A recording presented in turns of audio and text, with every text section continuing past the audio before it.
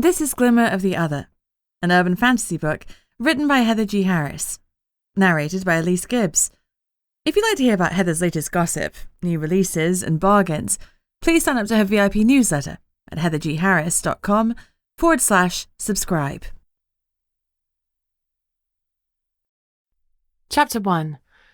I was perched precariously in a birch tree in Mr. Michael Mackenzie's back garden. It was chilly out, and I pulled my green camouflage jacket tighter. I tried my best not to shift around. I was employed for discreet surveillance, and falling out of a tree didn't fit the bill. I'd been in situ for a good hour before I saw movement in the conservatory. The freshly showered Mr. Mackenzie was carrying something large into the glass-covered room. It was a human-sized fox plushie, complete with plush boobs and big eyes framed with eyelashes. The fox plushie had her mouth open as if she was surprised. I grimaced a little.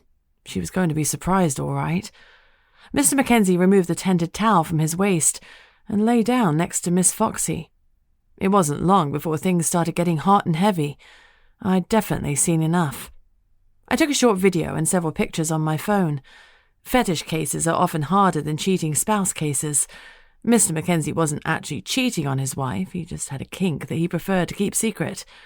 Of course, I was about to blow that out of the water. Fetishes are a murky area. The newly wedded Mrs. Mackenzie had suspected her husband of cheating on her, but technically he wasn't. Maybe she'd be okay with her husband getting it on with a fake fox, or maybe it'd be too much for her. But Mr. Mackenzie hadn't done anything wrong. Maybe it's a good idea to make sure your spouse shares or understands your kinks before you rush down the aisle. But the truth is that I'm no expert. I haven't had a relationship last longer than a long weekend. I climbed carefully down the tree. Mr. Mackenzie was too busy with Miss Foxy to notice. I went over the back fence, walked down the alley and got into my car, a black Ford Focus. They're a dime a dozen and she certainly doesn't stand out, which makes her handy for a private investigator. My dog just about fits inside her too if he takes up the whole back seat. That's okay. I don't often have passengers. I called Mrs. Mackenzie and arranged a meet in 15 minutes at her local Starbucks. I figured I'd get there in 5 and would have a chance to order a latte before she arrived. I parked up front, hopped out and ordered my drink. I was sitting in an armchair when Sarah Mackenzie walked in with a friend. She was 27, blonde, beautiful and voluptuous, even on a bad day. She was still out of Mr. Mackenzie's league. He was 46, mousy and also voluptuous, but not in a good way. He was also pretty wealthy. I couldn't say what their emotional connection was like, save that she had cried her eyes out when she explained all the reasons she suspected Mick of having an affair. The cynic in me wondered how much Mr. Mackenzie's money contributed to her tears.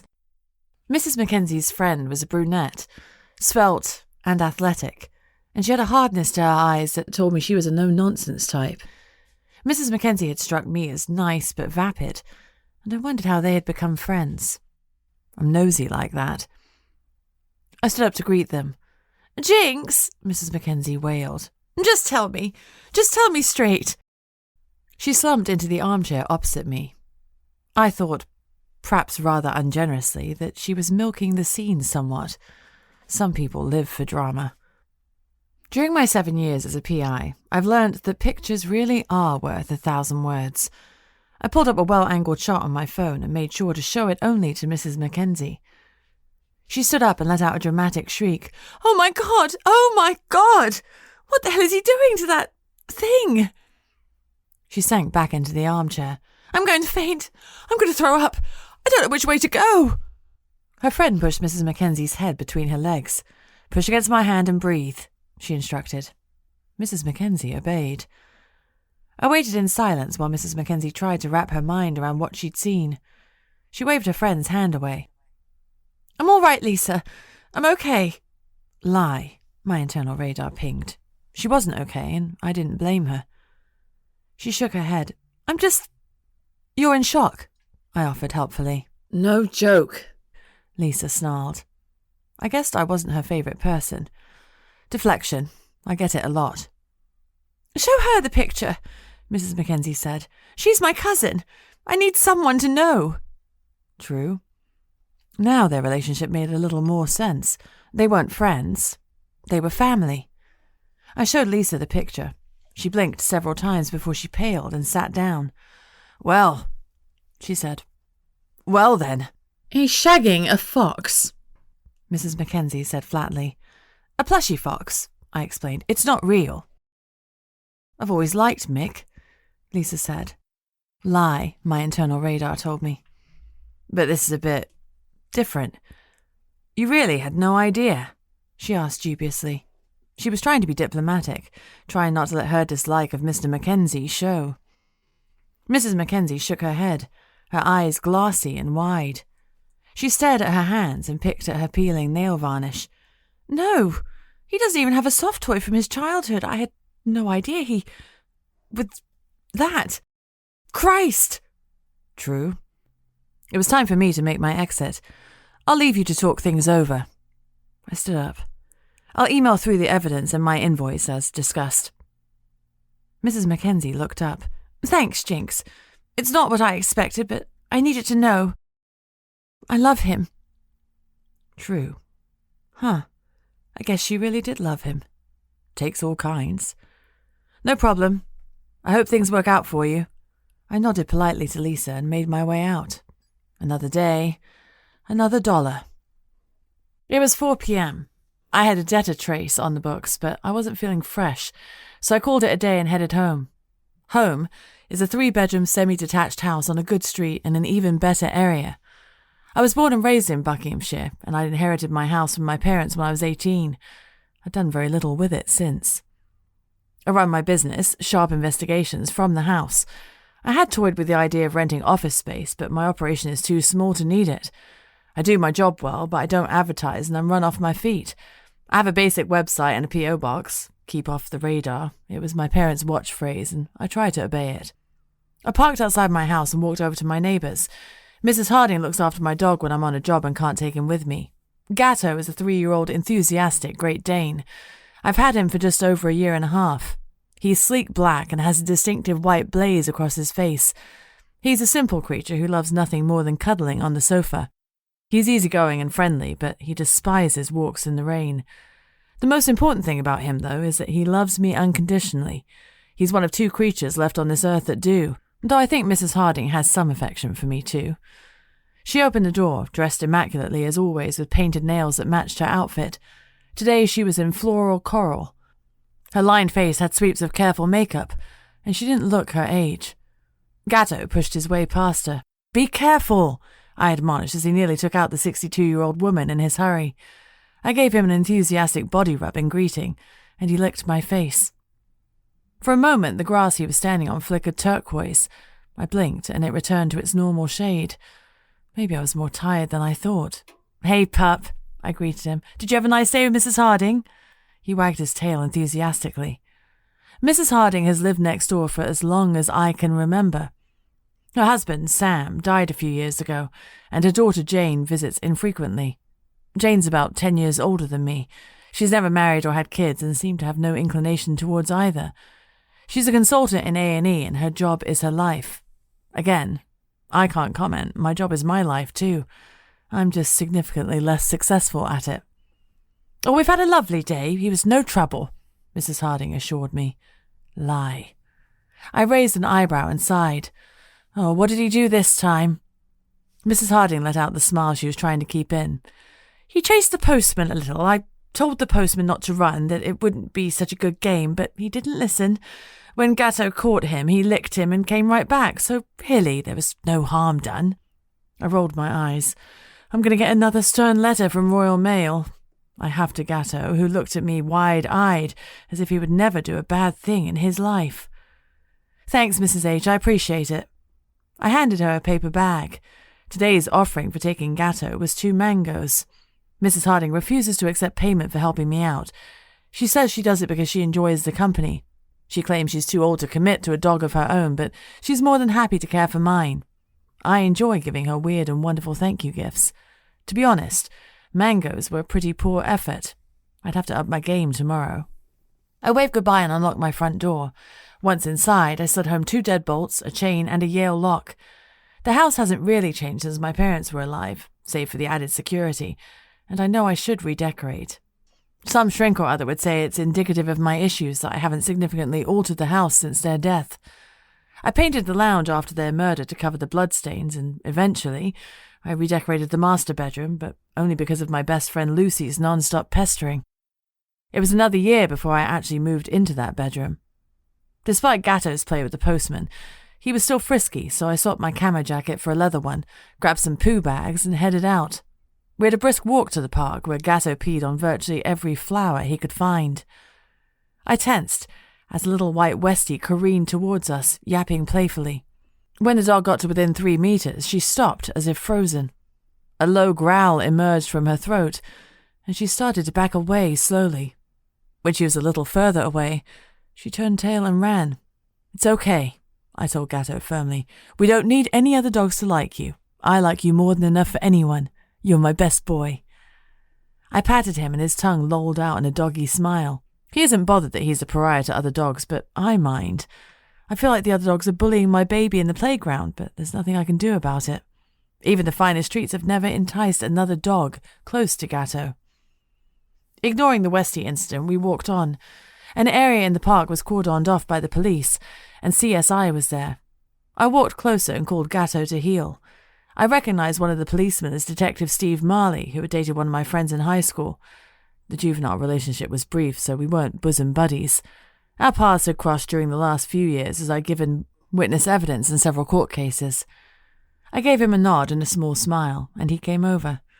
He's tall and willowy, with prematurely greying hair and an open face. I bet he's a runner. "Jinx," he greeted me with a friendly smile.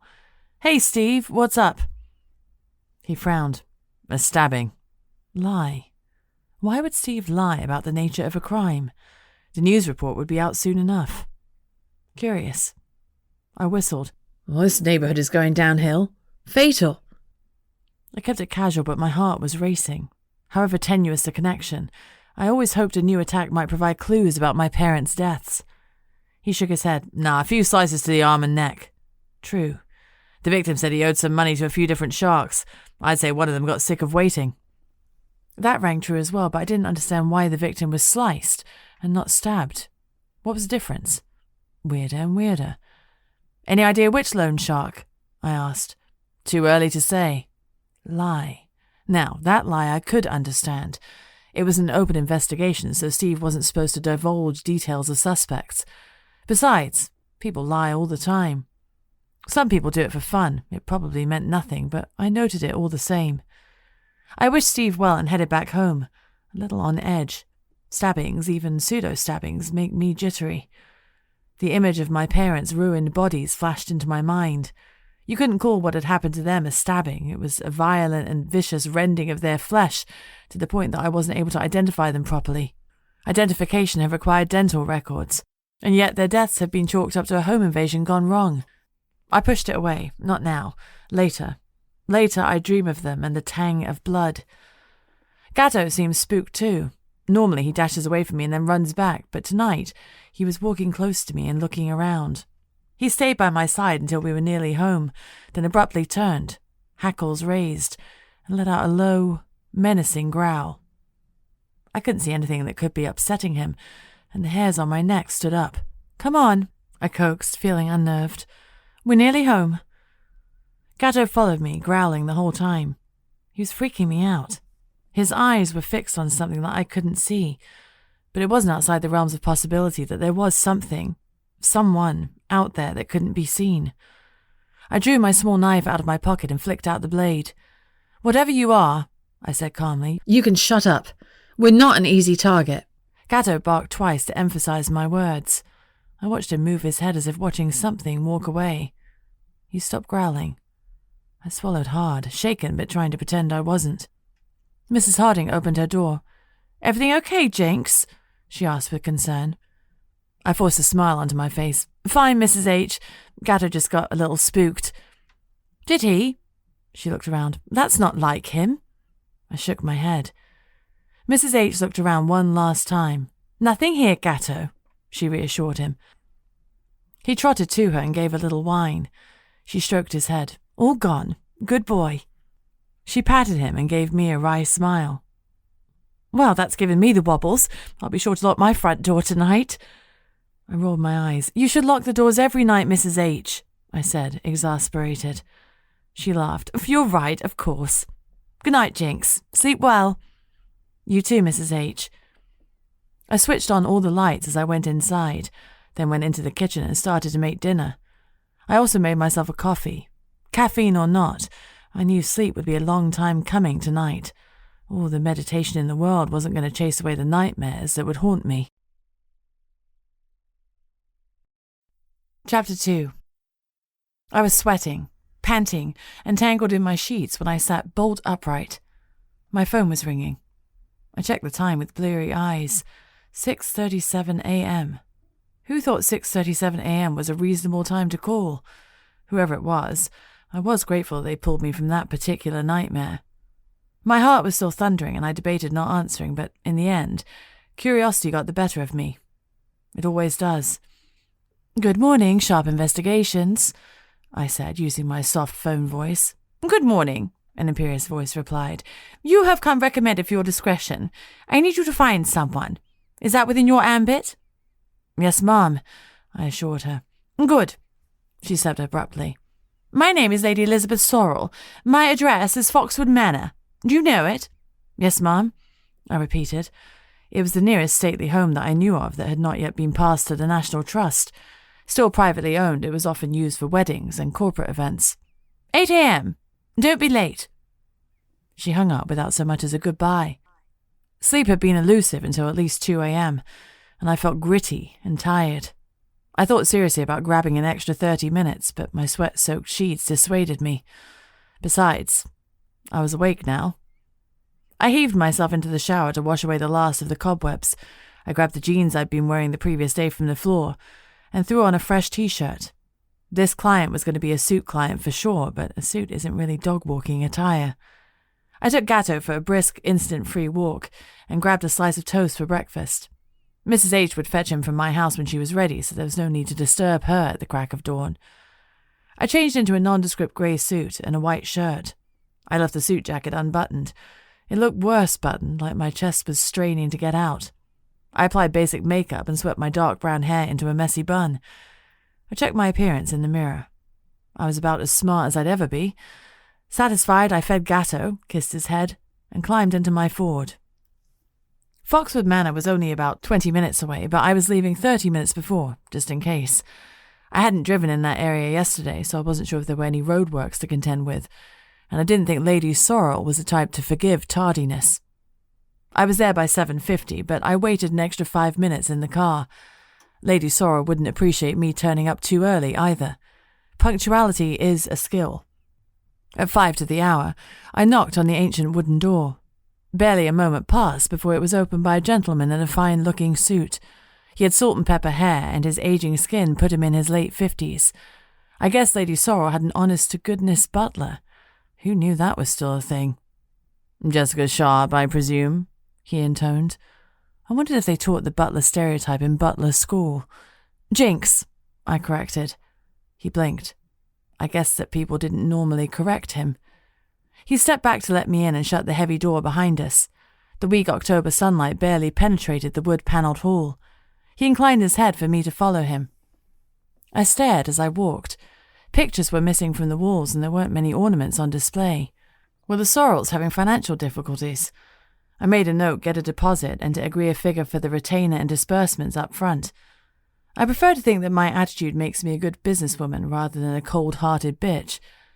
Potato, potato. The butler paused in front of a mahogany door, knocked, and opened it. Miss Jinx, to see you, ma'am. He gave a moo of distaste as he said my name. Thank you, Jackson. That will be all. I wondered if Jackson was his first name or his surname. Either way, he had to stick up his arse about something.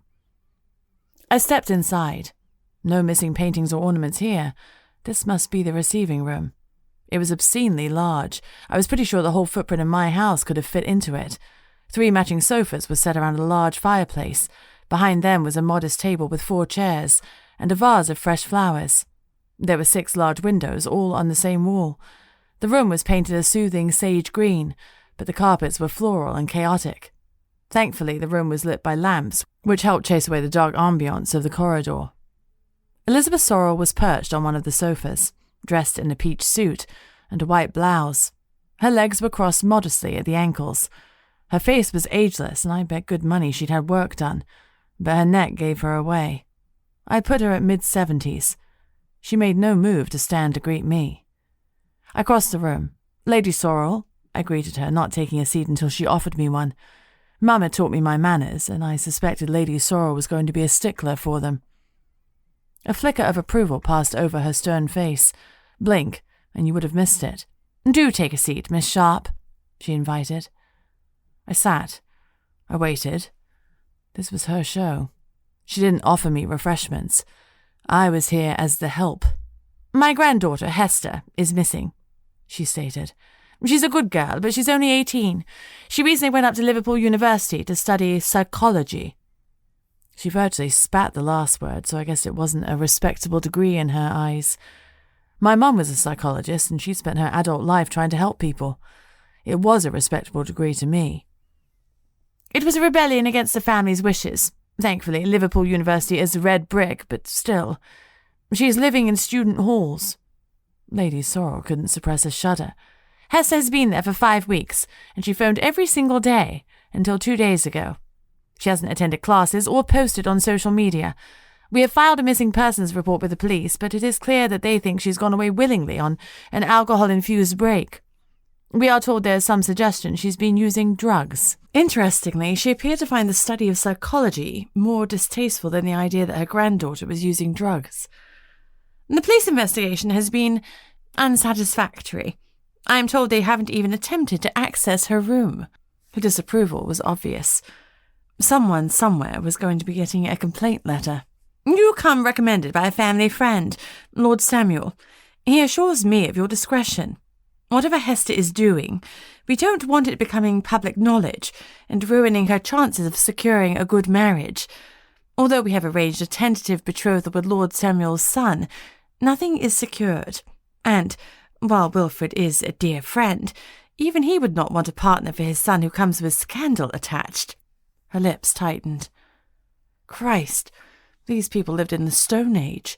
At least that answered the question of where she'd found little old me. I had done several discreet retrieval jobs for Lord Wilfred Samuel. Despite having huge wealth, he had a habit of betting family heirlooms during poker games. I nodded my understanding. "Do you have details of Hester's accommodation in Liverpool and the friends that she's made so far?" Lady Sorrel nodded. "We have compiled a dossier for you. Details of her local friends here, the friends she has mentioned in Liverpool, and of her accommodation and study schedule." She was impressed with herself. "Excellent, thank you. As I will be travelling to Liverpool, we need to discuss a retainer and expenses." Lady Sorrel waved it away. "We have wired £10,000 to your bank account.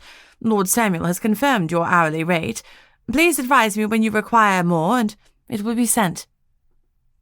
I had found Lord Wilfred Samuel early in my career when I was young and a bit desperate for cash. He had a title, and so I'd quoted him an exorbitant hourly rate, which he'd agreed to without blinking.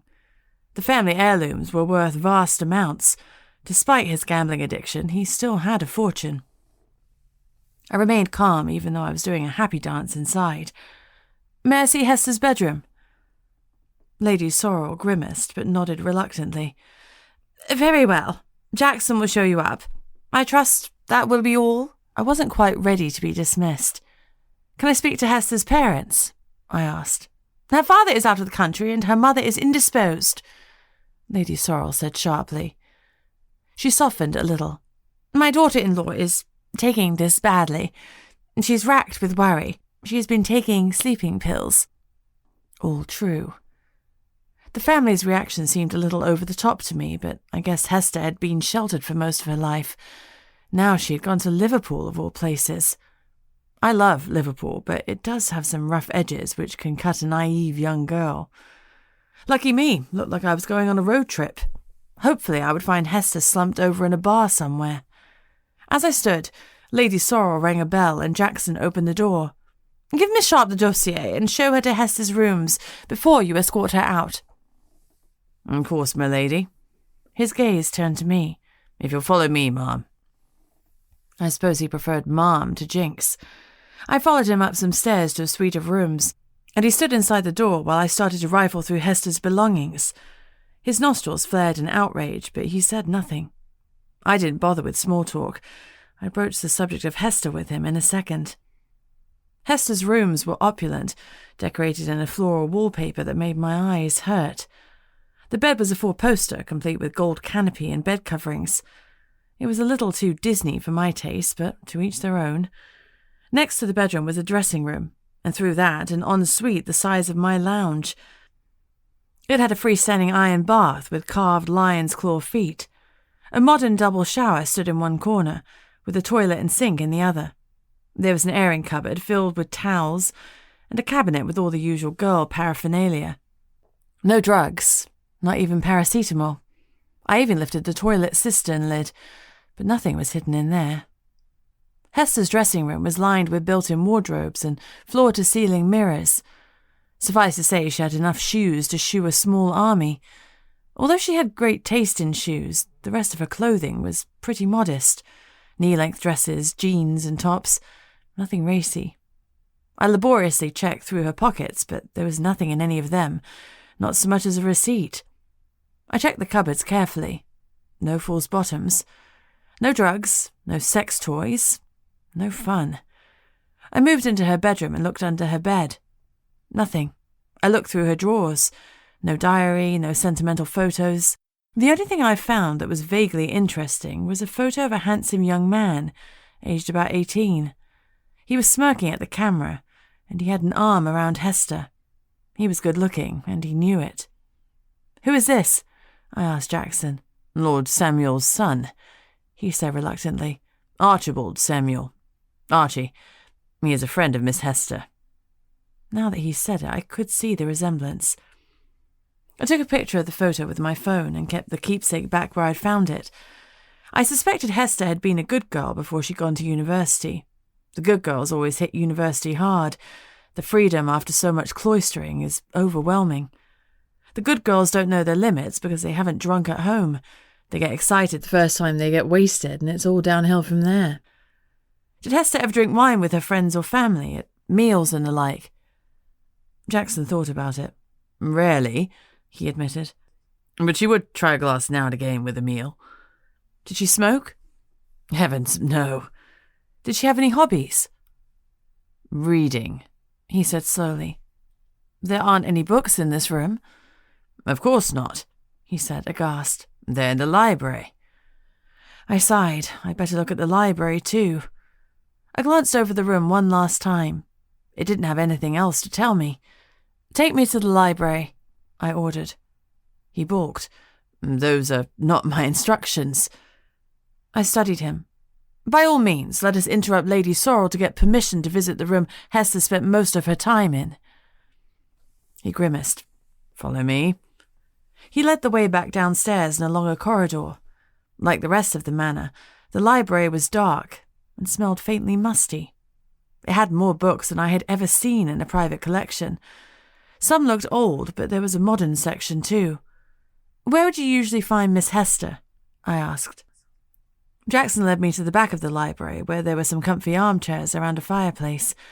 The bookcase next to it was full of modern novels, urban fantasy, science fiction, and books about the paranormal. Well, at least I knew a little more about her headspace now. She liked the romance of vampyrs and werewolves and ghouls. "How would you describe Miss Hester?" Jackson pressed his lips together.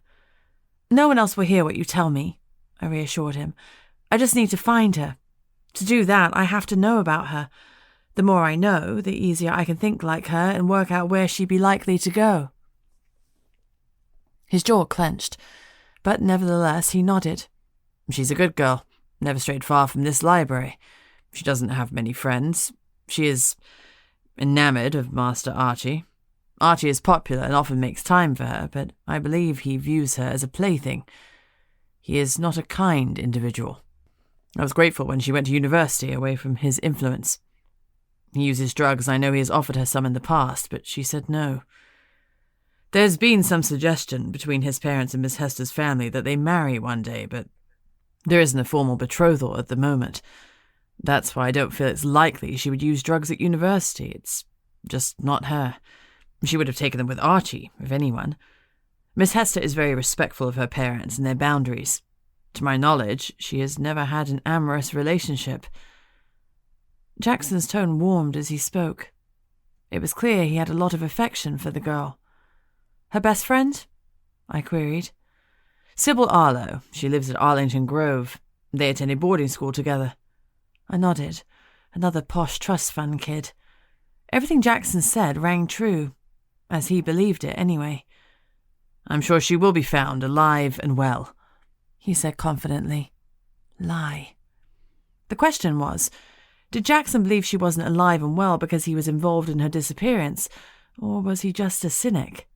My gut said the latter, and I'd learnt long ago to trust my instincts. They never led me astray. Chapter 3. Timing is everything in missing persons cases, especially if foul play is suspected. I had already texted Lord Wilfrid Samuel and requested an interview with his son in relation to Hester's disappearance. He replied immediately that he would rouse his son and I could come as soon as I liked. He also said he had a surprise for me, which made me a bit apprehensive. Wilfrid is eccentric. There was no saying what he would think constituted a surprise, or whether I'd like it. Jackson handed me the dossier that Lady Sorrel had compiled as he pushed me out of the front door. I unlocked my car and climbed in. I cranked on the engine, turned up the heating, and decided to sit for a moment and flick through the papers before I decided on my next course of action. There was a paltry section entitled Local Friends.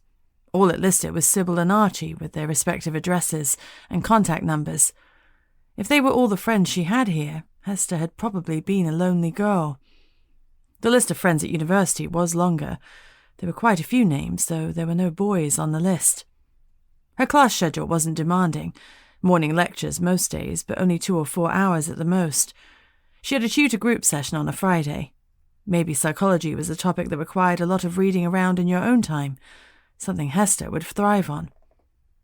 The final page included details of Hester's address at the new build at Greenbank Village. I'd spent a fair time visiting my best friend Lucy at Liverpool University. She lived in Lady Mountford Halls in Carnatic, and we'd had a mournful drink the day Carnatic was demolished. Greenbank Village was the new, swanky student accommodation.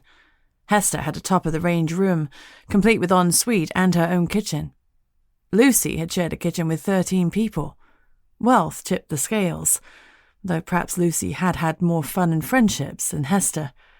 Hester could effectively self-isolate if she wanted, and the picture I got of her so far was that isolation was all too likely.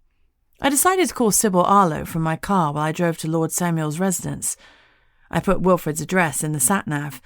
I'd been there often enough, but my focus would be diverted while I was talking to Sybil. I dialed her number and hooked the call up to the car's Bluetooth. Despite the hour, she answered on the second ring. She hadn't heard from Hester in the last 2 weeks and assumed her friend was having a lot of fun. It was obvious that Sybil was a bit jealous. Her parents wouldn't let her go to university and were packing her off to a finishing school. Sybil told me that Hester enjoyed horror movies and the macabre. She also told me her friend was hooked on Archie and hoped to marry him one day. But she knew that day wasn't now, and she'd been looking forward to spreading her wings at university. Hester had told Sybil she was going to start over, reinvent herself. Sybil thought Hester had done just that, and that was why she was leaving her friend behind. Hester had turned wild, Sybil told me, jealousy pouring out with every word. She had joined a skydiving club and a mountain climbing club. Her parents would flip if they knew. Hester was going out to bars and enjoying rock music. She'd even mentioned getting a tattoo. There was some guy she fancied. She hadn't told Sybil his name, but called him My Mr. Mystery. Sybil didn't know anything about drugs, but she was dubious that Hester would use them, even with her reinvention. The chat was helpful, but I was glad I hadn't wasted time visiting Sybil in person. Wrapped up in her own misery, she hadn't come across as caring about where Hester was. There was no danger on her radar. Maybe she was right, but something was telling me she was wrong. It looked like I'd been wrong about Hester being isolated at university. If what Sybil said was true, Hester was having the time of her life. About time, too. I pulled up outside Lord Samuel's mansion. It is an Edwardian build in pristine condition, with rolled landscape gardens that must cost a pretty penny to maintain. There was a brand new black Range Rover parked in the drive, and I pulled in next to it. I beeped my car locked, you never can be too careful, and bounded up the steps to the front door. Lord Samuel's housekeeper, Mrs. Dawes, opened the door. Short and plump, she was always ready with a biscuit and a smile. She has the patience of a saint, and I have a faint suspicion that she holds a small candle in her heart for Lord Samuel. He holds her in great regard, but I doubt he's given her a moment's thought in that way. "Have you come to fix another problem for Lord Samuel, Jinx?" she half-joked with a knowing smile. "Someone else's problem this time," I assured her. She led me to the receiving room. Airy and light, it was a real contrast to the Sorrels' home. Pale yellow adorned the walls, and there were several mismatched sofas set opposite each other. There were 3 men in the room. One was Wilfred Samuel, the second was Archibald Samuel, and the third was not known to me. He was older than me, perhaps in his late 20s, with light brown hair, warm brown eyes, and a square jaw. His skin was tanned as if he'd just come home from a holiday. He had the muscular build of a wrestler, which looked somewhat awkward in a charcoal grey suit, despite it obviously being tailored to fit him. His black cufflinks were embossed with silver triangles. He was classically handsome, and I suspected he knew it. He was appraising me with just as much interest, though he kept his expression carefully blank. Archibald was lounging on the sofa in tracksuit bottoms and a polo shirt. He had an arm flung over his eyes, and he looked tired or hungover, or both. Like his father, he had sandy blonde hair, blue eyes, and milk-pale skin. Lord Samuel rose and came to greet me. "Jinx," he said warmly, "I'm so glad to see you." True. He gave me 2 air kisses. "Wilf," I said. It had taken about 5 heirlooms before he'd insisted that we were friends and I should call him Wilf. I'm not sure I would define our relationship as a friendship, and it still feels odd to have an acquaintance called Wilfred. Wilf is 51, toned and strong. He works out regularly, dyes his grey hairs blonde, and he moisturizes. Technically speaking, he is married, but his wife moved to France when Archie was 13. Since I've known him, Wilf has had a string of mistresses. He once asked me to be one of them, but thankfully didn't take it badly when I refused. I'd never met Archie. If I'm honest, my first impressions weren't great. "Archie," Wilf said in a stern tone I'd never heard before, "stand up and meet Jinx." Archie let out a loud huff and stood. As he held out his hand for me to shake, he displayed all the hallmarks of teenage antipathy. His handshake was limp and unimpressive, and once I'd released his hand, he sniffed it. Wilf elbowed him, and Archie stopped sniffing and coloured slightly. The third man had already risen. He offered his hand. "Zachary Stone," he said in a warm, baritone voice. "Jinx," I replied. As we reached out to shake hands, I swear I literally felt a spark of electricity run through me as we touched. I thought he felt it too, because one of his eyebrows rose minutely in an unconscious expression of surprise. He gripped my hand firmly. There was nothing limp about his handshake. "Stone is the other investigator," Wilf explained. It was my turn to raise an eyebrow. "The other investigator?" Wilf grimaced. "Elizabeth has hired 2 of you." My radar pinged. Lie. If Elizabeth Sorrel hadn't hired Stone, who had? Wilf? If so, why was he lying about it? "She thought that at least one of you would be able to find Hester." I sighed aloud. All that will do is piss everyone off that they're being asked the same questions twice. I was exasperated. If I'd known someone else was investigating Hester's disappearance, I would have turned Lady Sorrel down. But now, well, I had £10,000 in my bank account and a mystery to solve. I'm the type to always read to the end of a book, even if I'm not enjoying it. I've started, so I'll finish. The same ethos applies to my cases. I always see them through. Wilf nodded. Quite. That's why I had the 2 of you come here at the same time. Saves repeating matters. He was my little surprise for you." I'd been expecting something worse. I turned to Stone. "Let's talk after this," I suggested. His gaze measured me. "Sure thing." His accent was undoubtedly British, with a soft Scottish burr. Archie had slumped back onto the sofa. I decided to give him a break and question Wilf a little first. Lady Sorrel indicated that Hester is good friends with Archie. She hadn't, but Wilf didn't need to know that. I trust you know Hester as well? Wilf smiled. Of course. Dear Hester. Archie snorted. Dear, plain, boring Hester. Wilf glared. Have some respect. You're going to marry her one day. Archie glared right back. No one has arranged marriages these days. You're from the Stone Age. I don't want to marry Hester. She'd be a lousy maid, in bed and in life. I could almost see Wilf counting to 10 in his head. It was interesting to see him in a paternal role. Usually when I saw him, he was flirting and a bit drunk. Responsible, authoritarian Wilf was a new one on me. I think I liked him more like this. His jaw clenched, and his nostrils flared. Counting to 10 hadn't helped, and anger was written on every line in his face. I was impressed with his control when he didn't lamp his son as he so clearly wanted to do. Instead, his words were hissed. Frankly, Hester doesn't deserve to be saddled with an insolent pup like you. He turned to me, taking a deep breath, trying to diffuse the tension. Hester is a kind soul. Elizabeth says something about her using drugs, but I can't believe that. She's not the type to let loose. She hardly has a drop to drink, let alone drugs. She's a good girl, often found with her head in a book, even at a party. I can't see her dropping out of classes. She's always been studious. And she has a very close relationship with her mother, Marguerite. She wouldn't let Marguerite worry. I'm concerned something has happened to her. Archie snorted again. She's just discovered the fun of drinking and she's hung over somewhere. You're being ridiculous. You don't think she's in trouble? Stone asked. Nah, she's with friends, I reckon. True. Would you care if she was in trouble? I queried softly. Something flashed across his eyes before he shrugged indolently. Nah. Lie. Stone was looking at me strangely. I met his gaze challengingly, and he gave me a faint smile in return.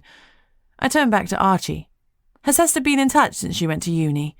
I wanted him to answer. I needed a lead, so I leaned on him. Archie looked at me steadily for a moment before a what the hell expression came over his face.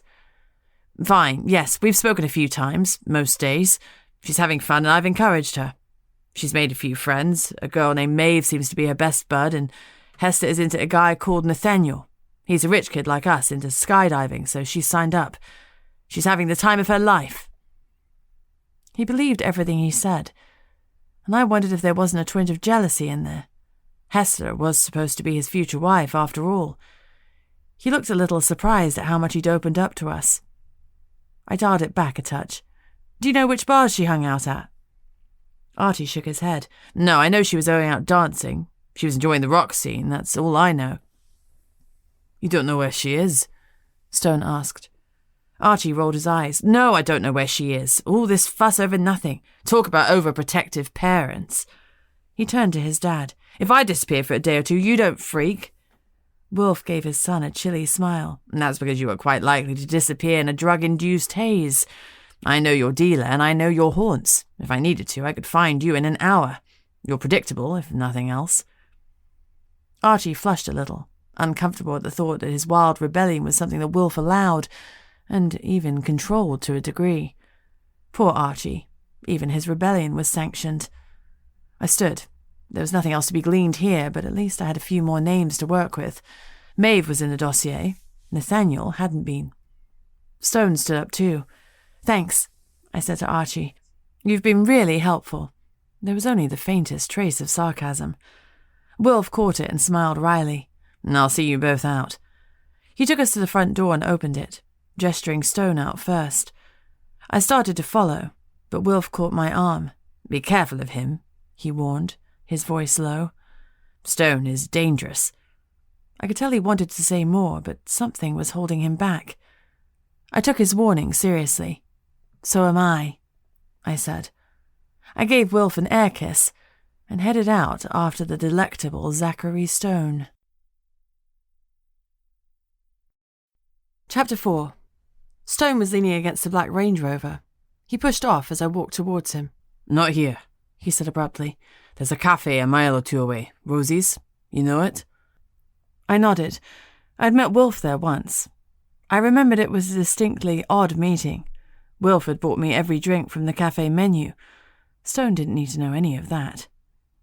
Stone's expression told me that my knowledge of Rosie's had some significance that I didn't understand. Maybe it was a place for swingers to meet, or a place where dealers push drugs, or maybe Rosie's car park was a famous dogging site. I'd learned a lot about the underbelly of humanity in the last few years, though I had to admit I hadn't caught a bad vibe when I was at Rosie's. I was missing something, and I didn't like it. Let's go. Stone hopped into his Range Rover and started the engine. I watched him drive off. I had half a mind to drive to Liverpool without him, but I needed to pack and sort out Gatto. Besides, Stone might have information. His manner was rubbing me the wrong way, but I knew he wasn't better than me. I'm a really good investigator. I was going to find Hester Sorrell with or without him, preferably the latter, because I've never been much of a team player. I followed him reluctantly to Rosie's. It was at the end of a small row of shops, including a co-op, a Chinese takeout, a dry cleaner's, and a funeral director's. Everything a community needed. I parked outside and grabbed my handbag. Stone was already inside. Rosie's was empty except for a young woman with a baby, and a small child who didn't appear to appreciate the croissant the harassed-looking mum had bought for her. The baby was happily breastfeeding. The mum was looking with longing at the hot chocolate she had put down too far away to reach. I moved it closer to her, and she flashed me a grateful smile. Oh, thank you so much. She tucked her hair behind her ear with one hand, while the other arm held her baby close. Then she picked up her drink. Yum. She beamed at me. I smiled back. No problem. I turned to the blue-eyed child who was on the verge of a tantrum. You want jam with that? The girl wrinkled her nose. Yes, she said. Strawberry jam. I grabbed a packet of jam from the counter and cut the croissant in two, smearing it liberally. There you go, I said. Now be good for Mummy, I ordered. The mum was grinning at me. Do you babysit? She asked jokingly. I smiled back. Sorry, I'm only good with kids for a few minutes at a time. Oh, me too, she sighed. I went up to the counter where Stone was waiting with visible impatience. Making friends? He asked archly. The owner of the cafe snickered a little. I ignored them both and looked at the menu. I ordered a toasted tea cake and a chai latte. Stone ordered a black coffee. Rosie's owner was tall, with bright red hair and a smattering of freckles. He was surprisingly muscular. I know that it's a bit of a stereotype, but you expect cafe owners to look as if they eat their own cakes, not like they could bench press all 5 feet 8 inches of me without breaking sweat. When everything was ready, Stone paid and carried the tray to our table.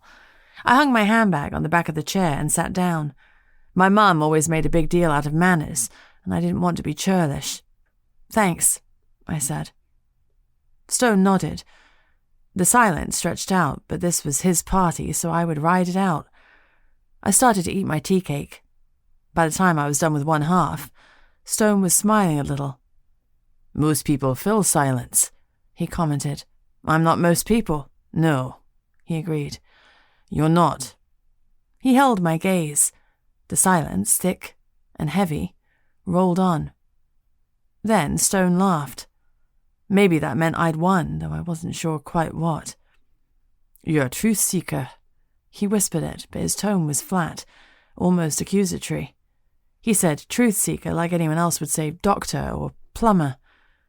I blinked. I'm a what? Fuck, was there a name for what I was? Was I a thing? His eyebrows raised in surprise. You don't know? Know what? Frustration bled into my tone. I wasn't lying. I had no idea what a truth seeker was, though whatever it was, I was probably it. I've always been different. My internal ping has never let me down, but I wasn't going to tell him that. I took another sip of my drink and kept my face blank. He was searching my eyes for knowledge I knew wasn't there. You've been hidden this whole time, he said wonderingly. You really don't know.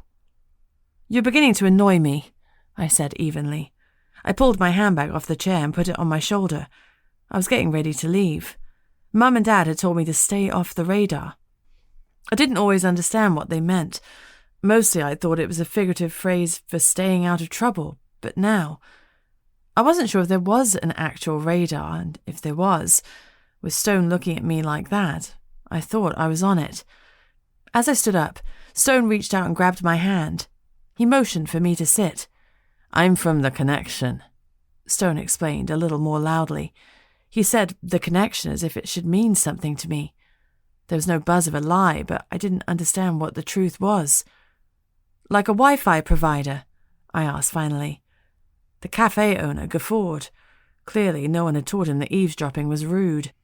That cracked Stone a little, and he grinned. "No, Jinx, not like a Wi-Fi provider. It's easier to show you. Do you trust me?" The question seemed important to him, and he laid emphasis on the last two words.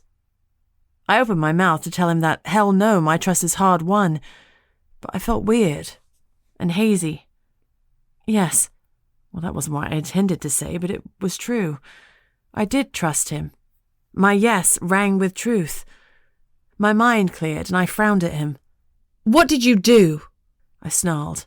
I hated being on the back foot. "I compelled you," he admitted, "like you compelled Archie. I'm sorry, but now you know how it feels. If ever you feel that haze again, you need to get to a seer to remove the compulsion. You know how to truth-seek, but that's only one facet of your skills. You need to learn both sides of the coin." Stone slumped a little. It looked like compelling me had taken it out of him. What? I had wanted Archie to answer, and I'd leaned on him a little, though I couldn't explain exactly what that meant. Archie had seemed surprised at the words that had come out of his own mouth.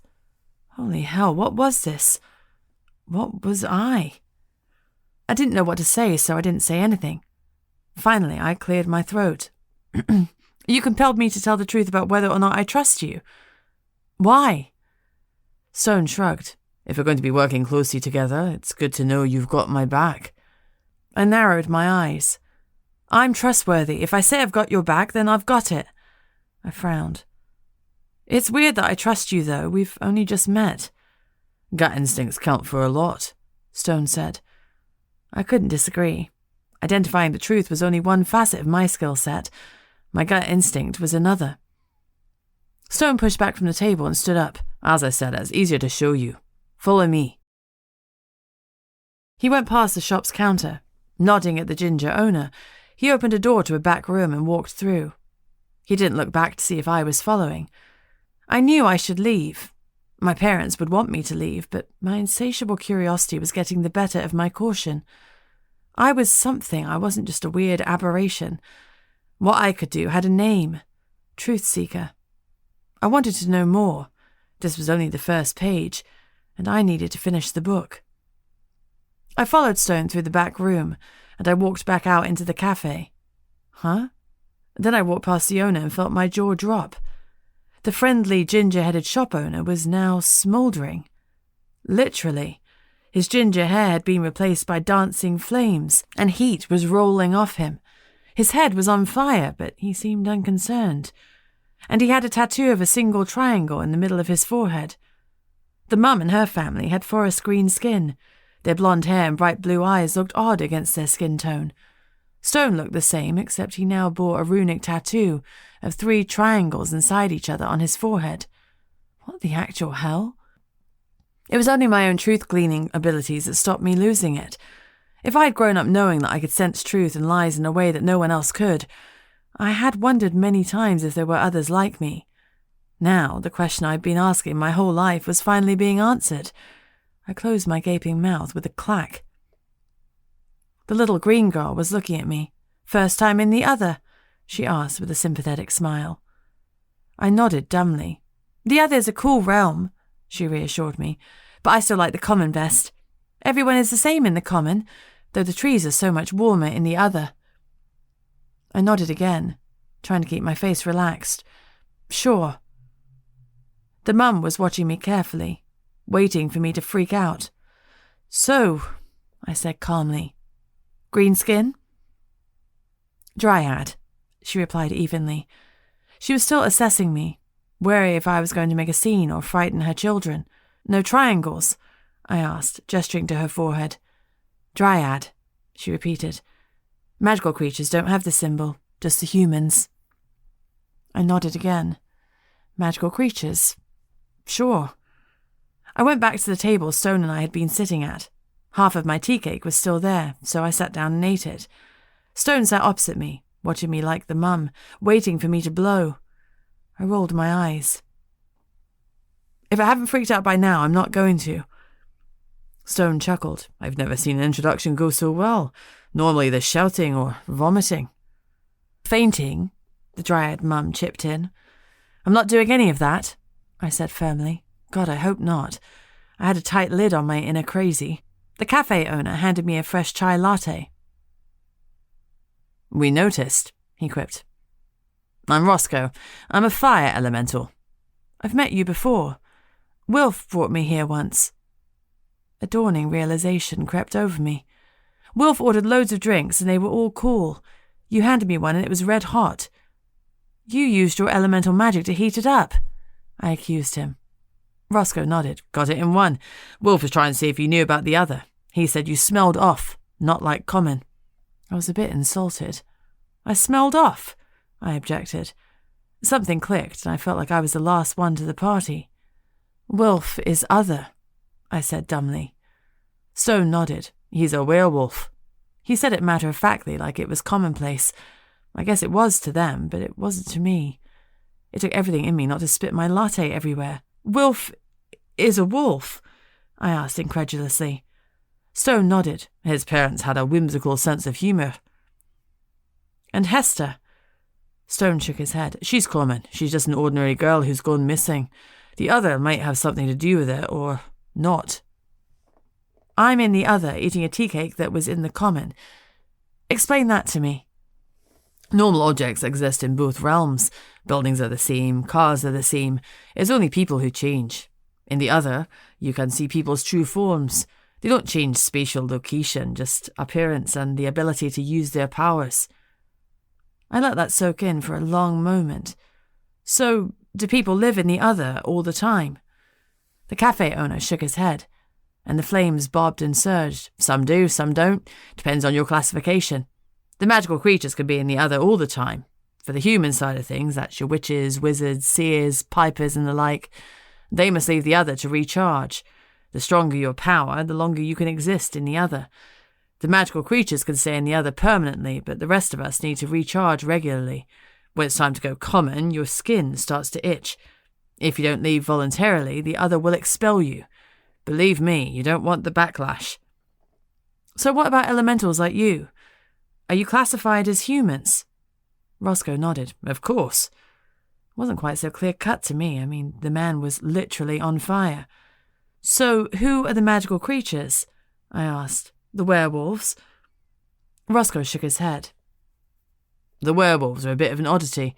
They're still on the human side of the line, and they still have to recharge even though they have a creature form. We're classed as creatures, the dryad mum explained. Her voice was flat, and I could tell she wasn't thrilled about her categorization. I wouldn't be either. I searched around for a subject change. So whatever powers you have, you can't use them in the common? Stone cleared his throat uncomfortably before he answered. The strongest of us can use a small amount of power, like a teardrop to our usual waterfall. I took it all in. I could use my truth-seeking abilities in the common. Apparently I could even compel. So what would my powers be like here, in the other? Chapter 5. I hate feeling uncertain. Knowledge dispels fear. That's my motto. More questions were needed, or rather, more answers. Are other powers inherited, or can anyone be born to them? It depends on the powers, Roscoe answered. A dryad is a species, so it's hereditary. So is being an elemental. A werewolf is born or made. Vampyrs are made. Vampyrs. My tone was flat. You've got to be kidding me. Stone shook his head. There was no trace of humour in his expression. No, vampires, demons, witches are all on the human side. All real. Of course they are. What are you? I asked curiously. I'm a wizard, Stone answered. Like you. I'm a witch, I said, rolling the idea around my head. No, you're a wizard. And an empath. I didn't want to touch the empath part. I'm the least empathetic person I know. I'm from the school of tough love. I focused instead on the wizard part. I thought women were witches and men were wizards. Stone smiled. Forget anything the commons have whispered to you about the other. It's all twisted and half-truths. The verdict compels everyone from the other not to speak of the other to anyone or anything in the common, so anything leaked to the common, knowledge about werewolves, vampyrs, witches, is twisted. The full truth couldn't be told because the verdict binds us all. I hadn't run away screaming or fainted or thrown up, but I was seriously contemplating checking myself into a mental institution. I was a wizard, and vampyrs were real. Unicorns? I asked. Stone nodded. They're nasty bastards. Well, that shattered one of my childhood illusions. Wait, I remembered Mum looking a little green when I played with my unicorn toys as a child. Had my parents been other? If that was true, why hadn't they told me about the other? Was it a lead? If my parents were other, could their killer have been other too? That was a question for another day. First, I needed to confirm that my parents really were other. Still, my heart was beating too fast, and hope was blossoming for the first time in so long. It could be a lead, an honest-to-goodness lead. I had become a PI to find their killer. 7 years later, I was still drawing a blank. Now I was drawing unicorns and vampires. It wasn't much, but it was something. I blew out a breath and refocused. I didn't want everyone knowing my inner demons. My motivation was my own. I cast about for other mythical creatures I could ask about. Dragons? Stone nodded. Deadly and dangerous creatures, but they tend to keep themselves to themselves. Ghosts? He shook his head. Aliens? Stone shrugged. Not as far as we know, but I wouldn't write them off. I pulled my scattered thoughts together, analysed the new data, reviewed everything Stone had said. What's the connection? Stone tapped the second triangle on his forehead. The triangle is the symbol of the connection. The dryad raised her eyebrow at Stone. 2 triangles mean you work for the connection. The connection is the police and the government, the judge and the jury. There's no separation of the powers in the other. You don't want to get on the wrong side of the connection. They rule the other in the UK. She shook her head. They rule the other in the whole world. There's a connection symposium for every country, but the unity rules over all the symposiums. Stone frowned at the dryad. It's a bit more complicated than that. There's a representative of every faction, human and creature, within each symposium and in the unity. It's the governing body of the whole realm. They seek to keep us hidden and to maintain the balance, both here and in the common. The dryad rolled her eyes. That's all very well as long as your faction representative actually represents you. Power tends to corrupt, and absolute power corrupts absolutely. Stone narrowed his eyes at her. Would you prefer the chaos? He held her gaze until she looked away uncomfortably. Stone continued. All politicians have their own agenda. I'm just saying that the symposium is the best way to maintain order and balance in the other. Without the verdict being enforced, the creatures would decimate humans in the common. Without the unity, there would be no verdict. Everything he said was true as he believed it. A whole new government I had no idea existed helped rule our world. I felt like someone had pulled the carpet out from under me. I wasn't even sure what was under my feet. I continued with my questioning. Asking questions always makes me feel better. Does anyone in the common government know about the other? Stone shook his head. Only others that we have placed in those positions. There are others in all walks of life. We call them crossovers. They serve both functions in both realms. It helps smooth things over and keep us hidden. There are crossovers in every major position you can think of, and we all have the same obligations under the verdict to help things run smoothly. So you witness a vampire slicing a human. A human would see an ordinary man with a knife because they can't see other. You tell the police you saw a man with a knife run away, then you'd contact the connection and make a report. They would send a team to check over the scene and run interference. The connection would send a detective or an inspector to track down the rogue vampire. Abruptly, I remembered Steve Marley and the stabbing in my park. He'd lied when he said it was a stabbing, but later he'd said the victim was sliced, and that rang true. A vampire had attacked someone in my park, and Steve Marley had known about it. He was other. I'd known him most of my life, and he was something else, like I was. Holy wow. I was one more question away from having my mind blown. I had to ask. My parents. I swallowed hard. Do you know anything about my parents? I hated the vulnerability I felt. Stone shook his head, his eyes curious. I don't. If I'd known you were other, I would have run a background check on you, but I thought you were common. I didn't know you were hidden. That rang true. My parents were killed. Stabbed, I thought, but maybe there's more to it. I never found the culprit. Stone was looking at me carefully, his gaze measuring me. It might have been the other, it might have been common. There are some heinous crimes in common. I nodded. I'd seen all kinds in my years as a private investigator. I needed to change the subject. This was too raw for me. You said I was hidden. What does that mean? You've never been to the other, even though you're of the other. You're human, so once you go, you'll be marked for all others to see. He picked up the metal box which held the knives and forks on the table. In the reflection, I could see my forehead now bore one triangle. I raised my hand to feel it. The skin wasn't raised or sore. I glared at Stone. Don't you think you should have explained a little more before you forced me to get a tattoo on my head? He shrugged. I don't normally do introductions, but if I'd told you there was a world where there were griffins and elves, are you telling me you would have wanted to see it? I was sidetracked. Griffins and elves. He smiled. See? Are they both creatures? Griffins are, and they're as deadly as they come. Elves are on the human side of things. I couldn't help but notice he was describing most creatures as deadly, but the human types didn't get the same label. The Bronx Zoo had once had an exhibit which was simply a mirror behind bars. Underneath it read, "The most dangerous animals in the world." It had been true then, and even with all the other magical creatures in the mix, it felt like it was still true now.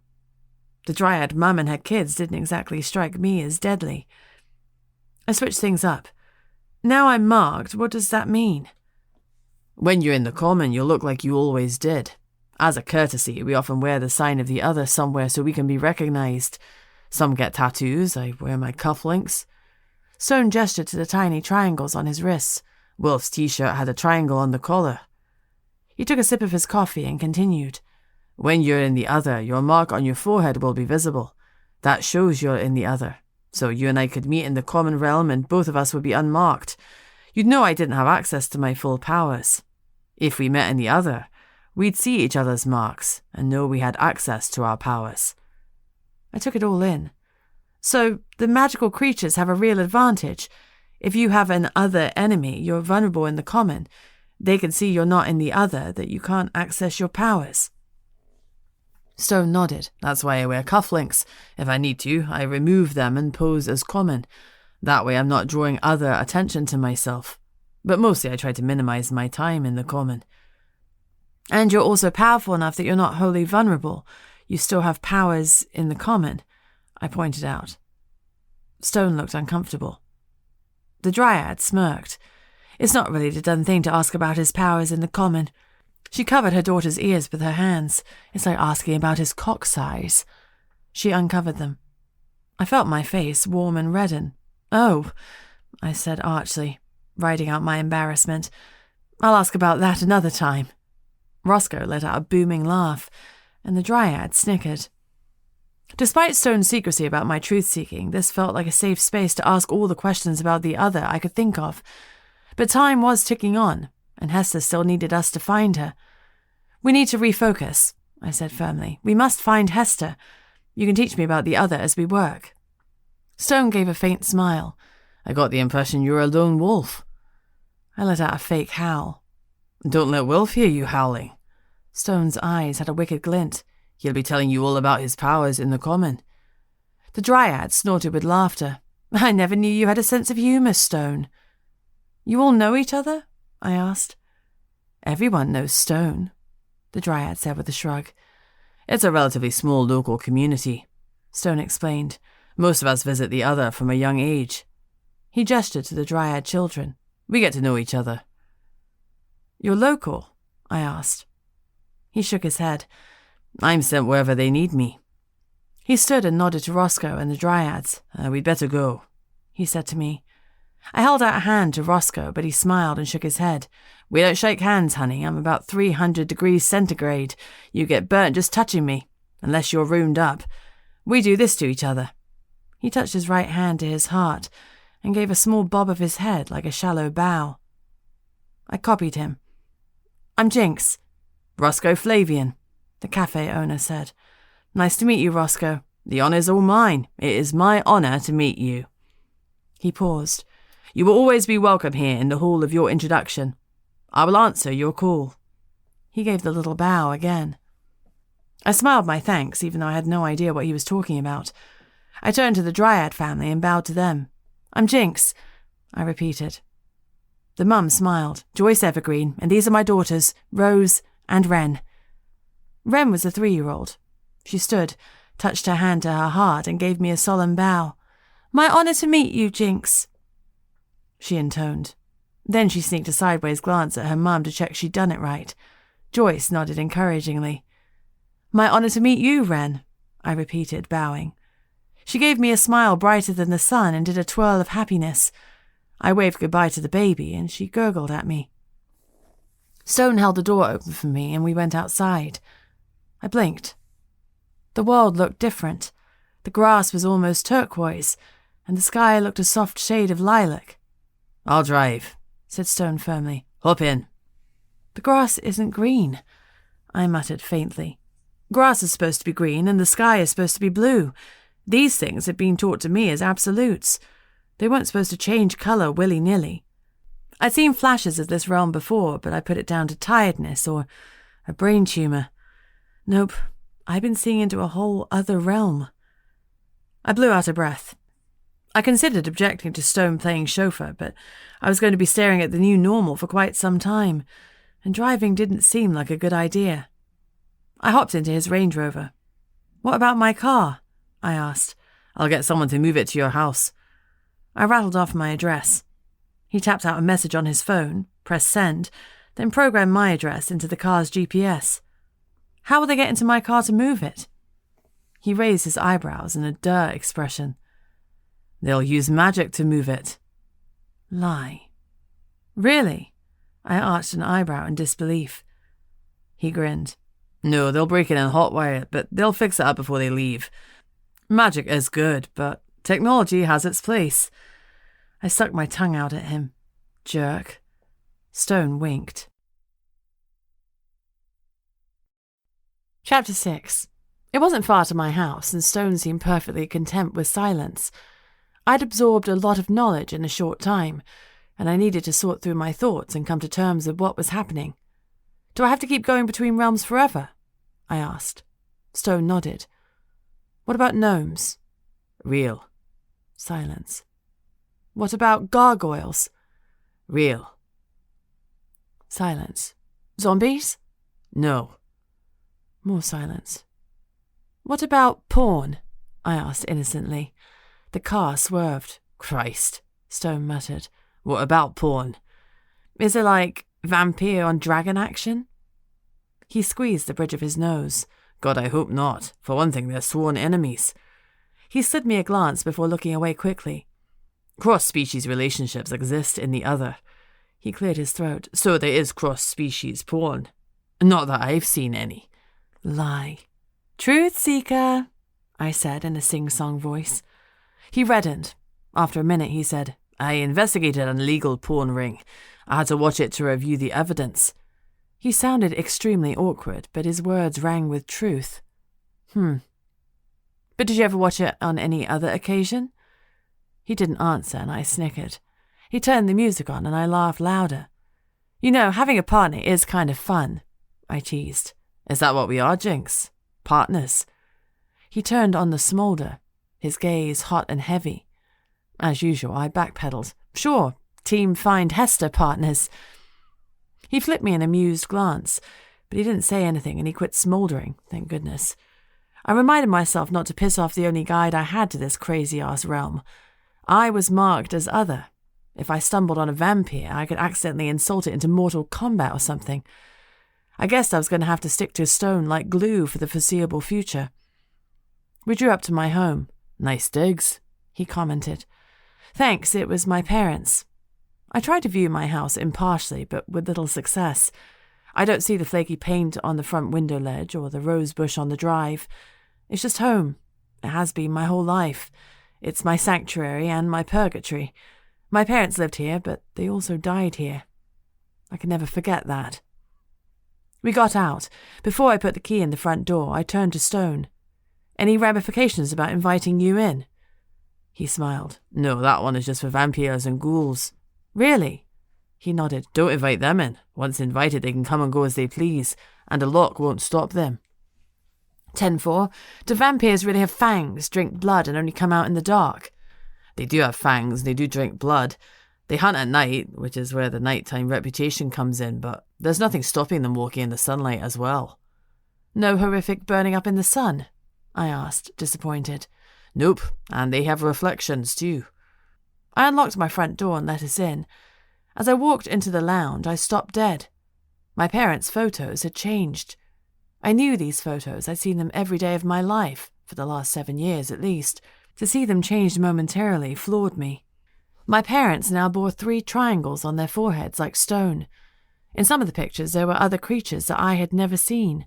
My mum was next to a dragon. I'd always thought she looked off-centre in that picture, and now I knew why.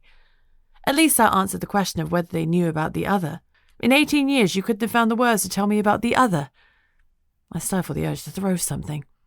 I wanted to, but Stone was there, and Mum taught me not to air my dirty laundry in public. This isn't over, I said to them silently. We're going to talk about this.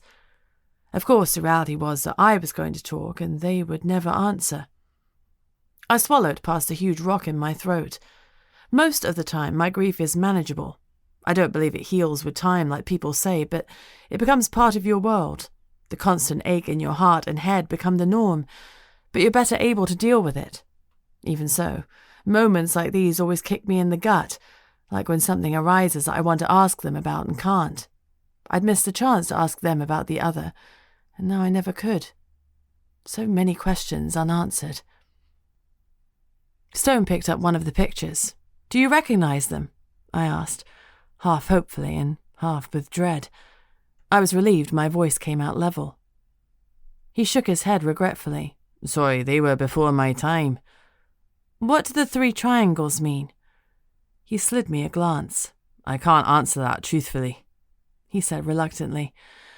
Suffice to say, it's a symbol that they were either inspectors or high up in the connection. Like Stone. More questions, I sighed. Unanswered bloody questions. They haunted me. His gaze was level. I've known you for all of 2 hours, but I have no doubt you'll find the answers you seek. I forced a smile.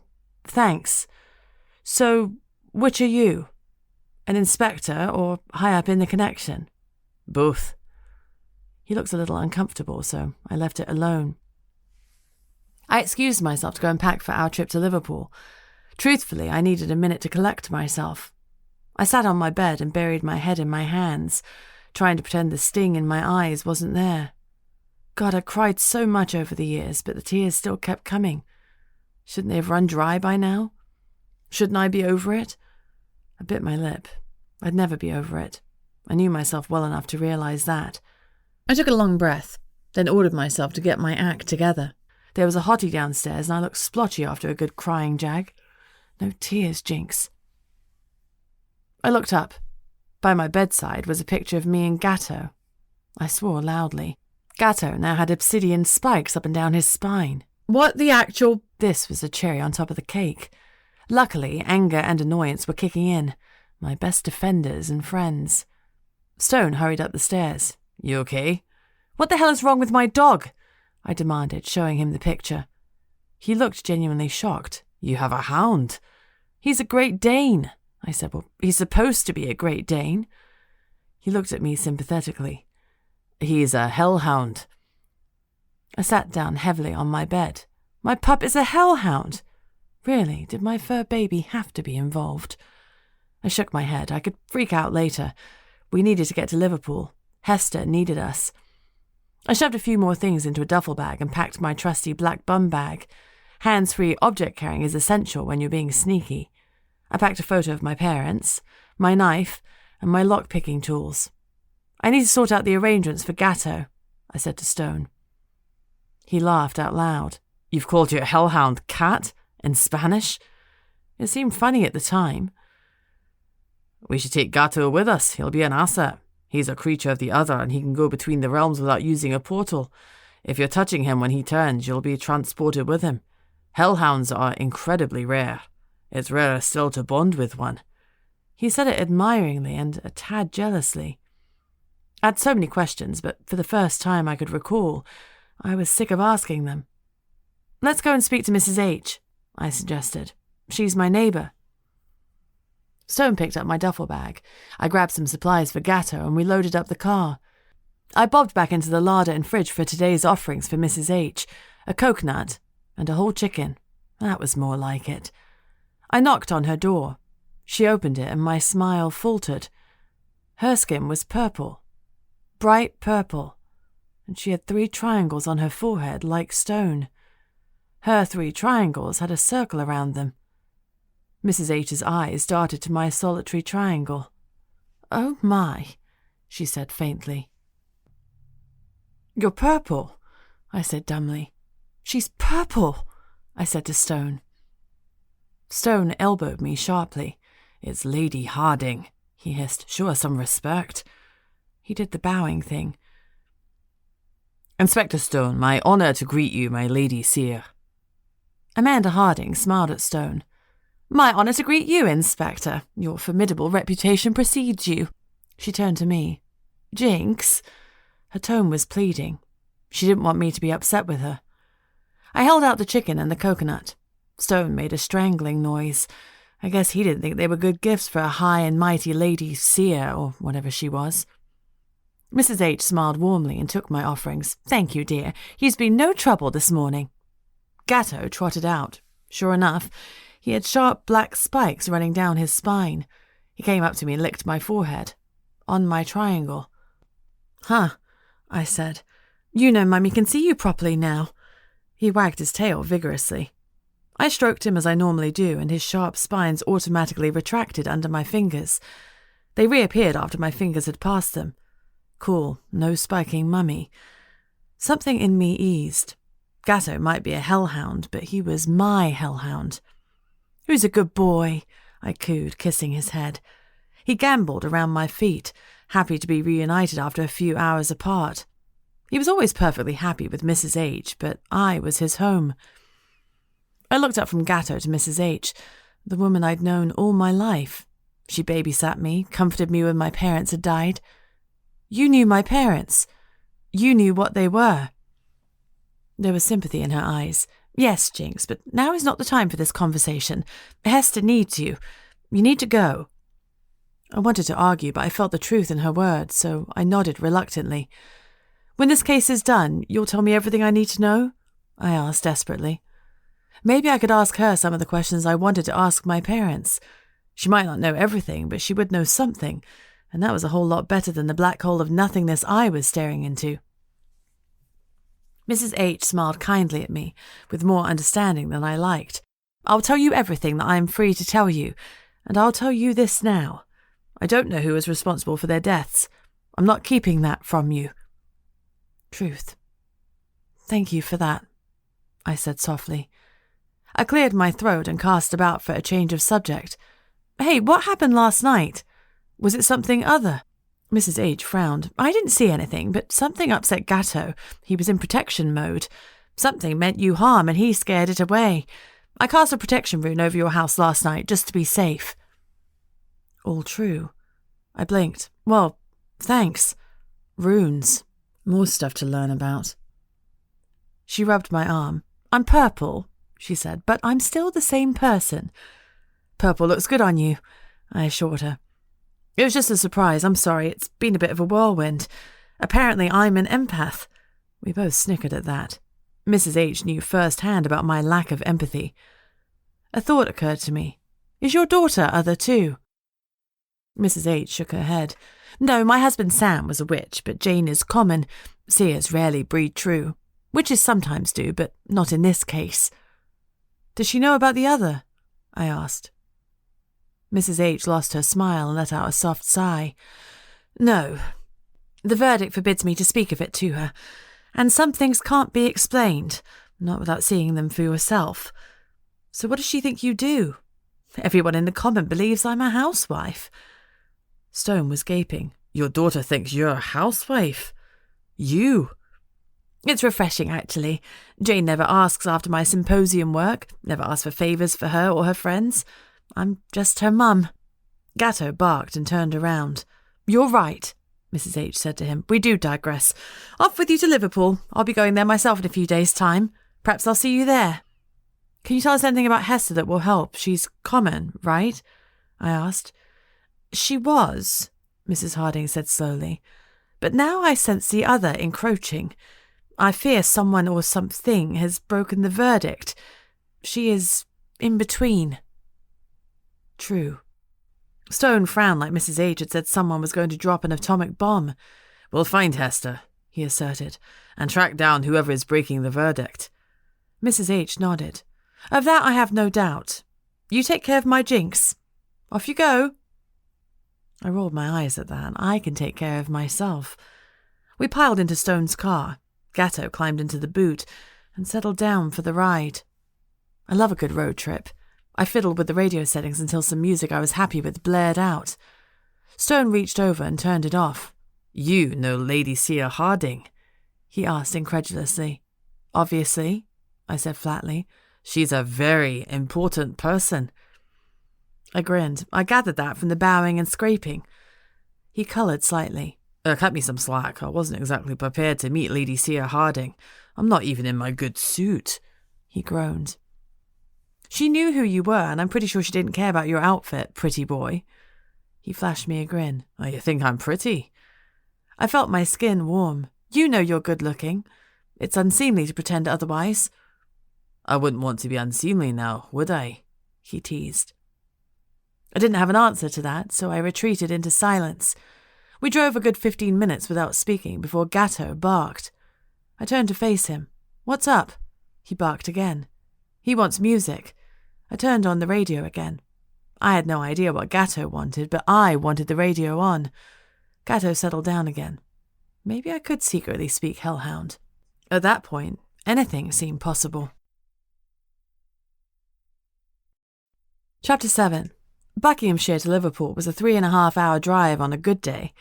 Stone was a competent driver, and I felt safe in the car. The best thing to help me get to grips with my emotional turbulence and this other stuff was to have a nap. I leaned against the headrest and cleared my mind.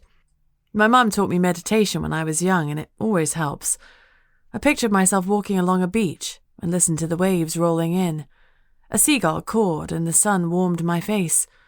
It wasn't long before I was out for the count. Stone shook my shoulder near Warrington. Sorry to wake you, he said, but I think we should talk a little before we hit Liverpool. My heart was pounding. I'd been having a nightmare that I was being chased by my parents' killers. I stretched and yawned casually, hoping I hadn't cried out. It's hard to maintain a tough exterior if you whimper in your sleep. No problem, Rocky, I said flippantly. He cut me a hard look. Not a fan of the Rocky franchise? I asked cheekily. My name is Stone, he said with no humour in his tone. Geez, some people can't take a joke. He took himself too seriously. I decided it was my job to help lighten his day. Basalt? Igneous? I suggested irreverently. No, he said decisively. You can call me Stone or Zack, but not Rocky, Basalt, or Igneous. You think you're funny, don't you? Hilarious, I admitted. A smile tugged at his lips against his will, and he shook his head. If you'd just been a common investigator, I could have cleared your memories, but no, you had to be hidden. You can wipe memories? Stone nodded like it was a normal concept. It's not done lightly or often, but it's an option. Most of the time we modify memories. Most common minds naturally blank out weird occurrences they don't conform to their worldview. Seeing someone fly, for example. Some need help to do it. Don't ever mess with my head, I said firmly. I mean it. That will be a deal breaker. I didn't know what deal I was talking about, but if he ever messed with my head, that would break something for sure. I'll never mess with your memories of my own volition. If I'm ordered to do it, you disobey the order. As much as I like you, I've been working my whole career to move up the ranks. I'm not throwing it all away by disobeying a direct order. Look, it will probably never happen. Let's not borrow trouble." A heavy silence fell. He liked me. Stone cleared his throat. "Anyway, we're not far from Liverpool. I want to deputise you." "You want to what?" "Make you part of the connection. It'll afford you some protection, and I can introduce you as my partner, Detective Sharp. You'll be able to question others with legal authority. If you compel someone by accident, you won't get into trouble. Your role will be temporary, just for the duration of the case. Do you agree to those terms?" "I'll be an inspector, too." "No, you'll be a detective. Inspectors are the elite. We are few and far between, and 2 inspectors together on a case is virtually unheard of. Detectives are far more common." "What are the drawbacks?" I asked seriously. "If I give you an order, you need to follow it or you'll be court-martialed and could end up in jail." I chewed on that for a moment. "I occasionally have authority issues," I admitted. "No kidding." Stone smirked. "Look, all joking aside, I won't give you an order unless it's life or death, okay? We're a team. I need you to trust me and have my back. Deal?" Stay off the radar. I was in so deep I was tap dancing on it. In for a penny, in for a pound. Besides, I was feeling rebellious. My parents had kept all of this from me. I knew there was a reason, hopefully a darned good one, but I needed to do this for myself. "Deal," I agreed. I hoped I wouldn't come to regret it. I felt a sharp zing in my forehead as I said the word. Ow! "Oh yeah, be careful what deals you make in the other. They can be binding." I glared. "Oh really? Anything else you forgot to mention? You look good with 2 triangles." I pulled down the sun visor and looked in the mirror. Sure enough, 2 triangles. "2 triangles mark you as part of the connection," Stone explained. "If you keep tattooing me with triangles without my consent, I could sue you." Stone slid me an amused glance, but didn't answer. He cleared his throat. "We'll stay at our connection chapter house while we're in Liverpool. Liverpool is a big other site. It's our capital. The Scouse friendliness extends to all manner of oddballs, and the other presence here is even bigger than London. You need to act casual. I can't pass you off as my partner if you gape every time a ghoul walks by." "Are there lots of ghouls?" "There's a lot of everything," he assured me. He spent the next 20 minutes talking me through some essential do's and don'ts, then pulled out his phone and displayed a slideshow of the weird and wonderful. "What's that?" I asked as he swiped to show a particularly handsome man, with the usual triangle on his forehead. "Vampyr." I blinked. "Where's the fangs and the pale skin?" "He's tan." Stone laughed. "We're in Liverpool. Everyone's tan. Vampires can go out in the daytime. They have fangs, but they can retract them at will." "Are all vampires that good-looking?" Stone nodded. "It's one of the main signs that they're a vampire. When they turn, something burns out all the asymmetry and imperfections." He paused. "Quite a few celebrities and actors are vampires." "No way! Do they age?" "They can change the appearance of age like we can change our hair colour. Normally when they've had enough time in the spotlight, they will overdose or something, change their age back to 18 or whatever, and start again. Immortality, but not with one fixed age. They can even appear as really beautiful children. Sometimes they pretend to be their own children." "Do they drink blood?" I asked, expecting him to scoff. Instead, he nodded. "Yes, the connection purchases blood from blood donation centres and hands it out to the clans. Apparently, real blood direct from the jugular tastes better, or so I'm told. That's why some vampires go rogue in contravention of the verdict. Then we hunt them down." "Stake in the heart?" I asked flippantly. Stone shook his head. "Decapitation." "Gross." Stone shrugged. "You get used to it." I drummed my fingers on the car console. "So, shall we go to Hester's Halls first, or get checked in at the chapter house?" "Halls," Stone voted. I agreed. It was time to get some investigating done. We headed for Greenbank Student Village. "Hey," I said excitedly. "Penny Lane!" I pointed to the street sign. "In our ears and in our hearts," Stone responded tunefully.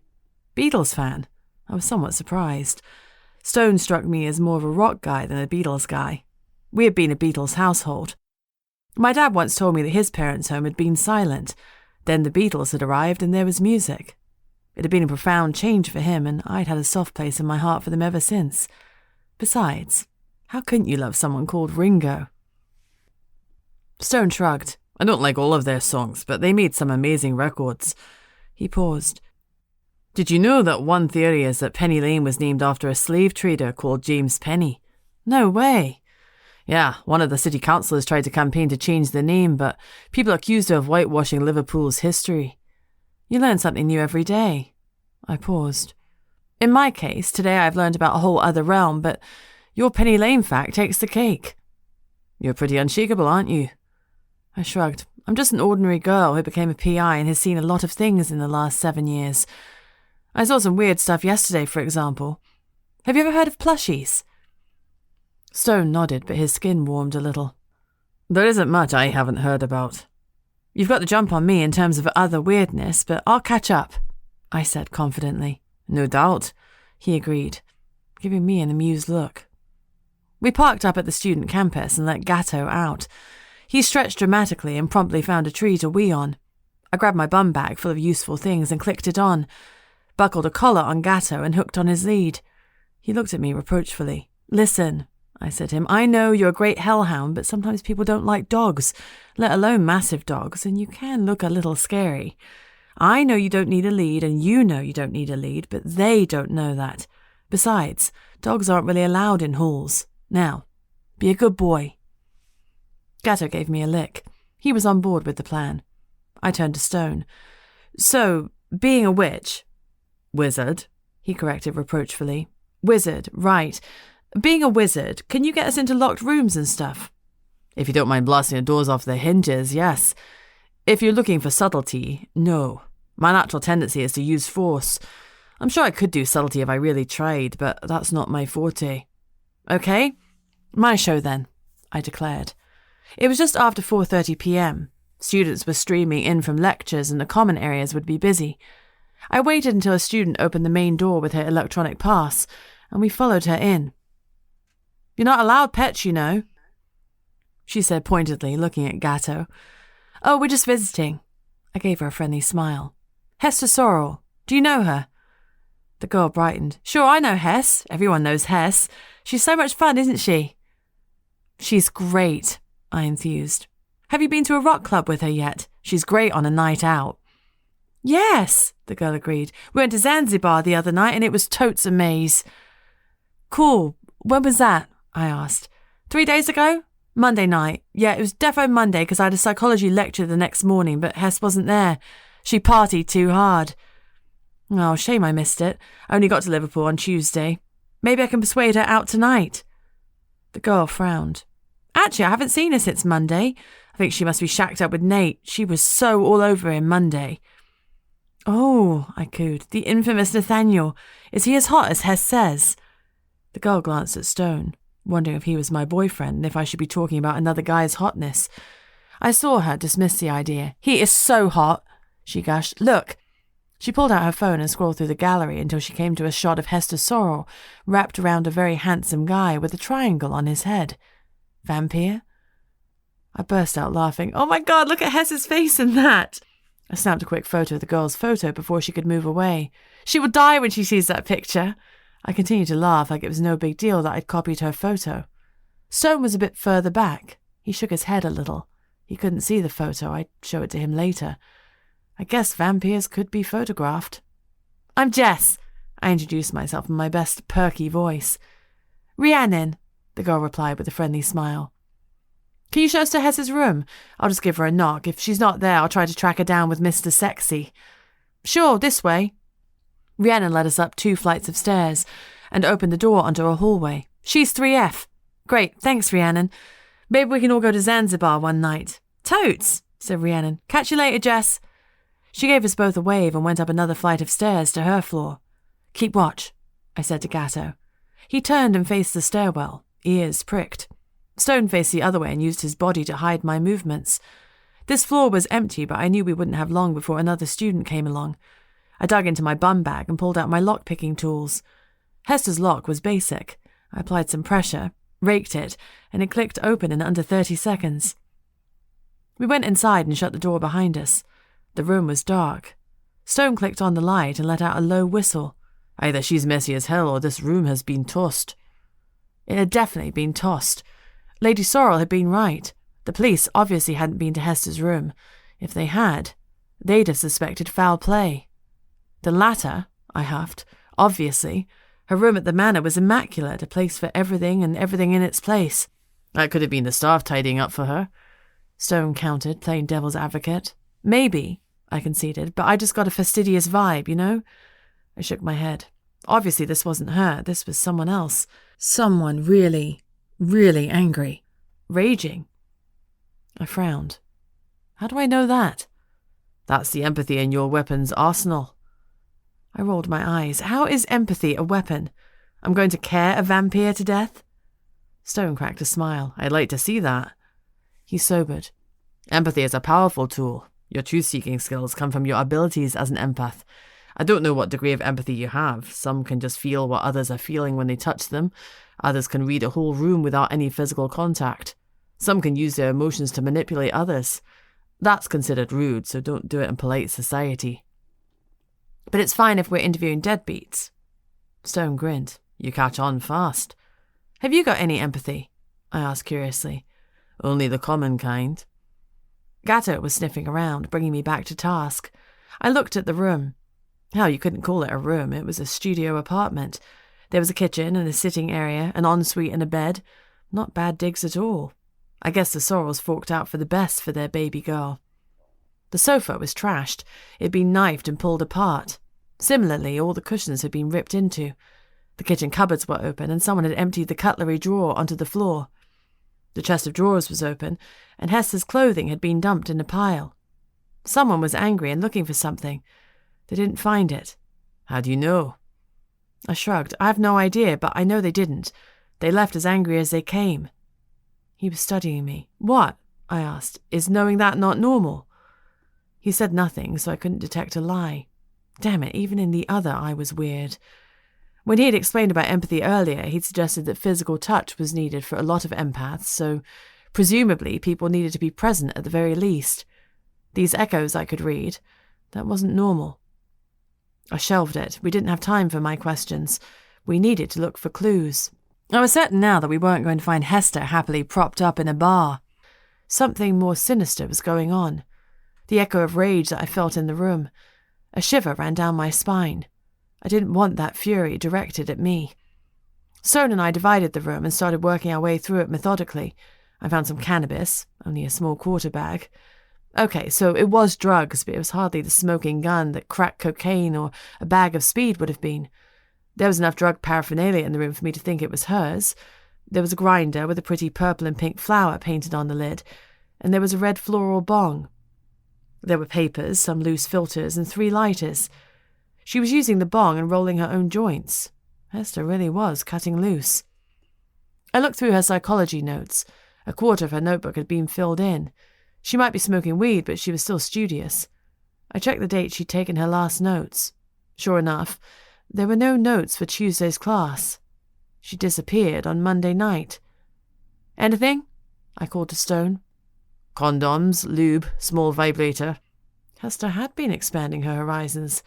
We've got cannabis here, but not much, I said. There's a bong, too. I guess it's a social thing she does with mates. No hard drugs. I dug out my phone and brought up the picture of Hester with the dude from the other. I showed the picture to James. Vampire? I asked, already confident of the answer. He nodded, his eyes grim. Oh, yes, that's Nathaniel Voldorus, Lord Gabriel Voldorus's son. He's the head of the vampire clan in Liverpool. This investigation just got dicey. Chapter 8. After we were done in Hester's room, we tracked down her new BFF, Maeve, by knocking on all the neighbouring flats. We found 6 common humans, a dryad, an elf, and a water elemental. I had kept a careful smile on my face for all of them. No gaping, no country bumpkin gawping. I was playing it cool. I hoped. But in the same way that Roscoe had flames as hair, the water elemental had translucent dreadlocks made of water. They looked awesome, and it took me a couple of blinks to offer my usual polite smile. I really wanted to touch those watery locks. What would they feel like? Was the water hot or cold? I was too nosy for my own good. During the door knocking, I did the whole friend from home routine, but nothing salient came up. Everyone liked Hess. She was fun, the life and the soul of the party, not the Hester that Archie and Sybil knew. In 5 weeks, she had reinvented herself. Add in a dash of some Class C drugs and a sprinkle of a vampire boyfriend, and voila, a new Hess. Maeve didn't have much to add. She wasn't worried about her friend. She was envious. Hess had snagged the elusive Nate, who apparently hadn't been seen since Monday night either. Maeve knew that they were both rich kids, and she figured Nate had hired them a fancy hotel and they were shacked up. She told me Nate was a second-year student who knew all the cool places.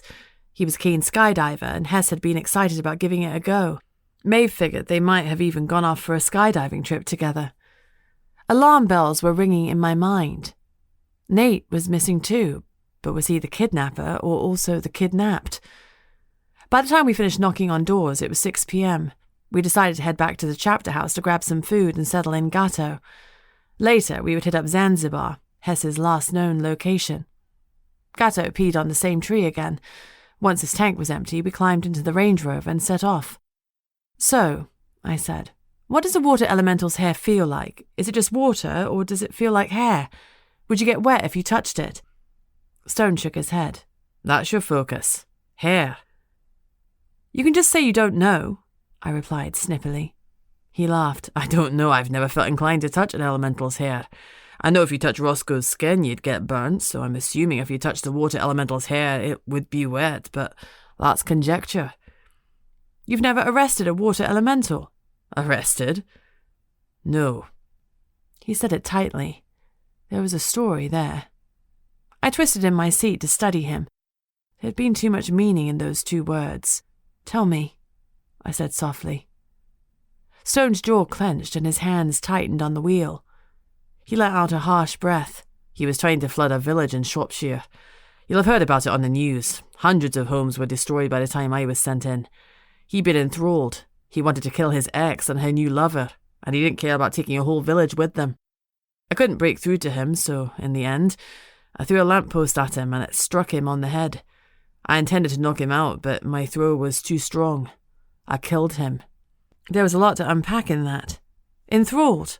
I asked.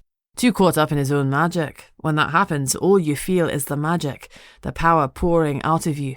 If you can't put a cap on it, you can burn yourself out. When you're enthralled, all reason goes. It's extremely dangerous." I took that in.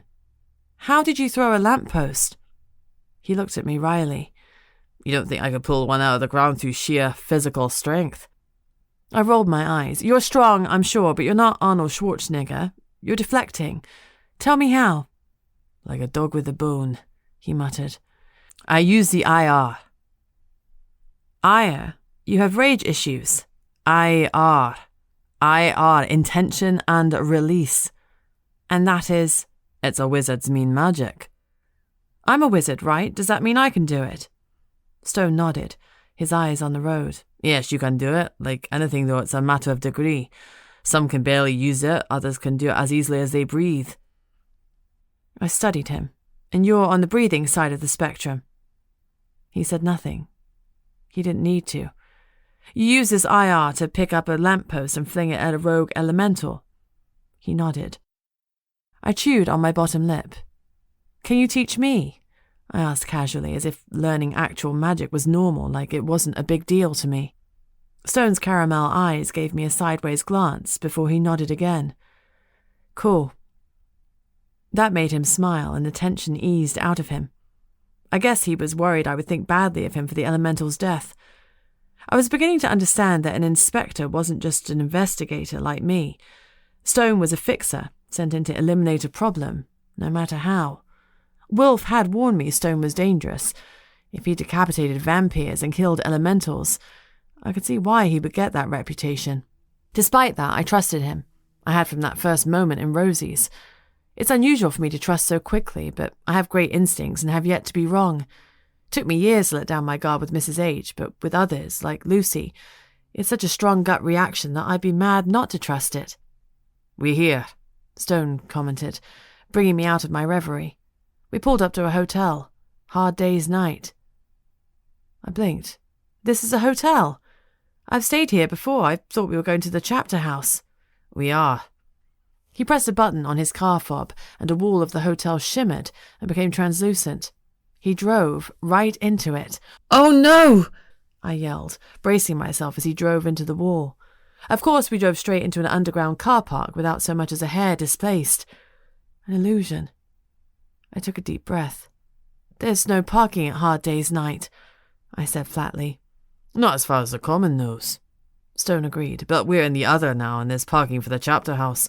Half of the hotel is common, half of it is the chapter house. The two sides are entirely separate. There are even separate bars. I brightened. The chapter house has a bar. Sure, it has everything, even a pool. Man, I sighed. I didn't pack a bikini. You can skinny dip. Stone gave an exaggerated leer. As I hit him, my cell rang. It was Lucy. Hi, Luce. Jessie, I have the best news ever. I got the job. Lucy is the brightest person I know. After school, she came to Liverpool to study accountancy, and I visited her sometimes during her 3-year degree. Then she did a master's in the ACCA qualification while working part-time in an accountancy firm. She's now qualified, and last week she'd interviewed for a role at her dream firm. Ah! I screamed. That's amazing! Well done, Lucy. I'm so proud of you. Me too, Lucy laughed. I can't actually believe it. We need to celebrate. Cocktails? Oh, I'm sorry, lovely. I'm on a job. I'm in Liverpool tracking down a missing person. Lucy sighed. Jess, as if you went to Liverpool without me. You better have a dance in Hebe's or Alma for me. I laughed. I will 100% dance somewhere for you, I promised. Oh, I'm so sorry I can't celebrate with you. It's okay, Lucy said easily. I'll hit on some of the work girls instead, as long as you know you were my first choice. I grinned. You're always my first choice too. Lucy snorted. I'm your only choice. I'm selective, I agreed. You're misanthropic, she countered. Yeah. I'm getting through to you, Lucy said triumphantly. When you're back, come out with me and my work girls.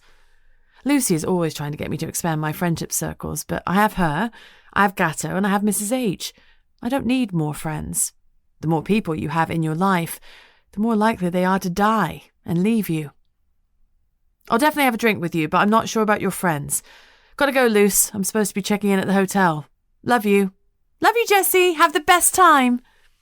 You betcha. We rang off. Sorry, I said to Stone. My bestie. He grinned. You're what? 25 and you still have a bestie?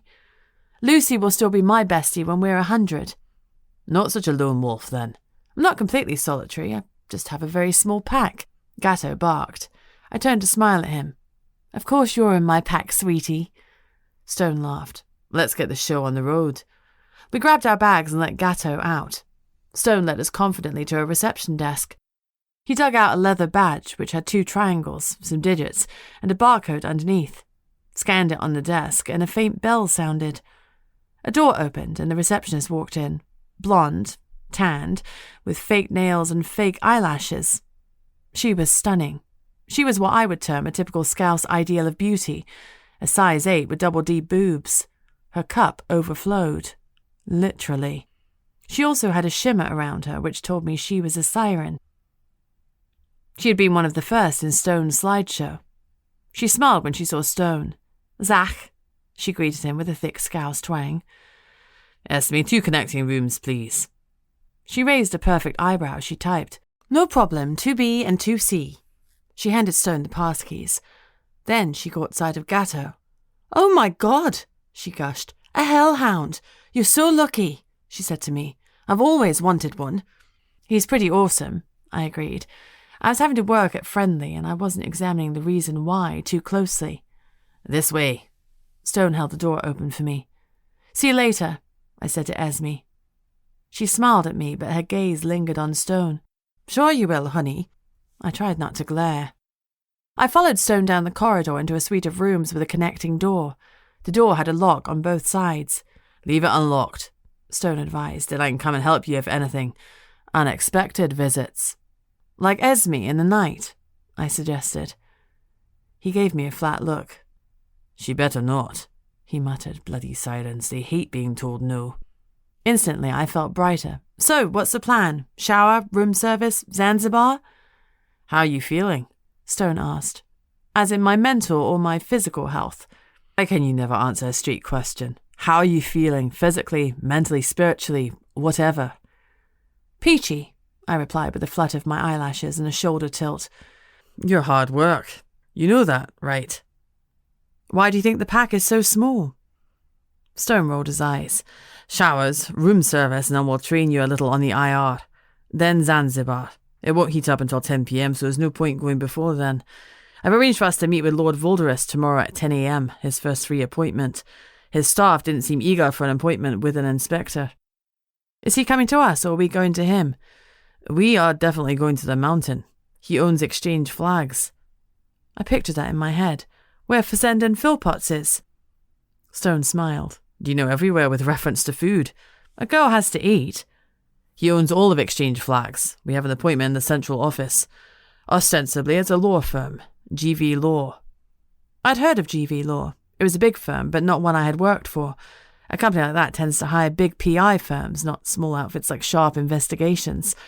Other than the fact they are heavily into defensing people, I didn't know much else. I'd do some Googling later. I don't like going in blind. Stone and I went to our rooms. Mine had a double bed, a wall-mounted TV, and a small chair and dressing table. There was a decent-sized ensuite with a shower and a full-length mirror. The hotel had already provided a dog bed for Gatto, which was impressive and a bit freaky, unless every room came with a dog bed in case of hellhounds. It was on the floor next to the bed. I pointed it out to Gatto and put down a bowl of food and some fresh water for him.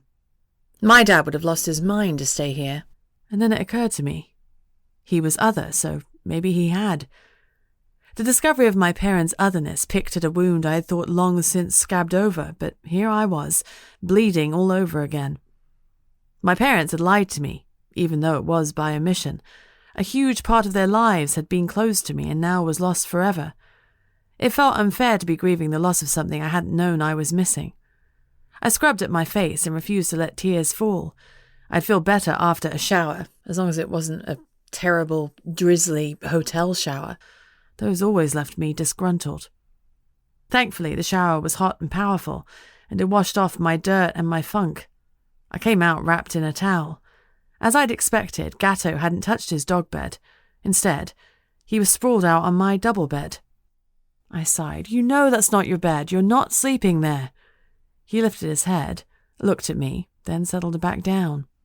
I huffed a little and rang room service to order a burger and fries. As I waited for it to arrive, I dried and straightened my hair. I selected a dress and some heels for later, and slung on some black jeans and a loose t-shirt for now. I wasn't sure what to expect from my IR training. I was mindful of the need to dip in and out of the other, but I wasn't sure how long I needed to be out to recharge. Now seemed like a good idea to plug in the battery. I spoke to Gatto. Stone said you can do portals, so can you take me back to the common, and then bring me back to the other later? I should have felt ridiculous talking to my dog, but intelligence gleamed in his dark eyes. He was no mere dog. He was a hellhound. Gatto sat up, climbed slowly off the bed and stretched out his back legs. He came and jumped towards me. I caught him easily. We'd done this trick a good few times. Standing on his back legs, he's close to 6 feet tall, so his forelegs rested on my shoulders. He touched his wet black nose to my forehead, then climbed back on the bed and curled up. I looked in the mirror. No triangles. I looked at Gatto. No spikes. Cool. Thanks, I said. He wagged his tail once. I turned on the TV for some background noise and started Googling GV Law. I checked out the information on Company's House. GV was a multinational law firm headquartered in Liverpool with 29 offices worldwide. Its value was currently a cool £350 million. It was listed on the stock exchange, but information about the owners was surprisingly sparse. On paper, there were lots of them, of whom Lord Volderus was one. His status as a lord wasn't on there, but he was down as a sir. He'd been knighted by the Queen in the Common. That must have been a nervous day for the connection, a vampire in close proximity to the Queen of England. Stone had said the government was clueless about the other. I wondered if the Queen was, too. There was a knock on the door and I looked through the spy hole. Room service. I opened the door, took my meal and gave the waiter a small tip. By the time I'd finished eating, it was 7:30 p.m. I'd had an hour or so in the Common, though I had no idea whether that was a sufficient recharge or not. Gatto, can you pop me back to the other? I asked. He heaved himself off the bed like it was a huge imposition, placed his forelegs on my shoulders, and touched his nose to mine. Voila! My dog had spikes again. I checked the mirror. 2 triangles. Good to go. Stone knocked on the door jamb. Perfect timing. As he entered the room, he asked, "Ready to try some IR?" "I reckon it should be okay. I've always got some ire." I winked. Stone rolled his eyes. Apparently he wasn't a fan of puns. "Put some shoes on and follow me. It's time to get our magic on." Chapter 9. Stone led me down the stairs to an underground room. He had to use a fingerprint scan to gain access, which seemed like overkill to me. We entered a huge space, largely empty, except for cabinets all along the back wall. The wall that ran the length of the room was mirrored. There were no windows, no carpets, and no furnishings, except for a very large digital clock. It was hard to see why the fingerprint scan was necessary. "Minimalist," I commented. Stone ignored me and walked to one of the cabinets. He typed in a code, a locker opened, and he pulled out a black and red football. Definitely overkill security for some sporting equipment. He handed it to me. "Examine it so you know it's just a normal football." I checked it over. There was nothing special about it as far as I could tell. But I was in the other right now, so it honestly wouldn't have surprised me if the ball had sprouted hands and legs and called itself a flobberwham. I handed it back to Stone. "It's just a football." Stone set it down on the floor. "I'm going to make it float. First, I gather my intention, then I focus on the object and think about what I want it to do. When I'm ready, I release my focus towards the object. I use words. Some people use gestures." I stared at him blankly, and he read my confusion. "It's easier to show you." That seemed to be his go-to teaching style. "Float," he commanded sharply.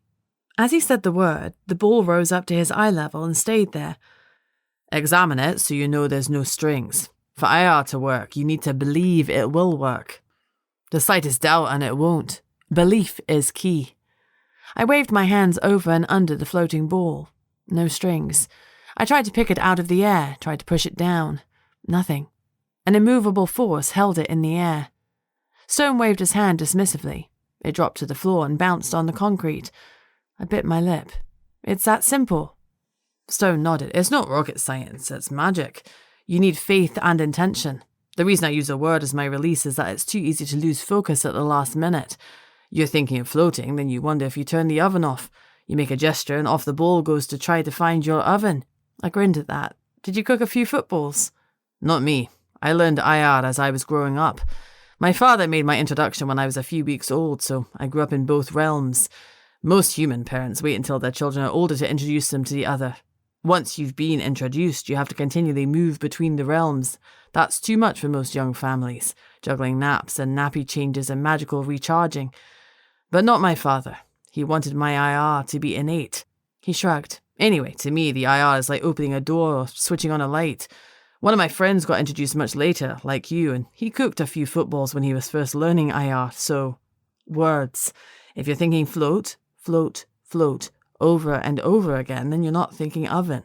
Then you say float, and it will." I wondered if my parents had had lessons like this, or if they'd been introduced when they were young, like Stone. I looked at the black and red ball. I wanted it to spin so I could see the colours whirl. "Spin," I said. The ball gave a slow rotation. I stifled the urge to jump up and down and squeal in delight, though I did allow myself a little smile. "Good," Stone said. "Now put some force behind it. Order the release like you would gato." "Spin," I ordered. The ball did nothing. You didn't gather your intention first. Focus. What do you want it to do? Then, release. I looked at the ball. I wanted it to spin like a basketball player would spin a ball on his finger. "Spin!" I snapped. The ball immediately started to rotate quickly. I watched, amazed, while it spun and spun. I couldn't tear my eyes away from it. I fed it more energy to keep it going, though I couldn't tell how the heck I did that. As the ball continued spinning, I could feel my energy levels dipping. It could have been a moment or a year before Stone broke the silence. "Now you need to stop it," he said firmly. "You can use a word or a gesture. Focus on it stopping, on undoing what you did." I focused on the blur of the ball, red, black, red, black. Did I want it to stop? It was so pretty. The colours were mixing. I wondered if I could get it to turn forever. "Stop it, Jinx. Now," Stone repeated decisively. I complied reluctantly. "Stop," I ordered grudgingly. As the connection between me and it was severed, my energy levels plummeted. I felt sick and dizzy, and my vision went sideways. I dropped to my knees and brought a hand up to my head. What the hell? I blinked several times, and slowly my vision came into focus. "That's what it's like to be enthralled," Stone said softly. I blew out a shaky breath and nodded my understanding. That had been thrilling and terrifying in equal measure, and the loss of control scared me. I wasn't going to be using IR for fun, that was for sure, and not without Stone there to help snap me out of it. Stone said nothing for a few minutes while I concentrated on breathing. When the nausea and dizziness had passed, I looked at the huge clock on the wall. 8:55 p.m. I'd been watching the ball spin for well over an hour. What would have happened if I hadn't snapped out of it? "You need conscious intention for the IR," Stone explained, "even if it's just a hint of it. If you pass out or fall asleep, the IR stops. If I couldn't break you out of the thrall by talking to you, knocking you unconscious was the next step." He said it calmly, like knocking people unconscious was an everyday occurrence. I looked at the cabinets. "Have you got a baseball bat in there?" "Something like that." I felt vulnerable, a feeling I dislike intently. Knowledge dispels fear. I needed to ask more questions. "How do you know which word to use?" I questioned. Stone was checking me over carefully. There was concern in his eyes. "The word doesn't really matter. It's the release that's important. The word just gives it focus. You can just use a gesture if you like. When I'm fighting, I use gestures so my opponent doesn't know what I'm trying to get an object to do. If you're really good at IR, you can even use a gesture and then say a different word aloud to trick your opponent. That's called misdirection. Only the most skilled IR users can do that because it's hard to train your brain and mouth to work differently." I nodded. "So, what kind of things can you use IR for?" "The important thing to know about IR is that it can't create from nothing. If you want a fireball, keep a match or a lighter handy. You can make a small flame grow, but you can't create fire from air." Stone continued his lecture. "Every wizard has a talent. Some have more than one. Everyone can move one object to another place, and for some that's the totality of their IR skills. No floating, no transportation, just moving an object from one place that you can see to another place you can see. We call that a level 1 IR user. The highest level user is a level 5. Some wizards can use their IR to heal, to draw the skin together, to duplicate blood cells. There's a whole sect of wizards dedicated to offering the healing arts. They're known imaginatively as healing wizards. Primal wizards can use the IR to manipulate fire, wind, earth, or water. Their magic is not dissimilar to an elemental's magic. However, an elemental like Roscoe can create their element from nothing, whereas a wizard needs something to prime it before it can be used. I'm a warrior wizard, so my main talent is combat, kicking open a locked door, ripping out a lamppost, that kind of thing. I'm trained in a variety of weapons and martial arts. Most warrior wizards find their way to the connection. We're the enforcers of the other. The last subset of wizards are known as subterfuge wizards. They can make themselves hard to be seen or heard. People don't tend to advertise subterfuge skills because they're considered a little underhand. They're known, a little unfairly, as sub-wizards. There are only really 3 limits to the IR. You can't create from nothing, you can't bring back the dead, and you can't heal yourself. I could use the IR to heal you, but you can't use it on yourself. Although, if I'm honest, I can't heal much past a paper cut. Most of us can do a little of each branch of wizardry, but our skills outside our main talents are de minimis. I snorted. Good to know you're not healing me if we get attacked by a rogue vampire.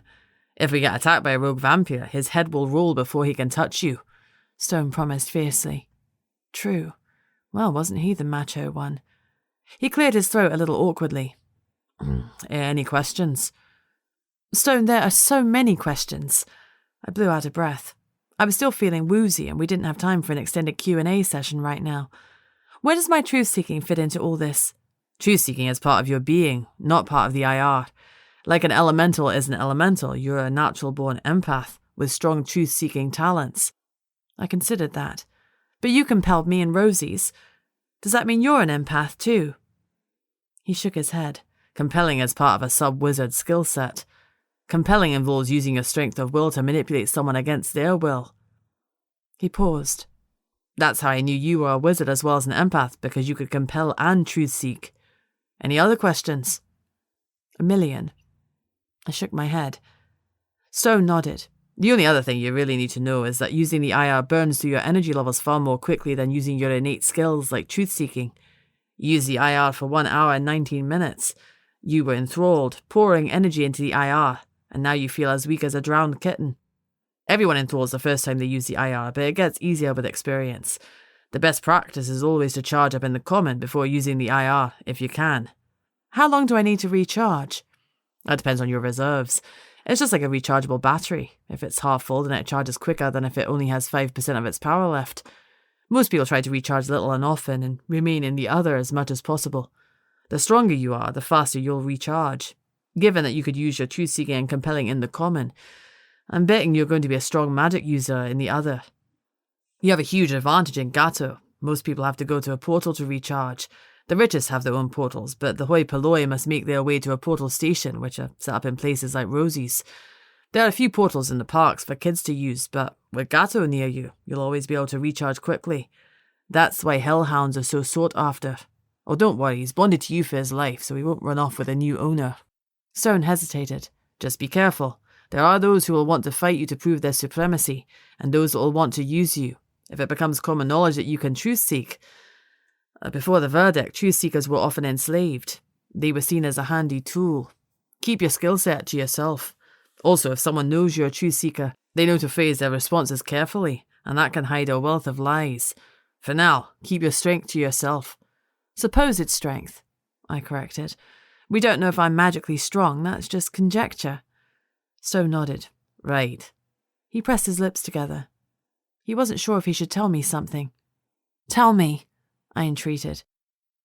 Stone hesitated again, then met my eyes. While you were shouting, I looked up your parents on the connection database. George and Mary Sharp were both inspectors, Jinx. Decorated ones. I saw their file in the picture of the crime scene. Whatever killed them, it was very powerful. A demon, a dragon, or maybe something else. It's an unsolved murder in the other as well as the common. And they were both in the other when they died. They had access to their magic, but something still killed them. Their killer is still out there. Don't advertise your parentage. I'd seen the crime scene photos from the Commons police files, but Stone's words tipped me over the edge. I felt like my world was unravelling. My parents had been inspectors. Damn it, my mum was supposed to be a psychologist and my dad a music teacher. What the heck? I drew in a sharp breath and let it out slowly. Keep off the radar, I said softly. Stone nodded. Exactly. Chapter 10. I was feeling solemn as we made our way back to our rooms, lost in my own thoughts. Stone left me to them. As we approached my door, I asked absently, "Do you want to come in?" A strange expression crossed his face, and I realized my comment was open for misinterpretation. I blushed. "To recharge. With Gato, I mean." Stone's expression cleared. "Yeah, thanks. That's a good idea." It was gone 9, but we could have an hour's downtime before we headed out to Zanzibar. God knows I needed some energy to get me through the night. I was still as weak as a day-old kitten. Gato wagged his tail from the bed in greeting. "Lazy pup," I called to him. He wagged again, not bothering to get off the bed. "Can you take Stone to the common, please, and then me?" Gato yawned and got off the bed. He gave a leisurely stretch and stalked towards Stone. "Catch his forepaws," I advised. Gato touched his nose to Stone's triangles, and Stone shimmered visibly before the triangles disappeared. I'd expected it to look a little more impressive when we moved from realm to realm, but no, a Tinkerbell shimmer was all we got. Gato came to me and we repeated the brief ritual. "You're probably safer staying here with Gato while you're in the common," I suggested to Stone. "You can watch some TV while I get ready in the bathroom." Stone nodded and settled down on the bed.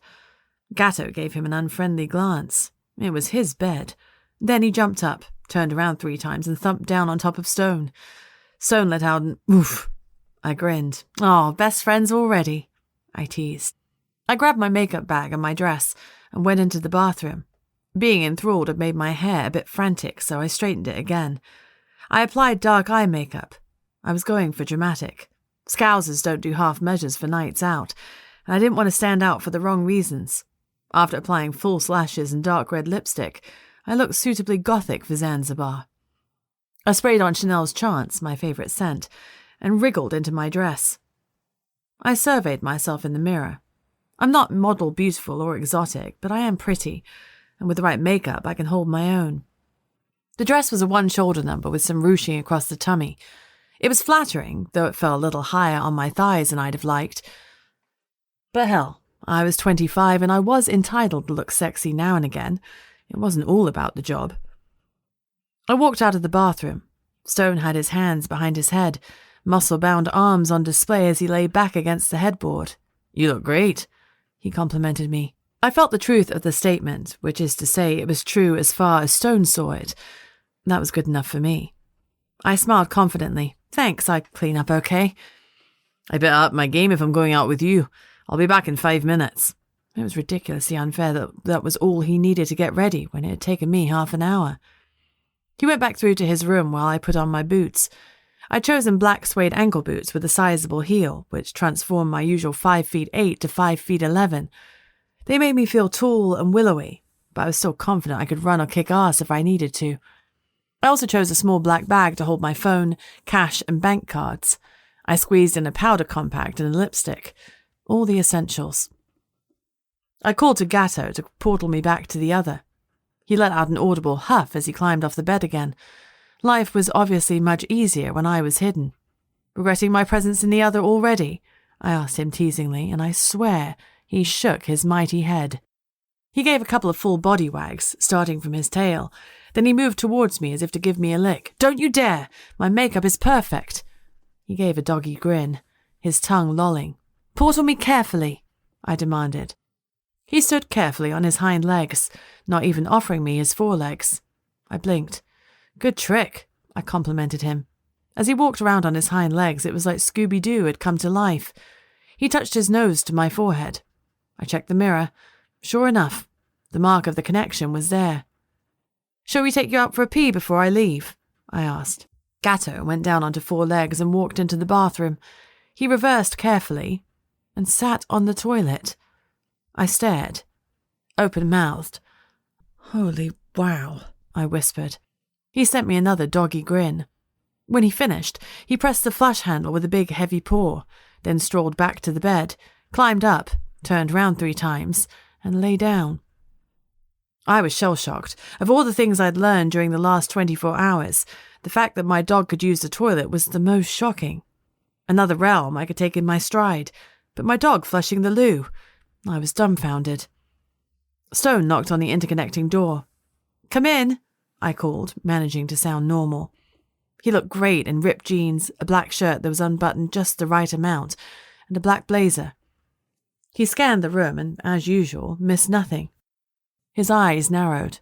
"What happened?" I didn't know how to say it without sounding weird. "My dog just used the toilet." Stone started to smile. "Elementals with fiery hair and dryads with green skin are solid, but your dog using your toilet blows your mind. Plenty of people in the common train their dog to do it." "Yeah," I objected, "but I haven't. He's just used the loo of his own volition." Stone crossed to Gatto and stroked his head. "He's a clever boy." Gatto's tail thumped enthusiastically as he gave me a reproachful look. I should have been giving him this praise. I crossed the distance between us. "You are a good boy," I agreed. "The best boy." He tapped his happiness with his tail. "Now that you're all loved up, can you send Stone to the other?" I asked nicely. "I'll duck down." Stone lowered his head so that Gatto didn't have to move.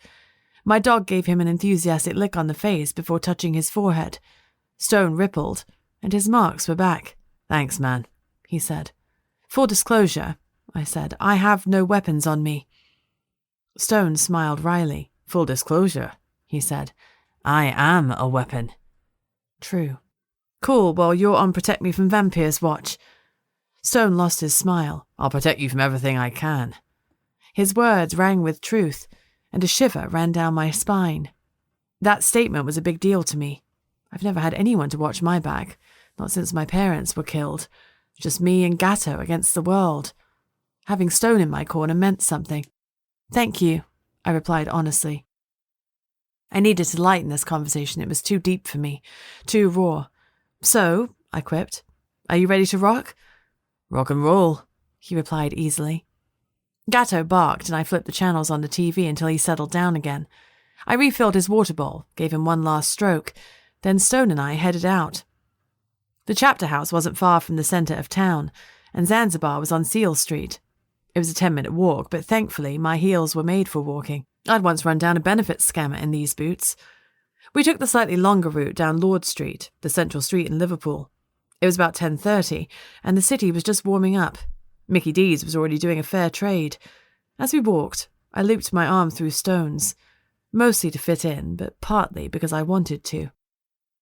In a little over 12 hours, I'd become strangely accustomed to the idea of the other. My whole life I thought there must be something more, and now I knew that there was. Its existence answered so many questions, and it raised 100 more. As we walked down the street, there were almost more other than common.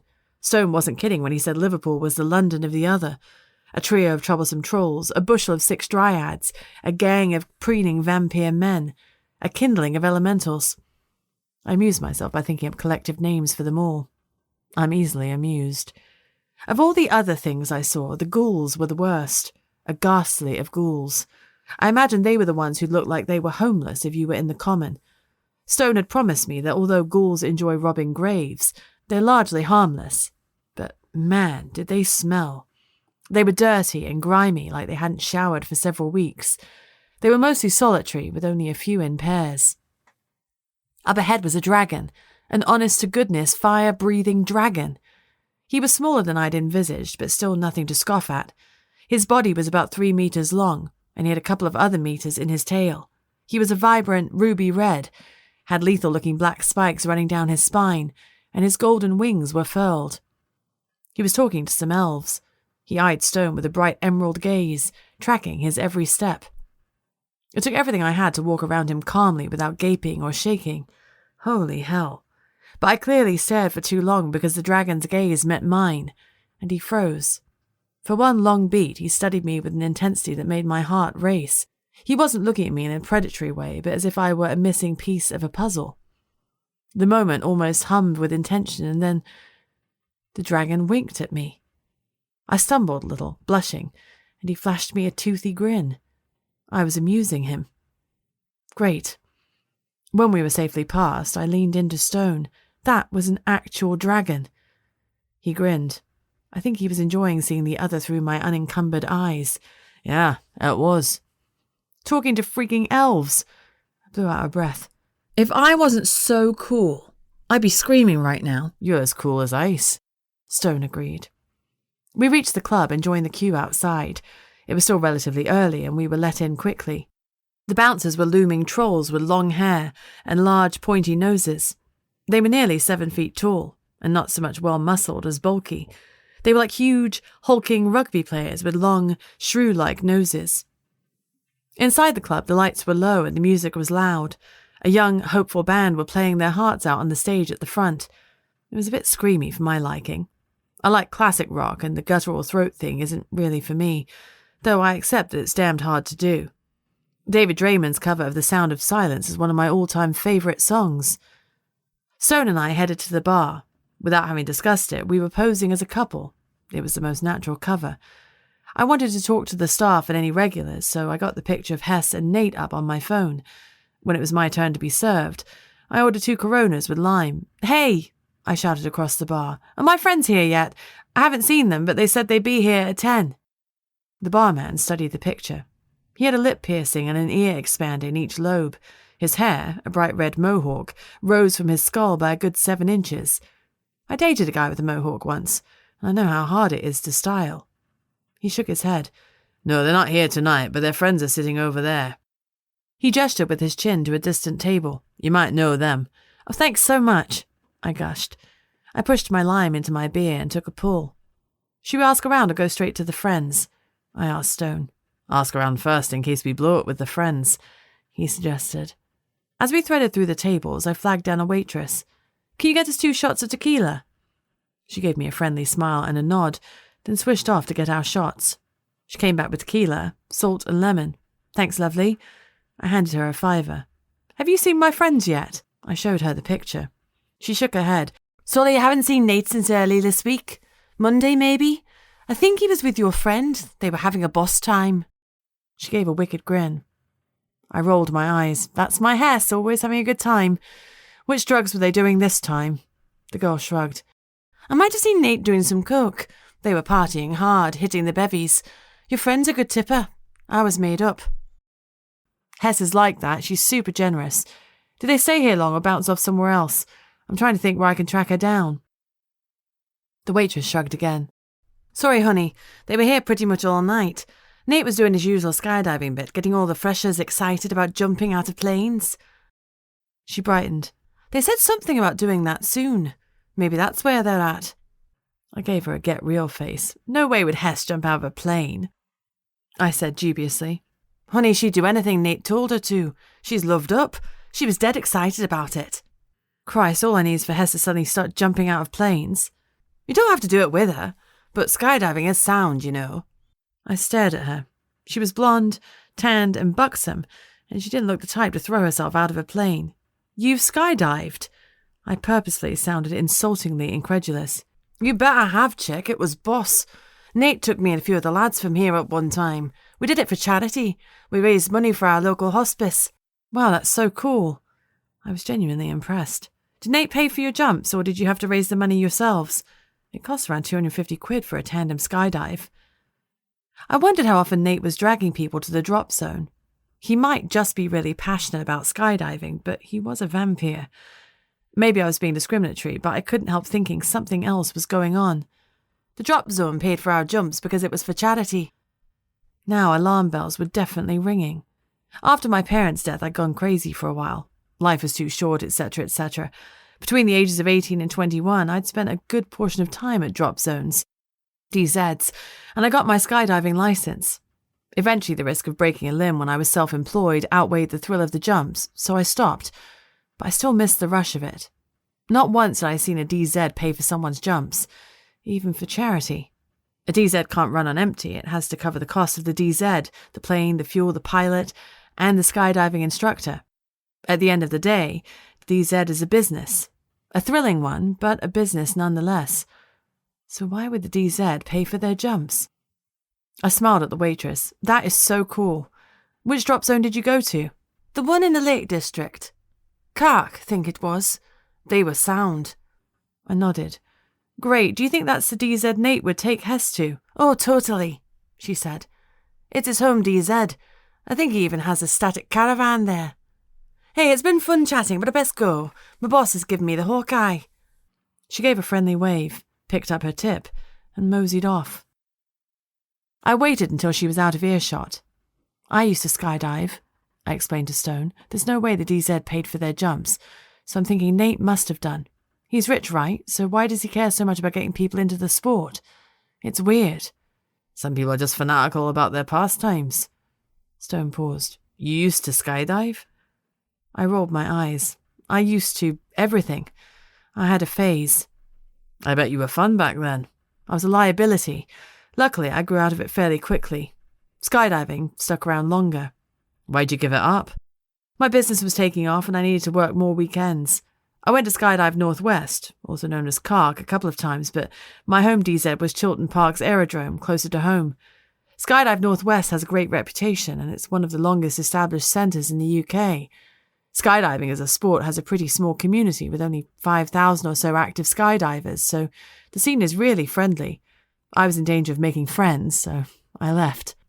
Something like sympathy shone in Stone's eyes, irritating me. Come on, I said. Let's hit up Nate's friends.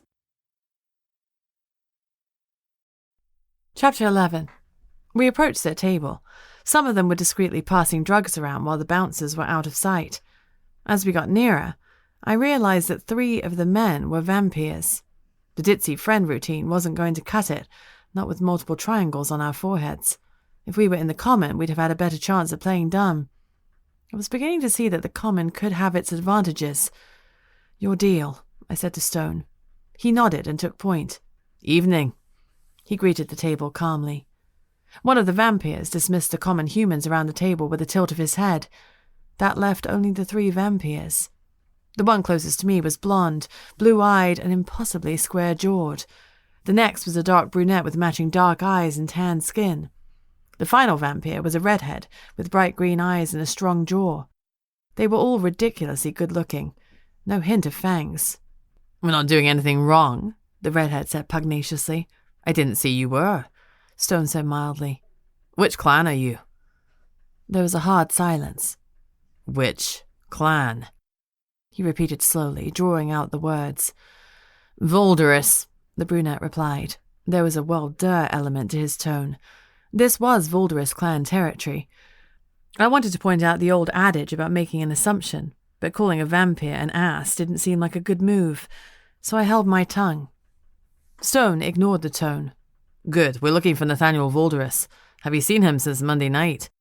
The vampires exchanged glances and didn't reply. "You're being rude," I said. "The inspector asked you if you've seen Nate since Monday." I met the brunette's eyes and held them. "No, Nate was supposed to be going to the lakes this weekend with his new girl. I figure he's gone up early." "True." I fixed my eyes on Redhead. "And you?" He shook his head, but I needed him to articulate an answer so I could tell if it was true or a lie. I pressed him harder. "Have you seen Nate since Monday?" He shook his head again, but I pressed him harder and he reluctantly started to talk. "I saw him packing his car on Tuesday, early hours. His new bird was with him. Don't know where he was going." "True." Well, at least Nate and Hess had left voluntarily. Maybe there wasn't something nefarious going on after all, though the trashed room suggested otherwise. "Where do you think Nate was going?" "Lakes," he said. "Skydiving. His bird was into it." I turned to the blonde. "What about you? Did you see Nate after Monday night?" He shook his head. "No." "True." "Why does Nate pay for other people to skydive?" I asked the question, but didn't compel the answer. "We're done here," said the brunette. All 3 of them stood up and walked away. Damn it, I should have compelled the answer. My mistake. I looked at Stone, but he shook his head. We were done here too. We spent another hour moving around the bar. A new band was on stage, punk rock, more my scene. Between songs I asked more questions about Hess and showed her picture. Some people remembered seeing her recently, some remembered seeing her with Nate, but no one could place her after Monday night. Stone and I split up so we could flirt a little to get some answers. Although a few of the people I spoke to recognized Hess, more of them recognized Nate. I was getting the vibe that he was something of a minor celebrity. One of the guys I questioned, Dave, was already on his way to being stinking drunk. Drunk Dave was effusive in his praise of Nate and his charitable work. Apparently, Dave had signed up for a charity skydive, and had even had a mobile blood donation bank on site for a blood drive. Nate had spoken to them all about the importance of giving blood because of hospital shortages and people in dire need. He had been first up for the blood donation, and most of them had followed. Dave boasted that he had donated 5 more times since then. I asked if he'd always donated to a mobile unit, and he confirmed that he had for convenience because no appointment was necessary. His man Nate had sorted him out. It didn't take a genius to work out that Nate's mobile blood donations didn't make it to the hospitals they were supposedly for. Nate was a vampire con artist. He built a bond with his victims based on their love of an exciting sport, got them high on life with a skydive, and then got them to donate their blood. Not a bad gig for a vampire. I wondered how widespread the con was. Did Daddy Volderus know about it? Did Daddy sanction it? We'd find out tomorrow. But it seemed like a ridiculous rigmarole to go through to get some extra blood. It also seemed like a bad business model. Even if Nate was paying Skydive Northwest a reduced rate for getting so many people skydiving, it was going to be at least £150 a jump. 150 quid for a pint of blood seemed a little steep to me. Surely the vampires could just advertise and get people to donate for £30. All I knew for sure was that Hess had climbed into Nate's car, and they'd driven who knows where. The lakes were my best bet, but before we could follow that lead, we had a meeting with Nate's father. The delay was a pain, but it was necessary. There was something more going on here than 2 missing kids. I gestured to Stone that I was done, and we reconvened. "Anything?" he asked.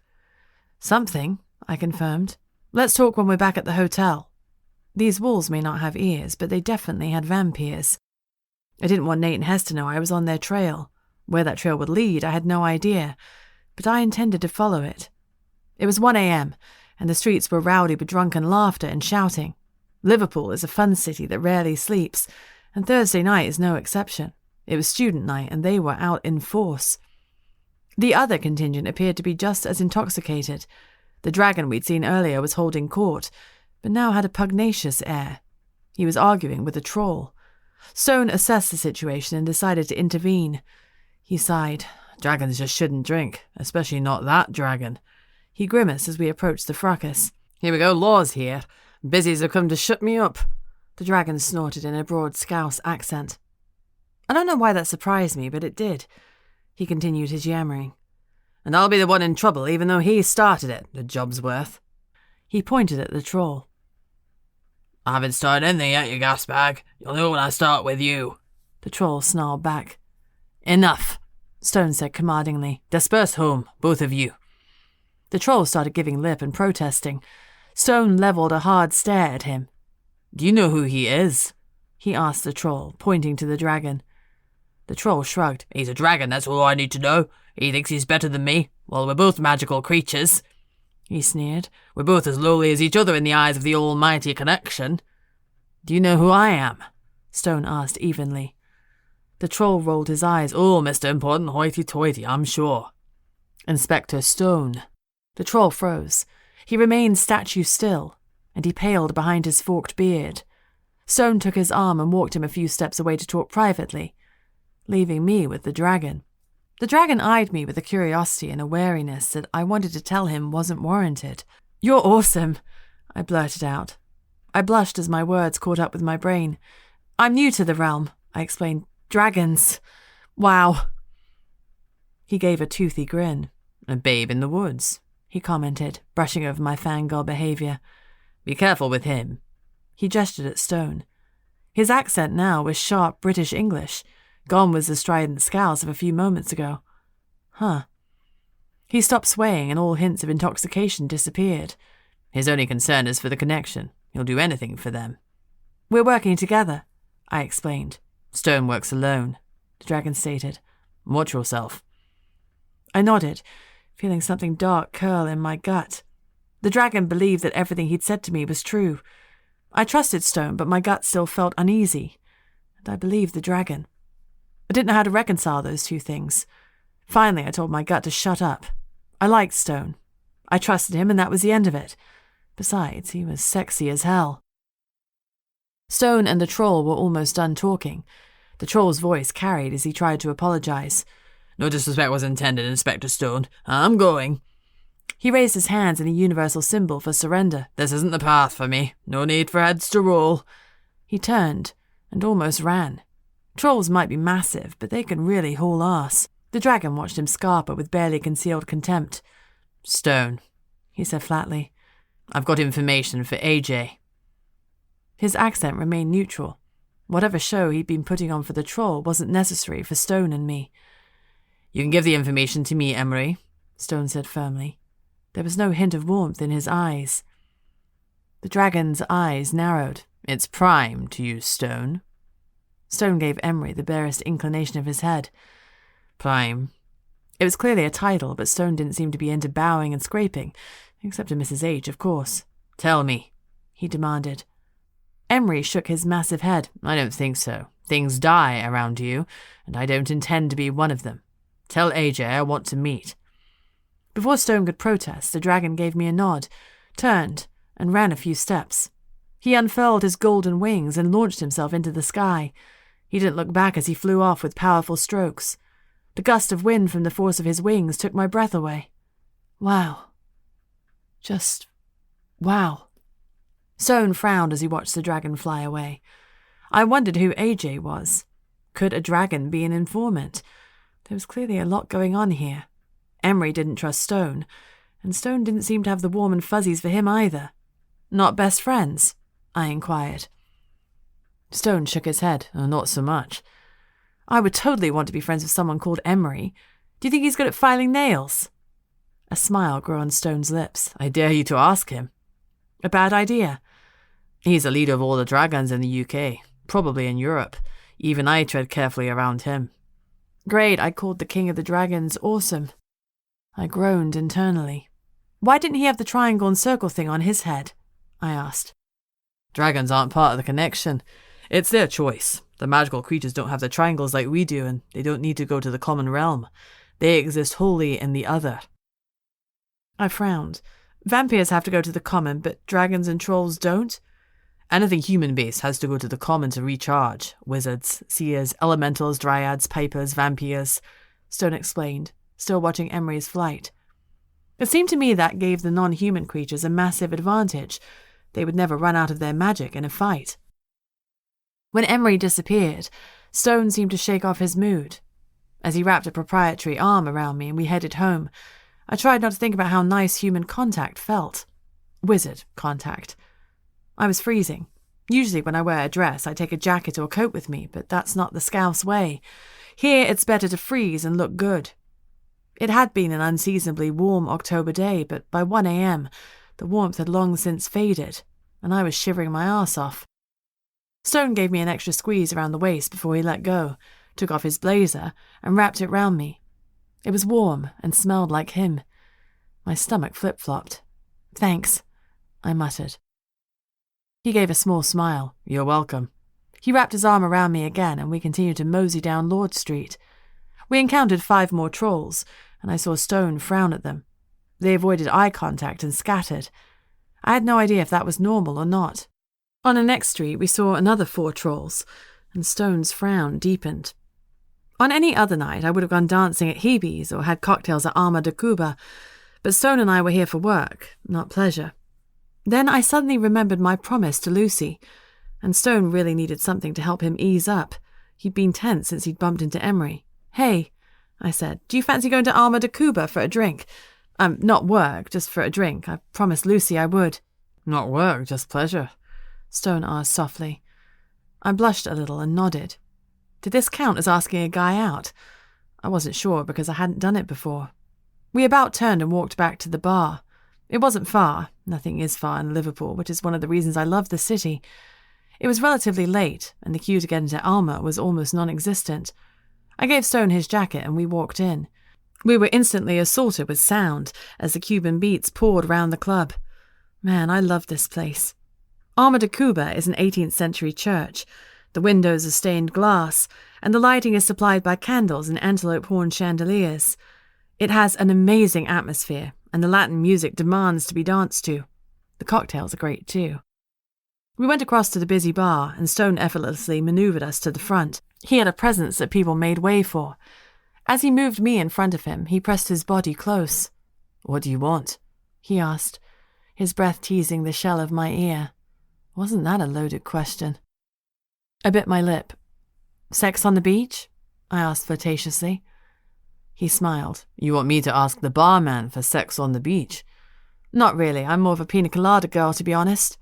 "Do you like getting caught in the rain?" I laughed aloud and hummed the first few bars of Escape by Rupert Holmes. "I do," I admitted. "I love a run in the rain." "Me too." The barman jerked his chin towards us, the universal sign for "What's your order?" "Pina colada and a mojito," Stone ordered. I watched, fascinated, as the barman expertly mixed our cocktails, all the while singing to the music and dancing a little. He poured my pina colada into a tall glass and decorated it with pineapple and some flowers. It was a work of art. Stone paid before I could offer, and we went to a free booth. "I love the music here," I confessed. "Lucy and I came a lot when she was at uni. Have you been before?" "A time or two." "I love it when they throw down the rose petals at midnight." "Food's great here too. Have you eaten here?" I shook my head. "Too pricey on a student budget." "Well, you weren't a student," Stone pointed out. "No, but Lucy was, and I didn't want to make things awkward for her. Besides, I'd only just started my business, and it turned out that no one wanted to hire an 18-year-old private investigator. I had to pretend that Jessica Sharp was my mum, and I was her daughter running errands for her. I was poorer than Lucy, and I didn't want to dip into my inheritance." "You've really accomplished a lot. I'm sure your parents would be proud of you." Suddenly, I had a lump in my throat. Even years later, grief can kick me in the chest with no warning. "Thanks." I managed a tight smile as I swallowed a few times to shift the golf ball in my throat. I took a sip of my drink and blinked against the sting in my eyes. Truth is, I have no idea what my parents would think about my life. I don't think growing up to be a PI was a path they envisaged for me. All I know for sure is that they wouldn't be terribly thrilled by the 2 triangles adorning my forehead. Stay off the radar. Damn it. I blew out a harsh breath. Stone squeezed my hand, gave me a sympathetic smile, and changed the topic. I let him distract me. Sometimes, with grief, you just have to live in the moment. Sometimes that's all you get. Dance? I asked. Toe-tapping, hip-swinging samba music was playing. The hugely popular dancing girls were on the stage dressed in tiny bikinis with ruffles and tassels and feathered headdresses. Their outfits were covered in gems and sequins, and they glittered as they moved. On closer inspection, I noticed a shimmer around 2 of them that marked them as sirens. No wonder they were worshipped, though, to be honest, their dance skills alone were enough to inspire infatuation. They had triangles on their heads, so I guess they were on the human side of the magical realm. Stone and I joined the crowd on the dance floor and moved to the music. I wished we were properly off duty so we could stay all night. However, regretfully but sensibly, I jerked my head at the door after a few dances. "We'd better go," I said. Stone agreed, but I could sense his reluctance. We were having fun, but the job came first. As we left, Stone wrapped his jacket around me. The walk back was uneventful, though I spotted 3 more trolls and a ghoul. The streets were clearing as the revellers started to make their way home. We walked in companionable silence. I didn't want to say the wrong thing. I really, really liked Stone. I trusted him, and I was having the best time. I didn't know what Stone's silence was about, but I hoped it was for a similar reason. He used his card to enter Hard Day's Night without going through the other reception. He was avoiding the siren. I didn't want to examine how happy that made me. "I'll come in and we can talk about our interviews at Zanzibar," Stone said. All business. I nodded and opened my door. Gatto was waiting by the doorway when we came in, wagging away. "Hey, boy," I greeted him with a cuddle and body rub. "You okay? Everything been good while we were away?" He gave another happy wag and licked me, then greeted Stone. My men liked each other. Oh, Christ, I was getting ahead of myself. But I'd never felt connection with anyone like I felt with Stone. Maybe it was the whole introduction thing. It's a pretty big deal to show a girl a whole other realm. Maybe the buzz between us would fade with time, but for now, I was enjoying it. I shrugged out of Stone's jacket and passed it to him. "Thanks for that." I filled the hotel kettle with water from the bathroom. I needed a cuppa to warm my fingers. Next, I pulled my PJs from my duffel bag. "I'm going to change into comfy clothes. Do you want some tea?" Stone nodded. "That'd be great." In the bathroom, I peeled off the black dress, slid off my shoes, and pulled on my blue cotton jammies. I hesitated before I removed all my makeup, but Stone had already seen me barefaced, so it wouldn't be a dramatic revelation. Besides, I'm not a big makeup girl, and if we were going to be hanging out for a while, I was going to be myself. When I walked out, Stone had made tea for us both. He turned the chair at the dresser to face the bed.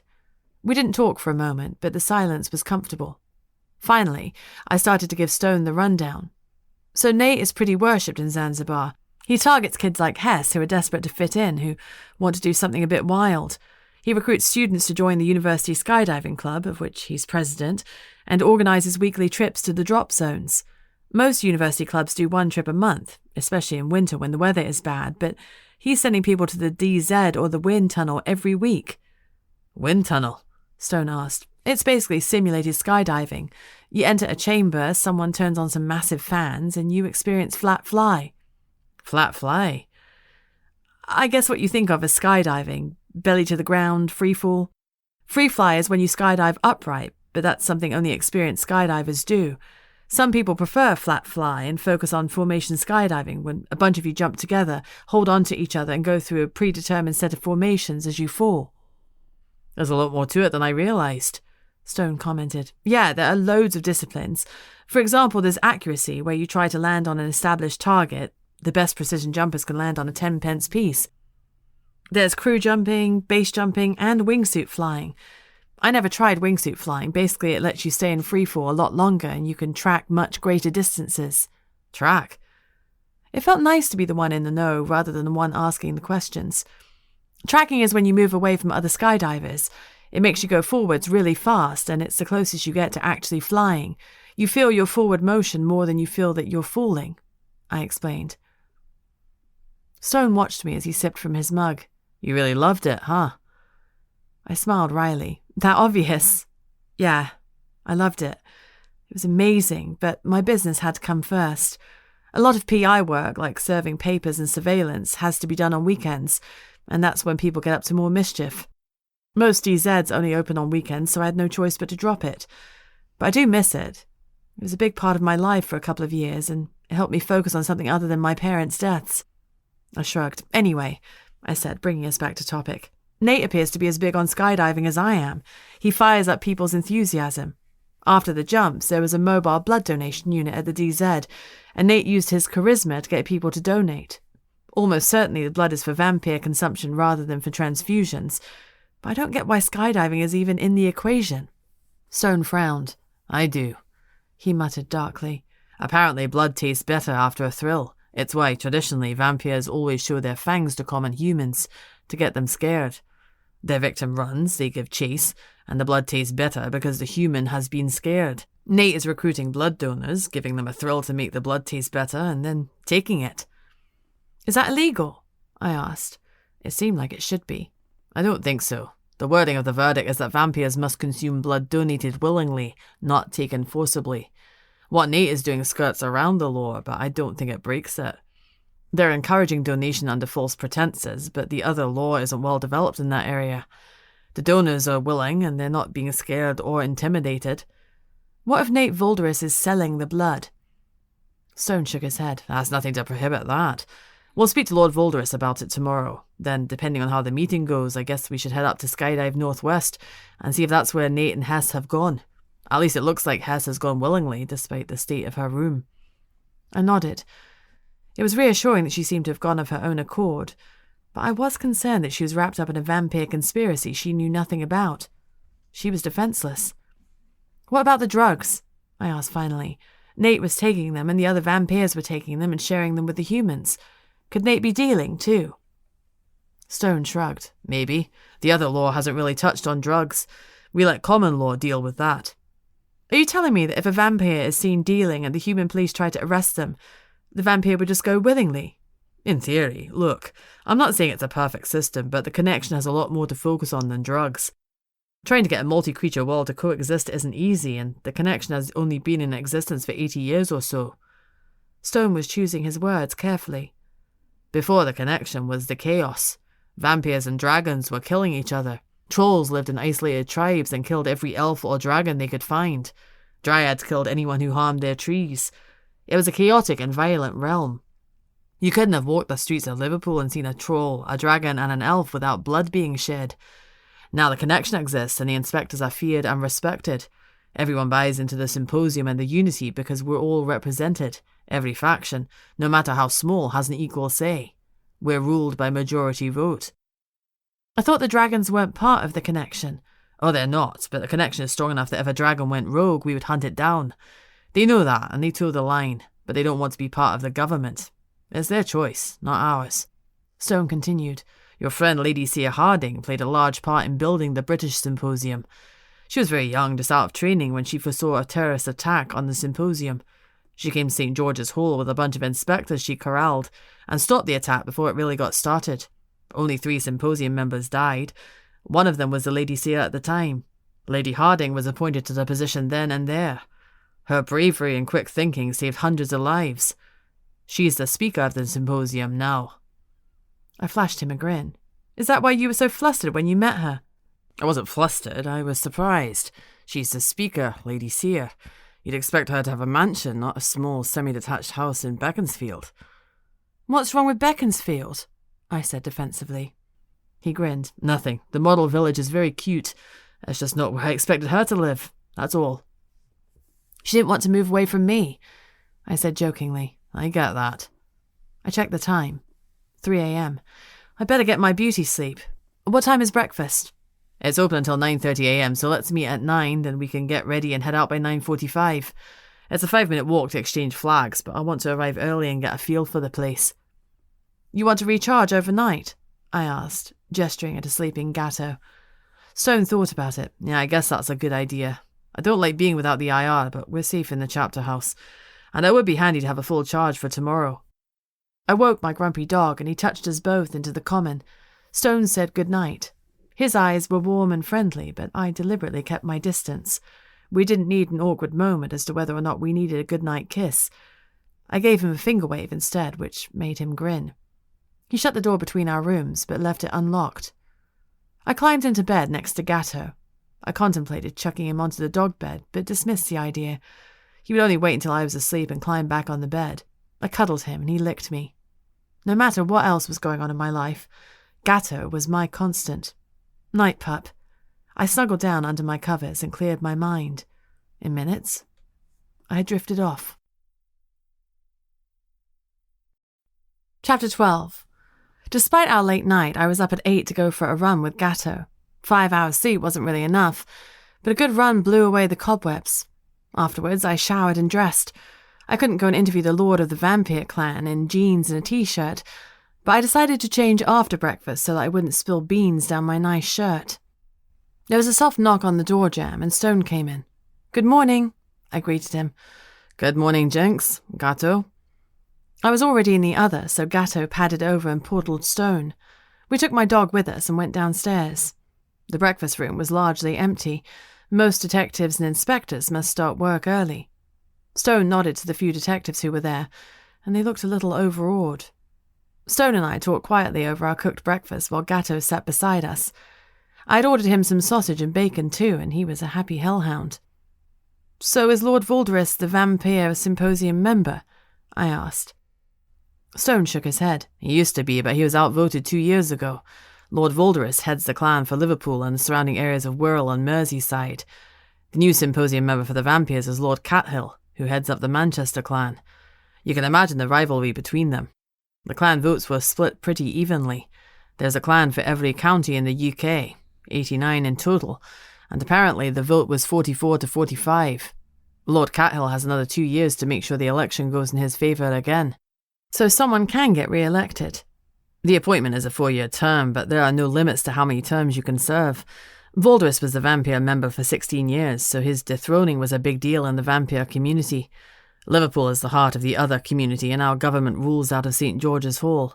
For Voldris to have to tolerate Cathill in his territory is a big ask, and tensions have been high. Also, Cathill hasn't been making it easy for Voldris, and he's been openly disrespectful. Inspector Venn has had to do some fast talking to defuse the situation. "So you're warriors and diplomats?" Stone shrugged. "We are what we need to be to keep the peace. I'm the bogeyman, the poster child. You'd better be good or Inspector Stone will lop off your head." "You don't look old enough to be the bogeyman." "Thanks, I'm 38, but time in the other slows the aging process a little. I started young. I joined the connection at 16 and became an inspector at 21. "I'm guessing that's an achievement for someone so young." "Yeah, it's a little unusual," he said modestly, pouring me a fresh cup of tea. "Thanks. So we need to question Voldris, but no compelling?" "We're authorized to compel if there's due cause, but at the moment there isn't. Nate is missing and Hess is missing, but I don't think Voldris is involved. However, Hess's room was ransacked and he might know what was being looked for. We have the authority to question him, but no reason to compel him or clear his mind. He's the lord of the Liverpool clan, so we need to tread carefully and persuade him to give us information voluntarily. He'll try to test us. In vampire culture, it's the strong who take precedence." "Wonderful," I said dryly. "This'll be a walk in the park?" It made me think of my recent walk in the park near my home, where a vampire had sliced up a human. Being wary was sensible. "We're up to the task," Stone said confidently. I was confident he was up to the task, but I wasn't quite so sure what I was bringing to the party. We finished breakfast and headed back to our rooms, where we changed into black suits and white shirts. Stone told me this was the Connection's uniform, like the FBI's, and it passed muster in both the other and the common. I hooked on Gatto's collar and lead. He was coming along for this jaunt. His presence might intrigue Voldris, and maybe he could be our icebreaker.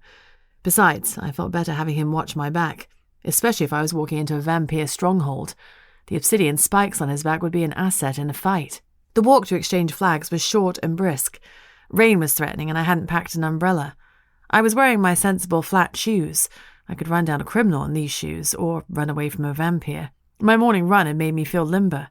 I could definitely kick vampire ass today, and if not, I had my small switchblade. And a hellhound. As we entered exchange flags, my jaw dropped slightly and I grabbed Stone. "What the hell?" I exclaimed, pointing to the massive birds in front of me. Stone looked at them. That's just Bertie and Bella, he said calmly. Gatto was equally calm, not fazed in the slightest by the huge creatures. The birds were at least 15 feet tall, and looked as if they'd been made out of copper. They had their backs to each other and were trilling and clacking away. They were liver birds. The liver bird is a mythical cormorant-like bird, which is the symbol of the city of Liverpool. At least, I thought it was a symbol. It turns out they freaking exist. I watched, entranced, as ordinary people walked through the square, unable to see them. Intriguingly, although common folk couldn't see them, some other sense directed them around the huge, hulking birds. "They're liver birds!" I exclaimed loudly. Stone smiled, enjoying my shock. "They're the liver birds. They have some children too, 100 or so by the last count. Their children aren't quite so statuesque." "They can't face each other, right?" I said, "or Liverpool will cease to exist?" "That's what people believe." "So, how—" I gestured. How do they procreate if they can't face in the same direction?" "Imaginatively," Stone suggested. I blushed. I was still watching the gargantuan birds. I noticed that when anyone in the other walked past them, they respectfully inclined their heads. "Wow," I said, awestruck. "The liver birds are real." "You don't bat a lid at someone who's completely purple, but large birds have you breathless." I did bat my eyelids a little at Mrs. H, but these are the liver birds, and they're not large. They're huge. Do they really protect the city? Stone's smile faded. "They do." He tugged my arm. "Come on, or we'll be late." Despite his irreverence, he carefully inclined his head as we walked past Bella and Bertie. I did the same. The birds continued their conversation, but I noticed that Bertie watched us carefully as we moved past. We entered the reception for GV Law. The receptionist had a single triangle on her forehead, and she didn't turn a hair when she saw Gatto. So much for an icebreaker. "Inspector Stone and Detective Sharp to see Lord Voldris," Stone said calmly. It was a bit of a thrill to be called Detective Sharp. One fine day a few years ago, I dreamed of being a police detective, but I'd been told I was too young and to go away and get some life experience. Instead, I'd started my own PI firm and hadn't looked back. Turned out I liked being the boss of me. The receptionist was stunning. She was Asian, with dark eyes and jet black hair that tumbled over her shoulders in effortless curls. Vampire, no doubt. She motioned for us to take a seat, but Stone remained standing, and I copied him. He had his back to the wall so he could watch the entrances and exits. He had a lighter in the palm of his right hand, and I guessed he was part warrior wizard and part primer wizard. His weight was on the balls of his feet, and he was ready for an attack. It made me a tad nervous. One of the doors opened and a male vampire emerged. He made to walk past us, but just as he got near to me, his fangs shot out. He leapt at me with shocking speed. My blade was in my hand instantly, and Gatto jumped in front of me, teeth bared, spikes raised, growling fiercely. We reacted quickly, but we had nothing on Stone. He flicked the lighter, and suddenly the small flame became a sword of fire. He beheaded the vampire before Gatto managed his second growl. I kept my reactions hidden. "Easy," I said to Gatto with a calm I didn't feel. I flipped the blade back and pocketed it. "Sit," I instructed, and he sat and fixed his gaze on the nearest door. Presumably he could hear something we couldn't. His spikes stayed raised and ready. The vampire's head was near the coffee table, his neck black and cauterized.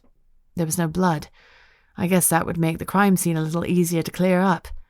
His body shimmered for a moment and then, poof! It was ashes. Stone opened a window. He blew out a breath, made a gesture, and his exhalation grew into a small, controlled tornado that picked up the ashes and funneled them outside. Then he released the IR and the wind stopped. He shut the window and took up his position again, facing the doors. Not a single emotion crossed his face. I should have been scared, but it happened way too fast for me to register. "You really should let the vampires clean up their own mess," I chastened. A hint of a smile touched his lips. Through it all, the receptionist had continued to file her nails. "Lord Voldris will see you now," she said coldly, pointing to the door closest to us. "Thank you," Stone said politely and led the way with Gatto close behind. The office was light and airy, with windows on 3 sides. It was enormous and almost empty, as if to say, "Here, look how rich I am. I have all this space and no need to fill it." There was a large rug on the floor and a few plants either side of the desk. In front of the mahogany desk were 2 chairs. The man behind the desk was older, but still impossibly handsome. His dark hair was dappled with silver, and his eyes were a bright, piercing blue. He was a real silver fox. We were alone, which increased my hopes for a frank conversation, though those hopes were tempered by the assassination attempt. Voldris didn't bat an eyelid at Gatto. Perhaps the dead vampire could be the icebreaker instead. "Thank you for sorting out that mess, Inspector Stone," he said calmly. "He attacked someone in the common last week. It saves me the expense of a trial." A chill ran down my spine as I wondered if he was the vampire who'd attacked the human at my local park. But then I dismissed the idea as too much of a coincidence. "I live to serve," Stone said dryly. He sat down opposite Voldris, his body language relaxed as if he questioned lords of vampire clans all the time. "Quite." Voldris gave a sharp, unfriendly smile. "What brings you to my door, Inspector?" As I sat next to Stone, he glanced at me, then dismissed me. He returned his gaze to Stone. That was fine with me. I'd just sit here quietly, being a human lie detector. "Your son, Nathaniel." Voldris raised a perfectly plucked eyebrow. "What has he done this time?" "He's gone missing." The vampire's smile widened. "Someone is wasting your time, Inspector. He's not missing." He believed that to be true. "He was last seen in the early hours of Tuesday morning packing a car. He left with a common human whom I have been instructed to locate." "And who is instructing an inspector to find a common girl?" "Lord Samuel has an interest in her safe return," Stone responded. Wilf. He had hired Stone, or at least pulled strings to get him on the job. Voldris made a mooey of distaste. "That mangy wolf is sending you on a wild goose chase, I'm afraid. Nathaniel continues his work for the clan. He is not involved with this girl going missing. In fact, I suspect she is not missing at all." He believed that too. Stone held Voldris's gaze. 3 clan vampires confirmed his presence with her, but your son is not the focus of my investigation. The human's room was professionally searched. Do you know what someone would be looking for?" "No," said Voldris. Lie. Damn. Stone and I should have agreed on a signal. Oh well, I was just going to have to call him on it. "That's a lie," I said firmly. "You know what they were searching for." Voldris looked at me with a little more interest. "Ah, an empath," he said, as if my presence now made sense. "It's been a long time since the last truth seeker joined the realms." "We know about the mobile blood drives, and we're not interested in them," I reassured him. Lord Voldris smiled tightly. "And why would you be? I have my lawyers look into them carefully. We're not doing anything wrong by procuring and selling the caviar of blood. The operation is imaginative and wholly legal." He was proud of it. "Paying 200 quid for a skydive just to get a pint of blood seems excessive," I pointed out. "Not when I can sell that pint for nearly £1,000. As I said, the caviar of blood. Or perhaps the champagne." He shrugged. "Vampires are happy to pay a premium to have a taste of the old life." "Was it Nate's idea?" I asked. "His project," Voldris said proudly, "and it's been a great success. Every term he finds a new human girl to be his, what do they call it, his beard. It helps to humanize him that little bit more. The humans perceive him as less threatening when he appears to be mated. I assume your human is his latest." He shrugged. "I can't help any more than that." "You can tell us about the object that Nate holds that he is being hunted for," I countered. Voldris leaned back in his chair and studied me. "Who are you, truth seeker?" he asked. "I'm a detective with the connection," I said calmly. "Answer my question." "You look familiar." He was a long-living vampire, and there was every chance he had tangled with one or both of my inspector parents. Stay off the radar. "Answer my question," I repeated. I didn't compel him, though I wanted to. I really wanted to. Voldris's smile widened. He was detached, looking at me like a spider would look at a fly it planned to eat for lunch. When he chose to answer me, I knew he was indulging me. "My son had an elven dagger in his possession. It is priceless, and he is known to carry it on occasion. I suspect some thieves thought he might have left it at his girlfriend's home." "All true. And who do you suspect are the thieves?" "Surely you want facts, detective, not supposition." He was dancing around the question. I tried flattery. Supposition from you is like facts from a lesser man. Voldris laughed. Oh, you are fun. Let's play again soon. He sobered. Cathill. I suspect Cathill. He tried to buy the dagger from me and I told him no. I don't know why he wants it, but I told him it's not for sale. He can commission a new one from the elves if it's so important to him, but he's not having mine. It was entrusted to me, and I intend to keep it. He leaned forward and pressed a buzzer on his desk. 2 muscle-bound vampyrs stepped into the room. These gentlemen will escort you out. The interview was over. Stone remained seated. It wasn't over until he said it was. Are you sure your son is well? Have you managed to speak to him since Tuesday? Perhaps Cathill caught up with him. He mused. Voldris gave a soft sigh. I spoke to him on the phone on Wednesday morning. He's skydiving in the Lake District. No doubt you'll find him and his lady friend there. Lord Samuel is seeing conspiracies where there are none. Good day, Inspector. Detective. Stone rose and moved closer to Voldris, ostensibly to look out of the window. Your oath of silence on my companion's skill set, he demanded. His face was hard and unyielding. There was no face of the fun-loving Stone I'd come to know. The bogeyman was here. Voldris arched an elegant eyebrow. And why should I agree to that? Because if you don't agree, I'll lop off your head, Stone said lightly. The muscle-bound vampires tensed, and suddenly their fangs were out. The tension in the room ratcheted up several notches, but Stone was closer to Voldris than the guards were to him. Suddenly, Voldris laughed and waved his hand to the 2 guards, who subsided. You'll have your oath. It means nothing to me. He turned to me. But I'll find out exactly who you are. My mouth went dry. His teeth elongated and he bit into his wrist. Blood welled up. My oath that I will not reveal to any soul, living or dead, the powers of this woman. He nodded at me. Witnessed, Stone confirmed, then walked out of the office without a backwards glance. I looked at Voldris once more and wished that I hadn't. He was holding a goblet to his wrist as blood poured out. When he met my eyes, he gave me a mocking salute and took a sip. My stomach turned. It was entirely too cannibalistic to me. I followed Stone out with the muscle-bound guards on my heels. Chapter 13. We left Exchange Flags in silence. Bertie and Bella had taken wing and were nowhere to be seen.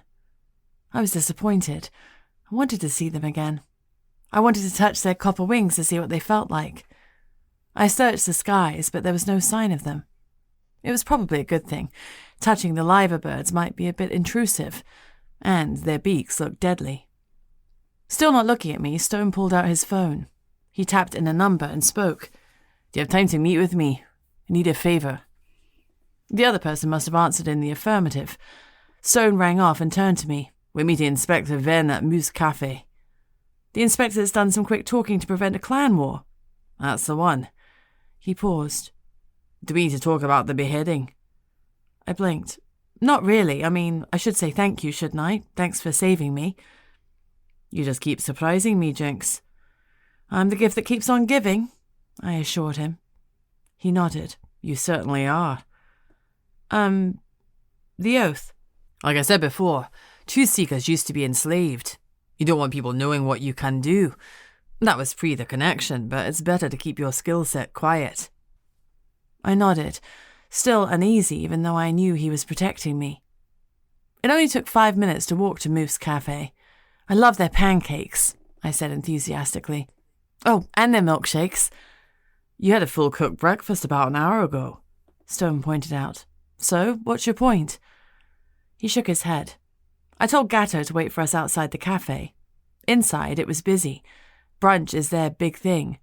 It's an America-Canadian food joint all about good things like pancakes, bagels, and waffles." Stone led us up to the mezzanine floor. The sole occupant was African-Caribbean, around 35 and solidly built. He had 3 triangles. He looked up as we walked in and smiled widely at Stone. "Zach, good to see you, man." He stood and shook Stone's hand. "AJ?" Stone greeted him with equal enthusiasm, pulling him in for a man-hug instead of accepting his hand. AJ? That was who Emery had mentioned. "This is Jinx." Stone stepped back. My honor to meet you, I said, touching my right hand to my heart and giving a slight bow, like Roscoe had shown me yesterday. The honor is mine, AJ said warmly, bowing back. My honor to meet you. Please, join me. Oh, we've not long eaten, Stone excused himself.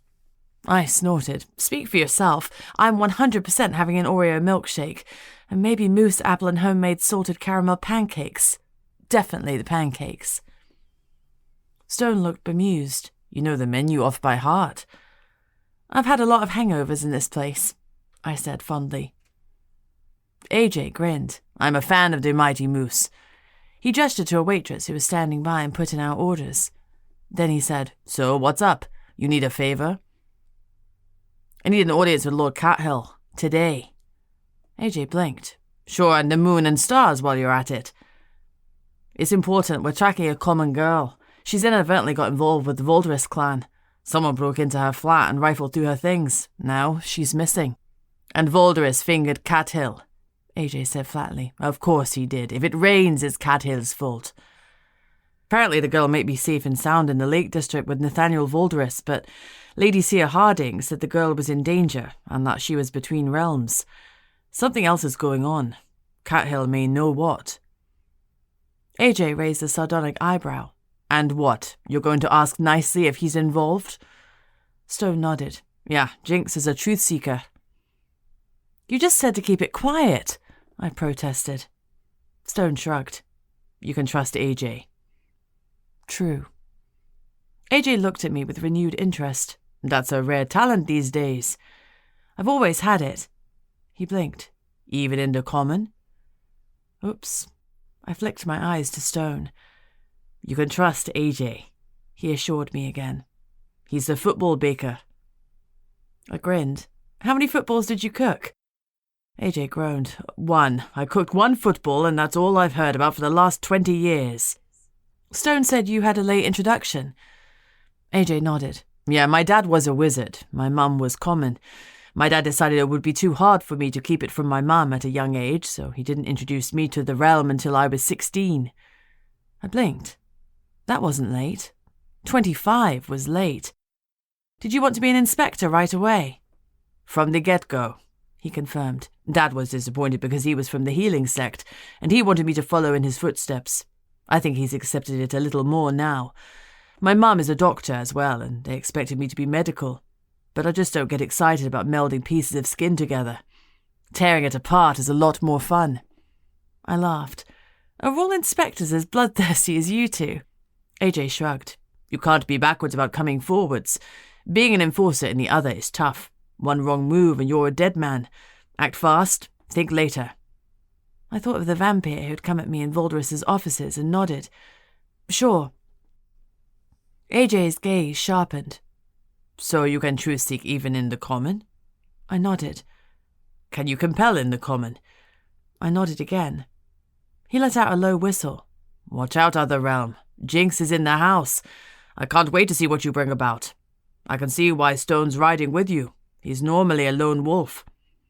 I'm thinking about expanding my pack, Stone said, not looking at me. I felt a massive smile creep across my face. Just then, the waitress arrived with our food and drinks. I thanked her happily and took a good pull of my milkshake. I passed it to Stone. Try this. Honestly, it's great. He took a small slurp and grimaced. Ugh, that is pure sugar. I know, isn't it fab? Stone shook his head. You should be obese. I stuck my tongue out at him. AJ got out his phone and tapped a message before he dug into his mighty mousse potato hash on granary bread with fried eggs and bacon. Yum.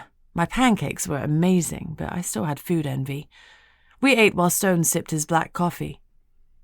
Once I'd finished eating, Stone left to use the bathroom, and I took advantage of the moment alone with AJ. I know Stone trusts you, but I don't know you. Will you give me your oath that you'll keep my truth-seeking abilities to yourself? AJ nodded. I'm Stone's man. If he trusts you, I trust you. I give you my oath. As we will it, so shall it be. True. I blinked. No ripping into your veins and spilling vast amounts of blood. AJ grinned. Wizard oaths are a little lower key, but no less binding. I nodded and took a slow slurp of my milkshake as Stone returned to the table. No sooner had he sat down than AJ's phone beeped. He read the message and grimaced. Now we've got to move. He pulled out his wallet and flung some notes on the table. As we made a hasty exit, he said, Lord Cathill will see you now. His car will be coming down Dale Street. You have 2 minutes. My instincts were shouting at me, and I'd learned to listen. I shrugged out of my black suit jacket, unbuttoned a few of my shirt buttons, and released my hair. I pulled some lipstick out of a pocket and applied it hastily. Gatto stood as we exited the cafe and came to greet me. Send me to the common, I ordered. I bent low and he touched his head to my forehead. Bam!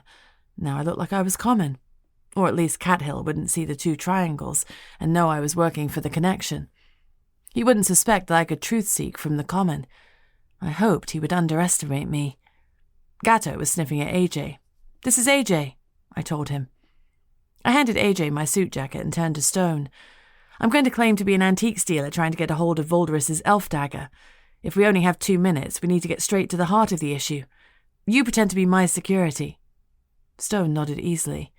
He knew how to roll with a plan. AJ grinned at me. You're bonded to a hellhound. He nodded at Gatto. Of course you are. This is Gatto. I introduced him. You do look like a big cat. AJ commented. Gatto let out a low growl. Dog, AJ said, holding up his hands. Massive, manly hound. Gatto wagged. AJ shook his head. Leave the hound with me. He's not going to fit in the car. He thought about it, then added, Well, he might fit in the car, but I'm not sure Cathill would want him to. Here it is. Here's the car. Gatto, stay with AJ. I'll be back in a minute. AJ walked away before the car pulled in, with Gatto at his heels. A black, brand-new Mercedes-Benz Maybach S650 Pullman pulled up. I let out a whistle. Oh boy, look at that beaut. Stone opened the back door of the car and climbed in. The man inside was dressed in jeans and a casual shirt. He looked a little like Heath Ledger, but with longer, surfer-dude hair. He had 3 triangles on his head and a circle around them. It was hard to imagine this guy as a big, scary vampire. He was seriously hot. The Maybach had 2 rows of seats facing each other in the back of the car. I climbed in next to Stone, opposite Cathill, and shut the door. The moment we sat down, the car started to move. Hello, beautiful, Cathill greeted me, ignoring Stone. What's your name? I wanted to say, my name is Shut Up, but I corralled my snarky instincts and aimed for friendly instead. I'm Jinx, I said warmly. He beamed. Oh, I'm sure you're nothing but good luck. I smiled back. To my friends, I agreed, but not to my enemies. That snark had slipped out. I'll make sure to be the former. Lie. Well, that sucked. We'd only just met and he'd already decided we were enemies. Did that mean he knew who I was? If so, how? And he was so yummy looking too. Damn it, why were all the yummy ones always gay, taken, or homicidal vampires? All right, the gloves were off. I'm looking for 2 things. One is a friend of mine, Hester Sorrel.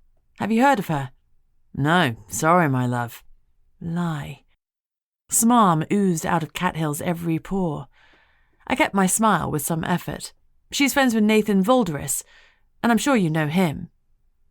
Cathill lost his smile. I know him. Insolent little ankle biter. Have you seen him in the last day or 2? No, he said shortly. Lie. Oh, Cathill, you are in it to your eyeballs, I thought. If only I knew what it was. Nathaniel, I was doing my best clueless blonde routine, said he had a priceless dagger to sell me. It's elven, you see, and they're pretty hard to come by. I just need to touch base with him. One of the vampires I spoke to said he saw you talking to Nate the other day. He didn't sell you the dagger first, did he? I don't know anything about a dagger, he reassured me. Lie. I pouted. You don't have it, because I'll totally buy it off you. I have a very interested buyer. No, he said firmly. I don't have the dagger. It was the first true thing he had said. Oh, man, and you don't know where I can find Nate or Hester? No, he repeated. Lie. Cathill knocked on the roof of the car and it pulled over. I'm sorry, he said insincerely. I have a call to make now. Well, another truth. He turned to Stone. What's your interest in this matter, Inspector Stone? Just providing some security to Miss Jinx. Lie. Cathill's eyes were still wary. Good day, Inspector Stone. Jinx? I gave a finger wave. Such a pleasure to meet you, I lied with a smile. And you. Lie. Stone and I climbed out of the car and watched it head towards St. George's Hall. We'd been dropped by St. John's Gardens. Well, I said to Stone, he is a big fat liar. Chapter 14. Stone rang AJ, who said he'd meet us in the gardens. Then Stone suggested, let's debrief before he joins us. I thought you said you trusted him, I said, surprised and a little alarmed. I do with my life, but the fewer people involved in this investigation, the better. I don't want to put AJ in an awkward position. Cathill has got cops and inspectors and politicians in his pocket. Let's keep it all between us for now. I shrugged. Your friend, you're cool. Cathill was lying when he said he didn't know Hester. He was lying when he said he didn't know where Hess and Nate are and that he hadn't seen them in the last day or two. He was lying when he said he didn't know about the dagger. About the only truth was that he didn't have the dagger. But here's the kicker. You know I said whoever searched Hester's room was full of rage. Cathill felt just like that. I only caught the edges of it because it's a lot harder in the common, but I've never felt rage like that. What's he got to be so angry about? He's head of a vampire clan and the vampire member in the symposium. Stone's eyes narrowed. He might have meddled in areas he shouldn't have. What do you mean? I asked. I could see Stone debating whether to answer me. Demons, he said. He might have summoned a demon. Once summoned, they share your body until either you cast them out or they cast you out. Until then, you're locked in a battle for your lives. Why would anyone summon a demon when that's their potential fate? Desperate people do desperate things. Cathill only just won the election, and his win was a surprise. Maybe he had some demon help. On the day of the election, many people couldn't explain why they voted for him. At Volderis's request, we investigated tampering, but there were no indications of a compelling or a clearing of anyone's mind. But a demon can slide in and out without leaving a trace. They're rarely summoned because the price is too high. Your body? Stone nodded. And your soul. I swallowed. Is Cathill still in that body? Stone shrugged. I don't know. If we're right, after 2 years, who knows where the demon starts and Cathill ends? I saw AJ and Gatto coming towards us and gave a friendly wave. Gatto leapt towards me, licking me and jumping up. He touched his nose to my head, and boom, the sky was lilac and the grass was turquoise. I kind of missed it. I guess I was getting used to life in the other. Good cover, I praised Gatto. He leapt down and wagged his tail. Thanks, pup. AJ joined us. I hope you got what you needed. I shrugged. Hard to say what we got, but it was helpful. Thanks. He waved it away. No problem. I'm sorry, but I've got to go. There's been a disturbance on Bold Street. I need to do some clearing. Need help? Stone offered. Nah, I know you're on a trail. Get to it before it goes cold. AJ smiled at me. I'm sure I'll meet you again, Jinx. I hope so, I said warmly. Thanks for watching Gatto. I'm pretty sure he was watching me. One of your creatures touched base with me, Stone said to AJ. The Prime. Said he has news for you. AJ nodded. Cheers. I'll reach out. Stone nodded. Then he hesitated. Any rumblings about trolls? I saw at least 11 last night, all on Church Street. Church Street is one of the main arteries running through the heart of Liverpool. Whatever the deal was with these trolls, they weren't being subtle about it. AJ raised an eyebrow. That's odd. You normally see 1 or 2 off the path, but not that many. I haven't heard anything about the trolls, but I'll do some digging. I'll get Elvira on it. Stone's face tightened at the name, but he didn't object. AJ waved goodbye and broke into a light jog. In a moment, he was gone. Blink, and he was gone. Superman fast. Whoa, I said to Stone. Where did he go? Stone avoided my eyes, but I saw him clench his jaw. He wasn't impressed with AJ's display, whatever it was. Let's head back to the chapter house, he suggested, changing the subject. Huh. Okay, so he didn't want to tell me. That was fine. I was a private investigator. Sooner or later I'd find out the truth. I appreciated that he hadn't lied to me, though. You can just tell me you can't say, I said uncomfortably. I can't say, he replied softly. Sorry. I bumped him gently. No problem. We all have secrets, and sometimes they're not our own. Stone smiled gratefully. Yeah, something like that. We went back to the chapter house and up to my room. The way I see it, I said, we have 2 avenues of investigation left. We can try to speak to the elves to see what's so special about this dagger. That might lead us to who is tracking Nate and Hess. Or we can go to the DZ in the lakes and try to find Nate and Hess ourselves. I agree. Let's do the latter and follow the people. That was my preference too. It was just before 12. I picked up my phone and rang the DZ. No answer. Most DZs are closed through the week and open on Friday afternoon or evening. It would only take a little under 2 hours to get to Skydive Northwest. I brought up their website, but it didn't show their Friday opening times. We'd just have to roll the dice. The worst-case scenario was that we'd have to wait a couple of hours to see someone, but missing persons cases are all about timing. As time moved on, the likelihood of us finding Hester alive decreased. We packed our bags and left. As we walked towards Stone's car in the garage, a woman dressed in a black suit and white shirt, which looked painted on, stepped out. She was wearing ridiculously high heels. Her skin tone was Mediterranean, her dark hair was swept up, and her eyes were expertly outlined in black coal. She was beautiful, and she had 3 triangles on her forehead. The other was really going to give me an inferiority complex if I kept seeing beings who looked like her. Her nose had the tiniest kink in it, so I was fairly sure she wasn't a vampire. Kink or not, I'd never felt more plain Jane. Zach, she greeted Stone warmly. She appraised me with a quick flick of her eyes. Lips pursed. New partner? Thought you weren't allowed to train anyone anymore. I chose not to partner up now. I choose to do so. With her, she said disdainfully. Is it because she lets you use her hound? No, Stone said shortly. True. Thank goodness. I'd had a moment of fear that I was about to find out an ugly truth. He skirted around her and unlocked his car. He put our bags in the back and opened the boot for Gatto. Gatto let out a horrific fart.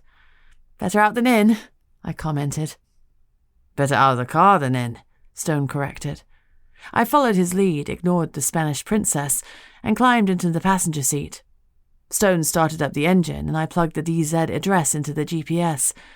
As we drove out of the secret underground parking space, coal eyes watched us leave. So, I said brightly. An ex?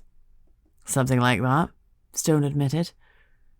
I waited a good 5 minutes before he slid me a glance and relented. And my family wanted me to marry Elvira. I said no.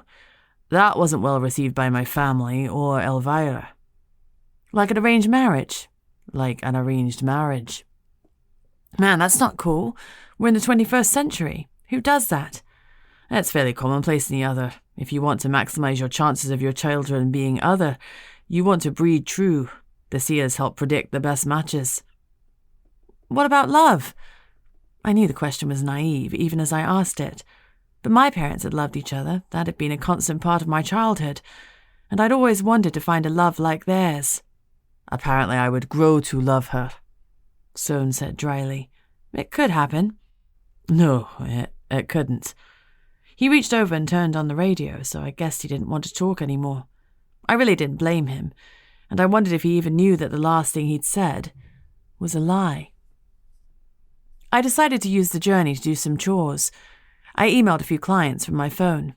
There was a service request that was time-sensitive. I declined, explaining I was on a case out of town, but sent them details of another PI firm that I was friendly with. I turned down the music a little and rang the Sorrels. I wasn't sure how much I could update them without mentioning the other, but I needn't have worried because Jackson answered the call and told me he would take a message. I explained that Hester had been seen during the early hours of Tuesday morning with a friend and that we were travelling to their last known destination. I'd call later when I knew more. I rang off and cast a sidelong glance at Stone. You want to talk about it? I offered. You're stewing. He opened his mouth to deny it and closed it again with a snap. I guess hanging out with a truth seeker can be really annoying at times. Then he sighed. Elvira is supposed to be working in Scotland, so it's surprising to see her in Liverpool. I'm concerned my father arranged for me to run into her, and that he hasn't given up on the pairing. This isn't what you want to hear, but at least your father is alive, and he cares enough to interfere in your love life. Silver linings and all that. Sorry, Stone said shortly. Don't be sorry. Just because my parents are dead doesn't mean you can't bitch about yours. I'm merely saying there are worse problems. Just keep saying no. Your dad will get the picture one day. You think? Stone agreed dryly. How long has it been? 22 years. 22 years?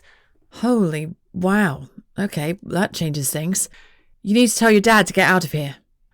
Stone barked a laugh. I can't wait for you to meet him. He's not going to know what to do with you. Most people go for adoration. You're good with people, Stone agreed. So, why such a small pack? It was a heavy question. I always knew I was different. No one else could tell if people were lying or telling the truth. As soon as I could talk, my parents told me that I needed to keep that piece of myself hidden. I grew up being warned not to trust anyone, and that message was reinforced by the number of times I heard people lie to me, about me and for me. People lie all the time, and it gets wearing after a while.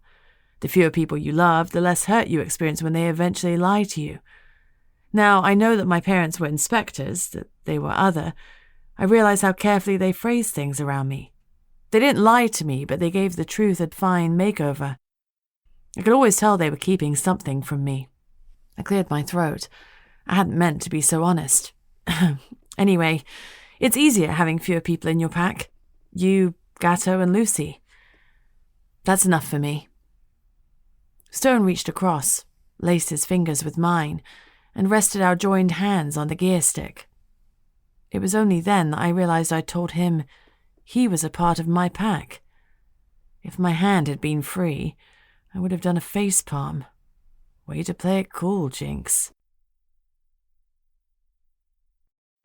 Chapter 15. The sat-nav told us we were nearly there. We were surrounded by rolling field after rolling field. The mountains stood proudly in the distance. The essence of the Lake District for me. I had climbed them all with my parents at one time or another. I'd only jumped at Skydive Northwest once or twice, but the beauty of its location from the air had stuck with me. I jumped in Portugal and Spain, but the lakes were still one of the most picturesque places I'd seen. Stone slowed the car and turned left onto a road that had so many potholes he had to swerve round like he was in slalom. I breathed a sigh of relief as we rounded the corner and saw a row of cars. The DZ was busy. Skydive Northwest often had its own weather system, different to the surrounding area, but for once, we were being treated to mild October weather with blue skies and low winds. There wasn't a cloud in the sky. Good jumping weather. The old excitement thrummed through me. Stone parked and released my hand. I figure we act like I'm here for a jump, then we can snoop around a bit under the radar, I suggested, already missing his touch. Stone grinned. Great minds think alike. I had the same idea. Cool, I beamed. I was going jumping. I hopped out of the car, opened the boot for Gatto, and let him stretch his legs. Then I grabbed some jeans and a t-shirt from my duffel. I wasn't going skydiving in my suit. I'll get changed in the toilet cubicle. I'll meet you in the office. Stone handed me the car keys. It didn't take me long to change. The toilet facilities were clean but basic, and I didn't want to linger in them. I dumped my suit back in the car and locked it. Stone was in the office with a woman I vaguely remembered from last time. She looked up as I walked in. You've a familiar face. Have you jumped here before? She was a salt and pepper brunette in her 50s, and she looked warm and friendly. Her face was creased with laughter lines. I felt sure her name began with an S. Susan, maybe? Yeah, I'm Jinx. I've been here before, but it's a long while since I've had my knees in the breeze. Is your BCPA license still current? I shook my head. Nope, you're going to have to sign me up. She pulled out some papers. Sure thing. I'm Sarah and I run the DZ. If you have any questions, you find me. Our CCI is Chris. You'll find him out front with a hat on and some bright trousers. Will you be hiring a rig? I nodded. I used to jump a 160, but to get back into it, I guess a 180. Plus I've put weight on, so my wing load has probably changed. She eyeballed me. Oh, you'd be fine on a 160, but 180 would be a good idea considering it's been a while. How long? 4 years. She shrugged. We'll get you a refresher course, but it's like riding a bike. You don't forget. Look, locate, peel, pull, punch, recover. No, you don't forget. She gave me a thumbs up. How many jumps under your belt? 221. We completed the paperwork, including purchasing my BCPA license, which came with £1 million of insurance cover. Can I hire a jumpsuit too, preferably one with booties? I asked. No problem, just get your name on the manifest and we'll get you sorted. Speak to Chris for the retrain. I'm here because I bumped into Nate Vulderis at a club in Liverpool. He inspired me to start jumping again. She smiled. Oh, Nate is so passionate. We're so lucky to be linked to such an active university like Liverpool. The skydiving community is really growing. I'm glad Nate touched base with you. Is he here? I asked. He said he would be. Oh, I haven't seen him, but it wouldn't surprise me. He's usually here if the weather is good, though sometimes the students come up later on Fridays after lectures. I'm sure you'll see him tomorrow if you're sticking around. All true. She hadn't seen him. I felt a tendril of worry for him and Hess. If they weren't here, where were they? Doesn't he have a caravan here? Stone asked. I'll pop a note under the door. Sarah nodded. Yes, he does. Someone can show it to you after Jinx's jump if you want to check in with him, though obviously we can't let you inside it. We left the office and jotted my name down on the lift manifest chalkboard. The old excitement was buzzing through me. The airplane was on the runway, and the jumpers were walking across the field. I watched enviously as they climbed in the PAC. It was a top-of-the-range specialist skydiving airplane and had been new to the DZ when I jumped here last. It went effortlessly up to 15,000 feet. The plane took off and I watched it circle and climb. It was only a few minutes before I saw the wind drift indicator, the WDI, being thrown out. It was the first lift of the day, so they were checking the uppers before the first lift jumped. 30 seconds later, the jumpers started to leave the plane. They were in the sky a minute or two before their canopies started opening. Man, it was so cool. Stone was watching me. Better than sex? He asked curiously. I felt my cheeks warm. Not quite. I considered his words. Close, but not quite. Stone laughed. Oh, thank goodness. I was called over by the CCI, the club chief instructor, Chris. He had a strict, no-nonsense approach, which I appreciated. He ran through the recovery drills, we discussed my exit from the plane, and did a few practices out of the mock-up. I was feeling confident and excited, though there were a few nerves thrown into the mix too. I pulled on my hired jumpsuit and checked the fit of the booties, then grabbed the rig and pulled it on. After I'd secured my leg and chest straps, Chris checked me over. He told me my AAD, my automatic activation device, was a Cypress that would fire at 1,600 feet. That meant my reserve parachute would fire automatically at 1,600 feet if I was still falling. He told me to pull at 3,500 feet, as it had been a while since I'd jumped. He gave me an altimeter, which I secured and checked. It was set at 0. I put on my goggles and my helmet, and he handed me a hook knife to use if I had a line over. I secured it to my chest strap. Once I was fully geared up, Chris checked me over again. When he patted my back, I knew I was good to go. As I joined the other skydivers waiting to jump, I made small talk about Hess and Nate. No one knew Hess, but everyone knew Nate.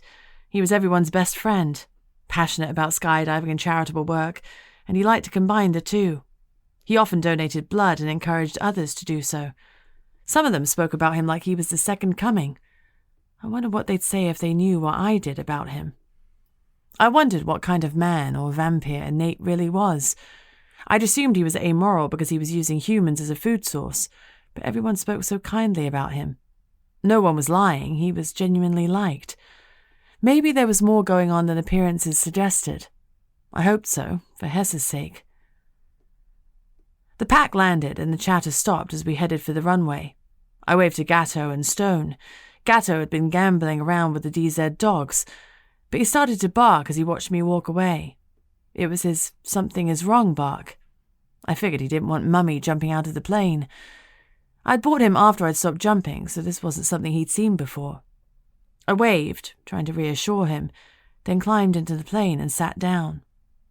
The plane had a great sound system and rock music blared out at us as we started rumbling down the runway. Okay, the jump master asked me.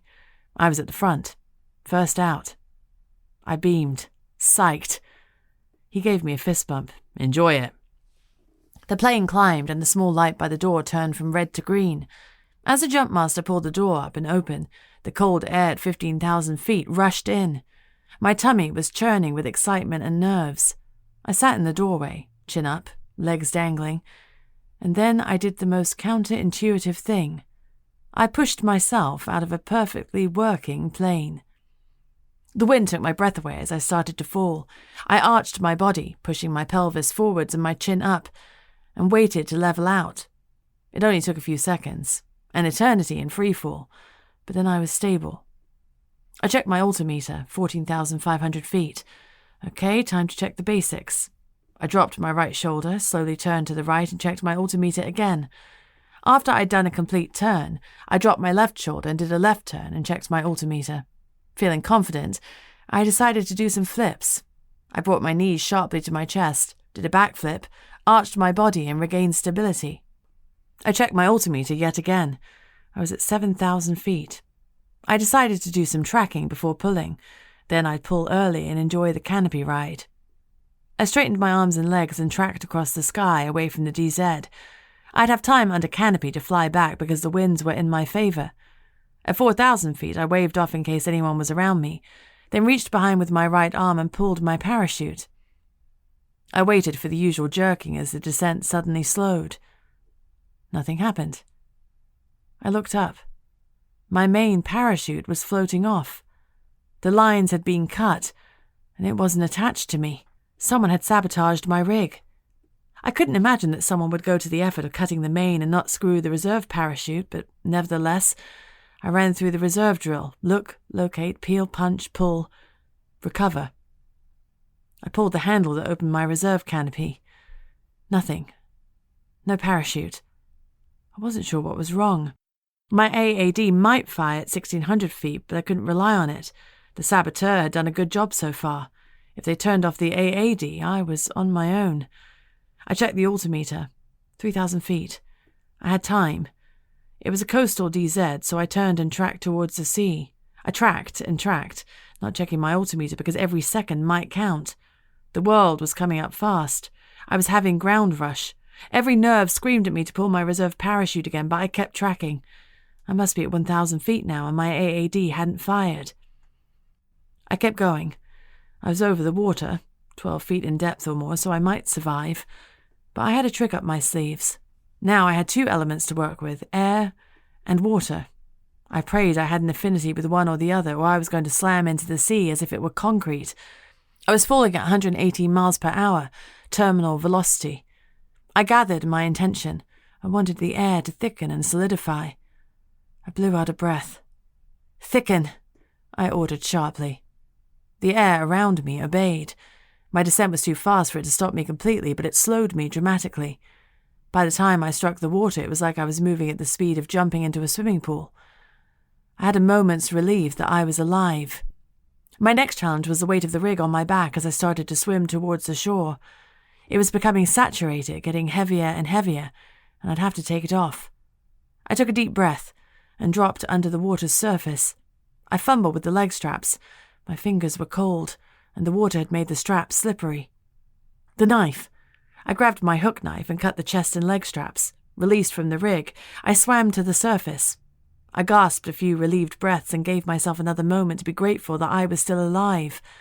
A moment was all I allowed myself. I wasn't out of the woods yet. I started swimming to shore again. I needed to keep moving or I'd freeze up. A black Range Rover was roaring down the beach towards me. Something bobbed up next to me. I turned to look. It was a merman. Of course it was. If I'd had any energy left to be shocked, I would have been. But I was all out of shock. His skin was so pale it was almost translucent, and his hair was nearly as long as mine, but a dark, vibrant green. He had bright blue scales on the waist down that matched his eyes. His shoulders were broad, his hips narrow, and his muscles had muscles. "Hey," I greeted him casually. The merman smiled. "Hey, are you okay? That was a dramatic landing." "I'm all about making an entrance," I joked. The adrenaline was leaving me, and I was starting to experience shock. "Can you help me to the shore? I'm getting tired." I had no idea if mermen were friend or foe, but I could really use a hand, or a tail. Sure, he said. I'm Jack Fairglass. My honor to meet you, Jack. I'm Jinx. My honor to meet you, Jinx. Lie on your back. I flipped over and he carefully put an arm around my head and started towing me in a classic lifeguard move. I relaxed as we moved through the waves quickly and easily. After a long minute, he slowed. You should be able to stand now, Jinx. Sure enough, I reached down and felt sand under my feet. I'd never been happier. So, I said, what brings you to the Irish Sea? He grinned. You're pretty unflappable, you know that. That was my most exciting skydive so far, but I was hoping I'd be able to use air or water to save me. He gave me an incredulous look. You didn't know if you could prime air or water? No, but it seemed like a good time to find out. I'm new to the other. How new? Jack asked. I considered. About 30 hours, I guess. He threw back his head and laughed. Sweetheart, you're something else. Well, just so you know, mermen don't officially exist. He was tracking Stone's progress down the beach. I better go. Cavalry's here. Nice to meet you, Jinx. Thanks for saving me, Jack, even if you don't officially exist. He waved off my thanks. You'd already saved yourself. I just gave you a ride. My honor to meet you, Jinx. You take care. You too, I called as he moved away. He gave me another friendly wave before he dived into the sea and disappeared. I started wading onto land. The Range Rover came to a stop close to me and Stone leapt out. Gatto charged out too. Hey guys, I called out. I'm a bit wet. There was relief on Stone's face. If you fancy going for a swim, you should have said. You want to join me? Water's not too bad. I wasn't lying. The sea was pretty warm, although the air was biting. It was mild for October, but it was still too cold to be soaking wet. Gatto ran into the water to greet me and barked at me reproachfully. Next time I'll listen when you tell me something's wrong, I promised, stroking him. He huffed but gave me a lick. I guess he'd forgiven me. We walked out of the water together. Stone had grabbed a towel from his sports bag and he wrapped it round me, hugging me close. His warmth soaked through to me. That was a bit scary, I offered. I'm going to have nightmares for a week. I stayed in his arms, enjoying the feeling of safety. You give good hugs, I murmured into the crook of his neck. His arms tightened around me. It's listed as part of my skill set on my CV. That buzzed as a lie, which made me smile. Imagine if it were actually in his skill set. I was still smiling into his neck when I remembered abruptly that everyone at the drop zone had seen my skydive. Chris, the CCI, would have been watching my progress through binoculars. I grimaced. You're going to have to do some mind clearing. We'll say my main had a line over, so I cut away, then got fixated on the sea under my reserve canopy. It happens. Stone nodded. He was rubbing my back, trying to warm me. I'm okay, I reassured him. He didn't stop hugging me. Someone tried to kill you, he pointed out levelly. Yeah, we must be doing something right. Chapter 16. I dug out some fresh clothes from my duffel and used the car door as a changing room shield, while Stone pointedly faced in the other direction. All done, I called. I didn't mention Jack to Stone. Jack had said merman didn't officially exist, and I didn't want to sound crazy. Also, Jack had helped me, and I wasn't going to betray his trust if they wanted to remain hidden. I trusted Stone completely, but I understand about keeping secrets. Stone definitely had some, and I've spent my whole life protecting mine. Can you do a group mind clearing, or will it have to be one by one? I asked. I can do a mass one. It's a good thing we recharged last night. After I'd rubbed Gatto down, we climbed into Stone's car and returned to the DZ. As we got out, everyone rushed towards me. As Stone grabbed me with one hand and held up the other, they all froze, statue still. I felt power whip around me, but it didn't touch me. Clear, Stone intoned. Only one person didn't freeze. A man. He saw that I'd noticed and started running. There was a flare of light. Everyone was released, and Stone took off after the guy. I decided it would be best if I stayed and faced the music. You all right? Chris asked, rubbing his eyes and looking a little dazed. I nodded. I got a line over, so I cut away the main. Then I guess I got fixated on the sea. I flew right into it. Oh, it happens, Sarah reassured me. How are you feeling? Fine, but I lost the rig. I'm so sorry. She shrugged. That's what insurance is for. She gave me a one-armed hug. Was it your first cutaway? I nodded. Yep. You know what that means, right? I smiled ruefully. A beer, fine. A crate should do it, but maybe 2 would help the investigation get underway a little more easily. Alcohol lowers inhibitions, which is always handy when interviewing people. You want to do a hop and pop? Yeah, I need to get back on the horse. The crowd cheered. While Stone was still chasing the suspect, I geared up for another jump.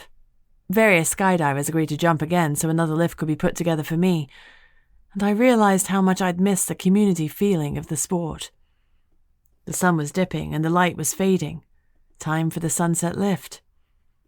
I watched my rig being packed. Gatto was by my side and he seemed happy for me to jump again.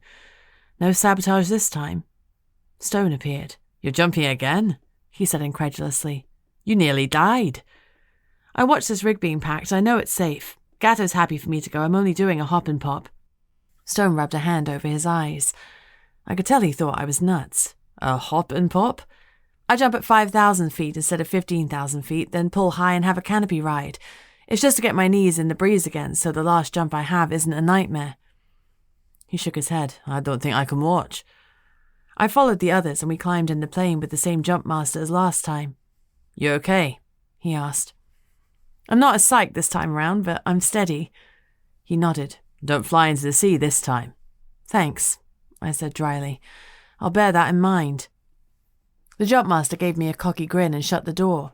The plane's engine roared.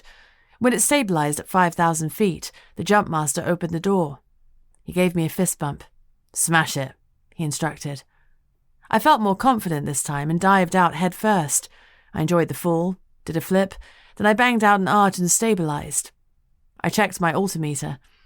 4,000 feet. I gave it another few seconds, then waved off and pulled.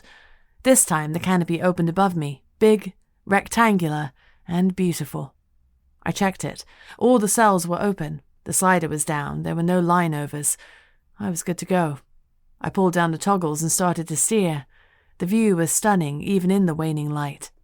I flew towards the DZ and started to pull on my right toggle, causing me to spiral down. I normally enjoyed a canopy ride, but Stone was feeling anxious about me, so I spiraled down, losing height fast. I flared my canopy and landed easily on my feet. I turned and pulled in the parachute, gathering it and tossing it over my shoulder. I walked into the hangar to raucous applause. That jump had been textbook, from start to finish. After I'd removed my rig, suit and helmet, I found Stone leaning against the hangar. Okay, I asked. You're nuts, he said. Takes one to know one, I countered, sticking my tongue out at him. He shook his head and slung an arm around my shoulders. As we left the others behind, I asked quietly, what happened with the runner? The good news is I found your saboteur. The bad news is he was killed before I could get any real information out of him. I blinked. Jesus, that's a bit extreme. Not by me. Stone hastened to explain. He confessed to sabotaging your rig, but he said that his mistress meant it as a test. She never expected you to die. Before I could ask more, his face turned red and he stopped breathing. He clawed at his throat, but something was blocking his airway. Stone's jaw clenched with frustration. I couldn't work out how to release the binding in time. He died. Not your fault, I reassured him. That one's not on you. Stone rubbed his hand through his dark hair. I should have drawn a rune on him, but it was all over too quickly. I thought it was a band of air around his throat that I could move. You're not a god. You can't save everyone. Yeah, he agreed, but I could tell he hadn't let it go. What did you do with the body? Nothing. When he died, his body shimmered and disappeared. I blinked. And turned into ash, like the vampyrs. Stone shook his head. No ash, he just disappeared. Was he definitely dead? Yeah. Is that normal? It's a new one on me, he admitted, but this realm is something else. You got that right, I agreed. Well, there's no point in crying over spilt milk. We need to buy some beer. The Liverpool students should be arriving soon. When everyone's drunk, we'll break into Nate's caravan. We grabbed Gatto and drove to a local shop. It was only small, but it was well stocked with alcohol. They understood the skydivers' needs. In the packing shed there was a motto on the wall. My drinking club has a skydiving problem. We bought sandwiches and crisps for dinner. The DZ had a cafe, but it was closed on Fridays, so we were fending for ourselves. We hadn't planned where to sleep. We could use the bunkhouse, which was free, but in my experience, bunkhouses were small and dank, with row after row of bunk beds, often with amorous students sharing the tiny single mattresses. There was a Premier Inn with 24-hour reception about 15 minutes away, which got my vote, and there was always Stone's car. We had options, so we decided to see what the night brought us. Normally, a beer fine was 1 crate of beer, but I bought 2. The DZ was busy, and I wanted people to start drinking so they'd start talking. To help things along, I also bought a crate of white wine. It was all being charged to Lady Sorrel, so I could afford to splash the cash. As Stone and I ate in the car, we discussed tactics. We split up again, lie, flirt, whatever was needed to get us some answers. If Nate wasn't here, I wanted to know where he might be. And had any of these students met Hess? I also planned to dig into the drugs a little more. Hess and Nate had both been using. Was that connected to their disappearance? And was Nate dealing either to students or to the vampyrs? Had a deal gone wrong? I didn't feel like the drugs were key, but we needed to explore all avenues. Stone and I drove back to the DZ and carried our alcohol offerings into the packing shed to loud cheers. The students had arrived. "Beer fine!" someone hollered, and the freeloaders descended. I was the lady of the hour. Everyone had heard about my little incident.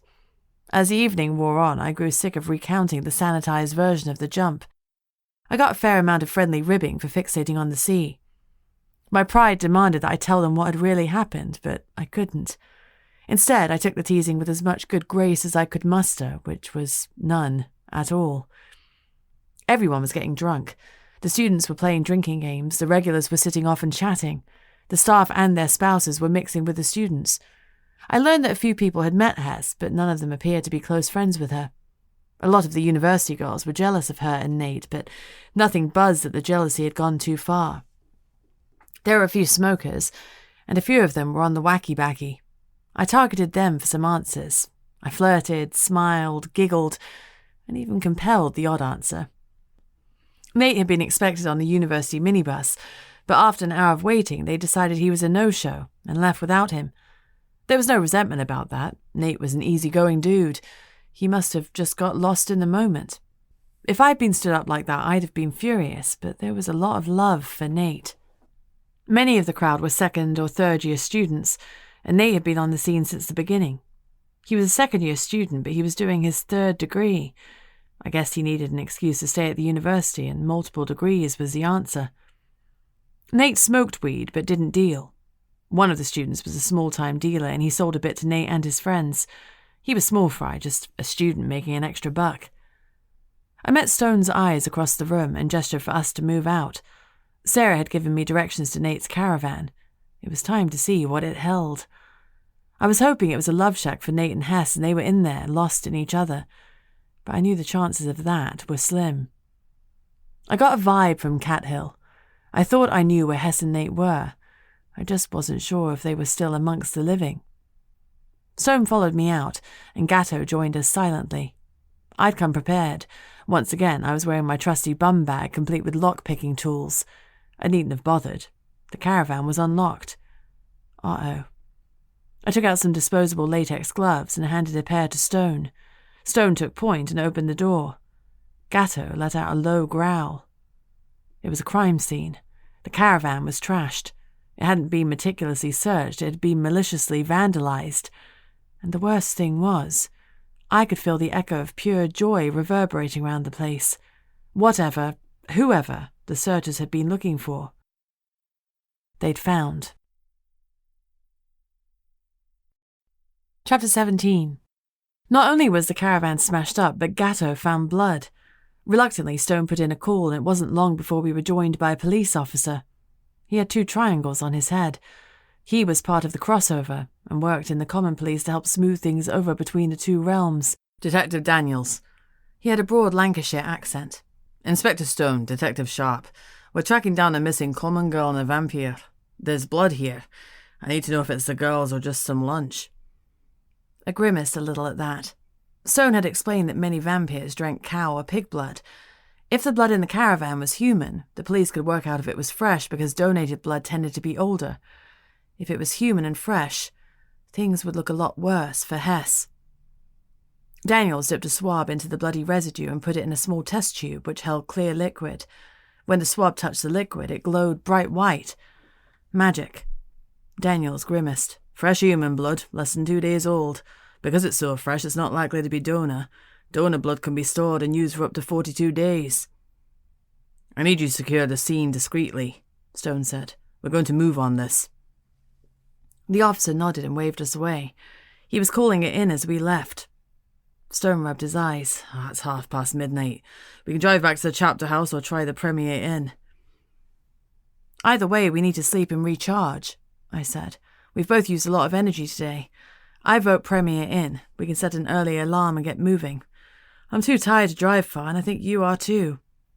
I could keep going with some energy drink, but clearing the group's minds took it out of me. Let's get some sleep. We're already 2 days behind Nate and Hess, so a few hours sleep won't make too much difference, and we'll be sharper in the morning. We went back to the packing shed to say our goodbyes. We didn't want to sling off in the night when tomorrow they would awaken to a crime scene on their DZ. We didn't want to be linked to that. When we arrived at the hotel, there was a slight hiccup. There was only one room. Oh, it doesn't matter, I said wearily. I'm shattered, let's take it. At least it was a double bed, but the room was poky and there was barely enough room for Gatto. Still, it was better than the bunkhouse. We changed and brushed our teeth. Gatto portaled us to common, and we tumbled into bed.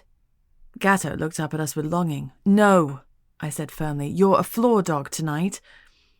He huffed but settled down, looking at me reproachfully to make it clear that he considered his bed barely adequate. I patted his head. Sleep well, pup. If I hadn't been so tired, it would have been awkward, but thankfully I was exhausted.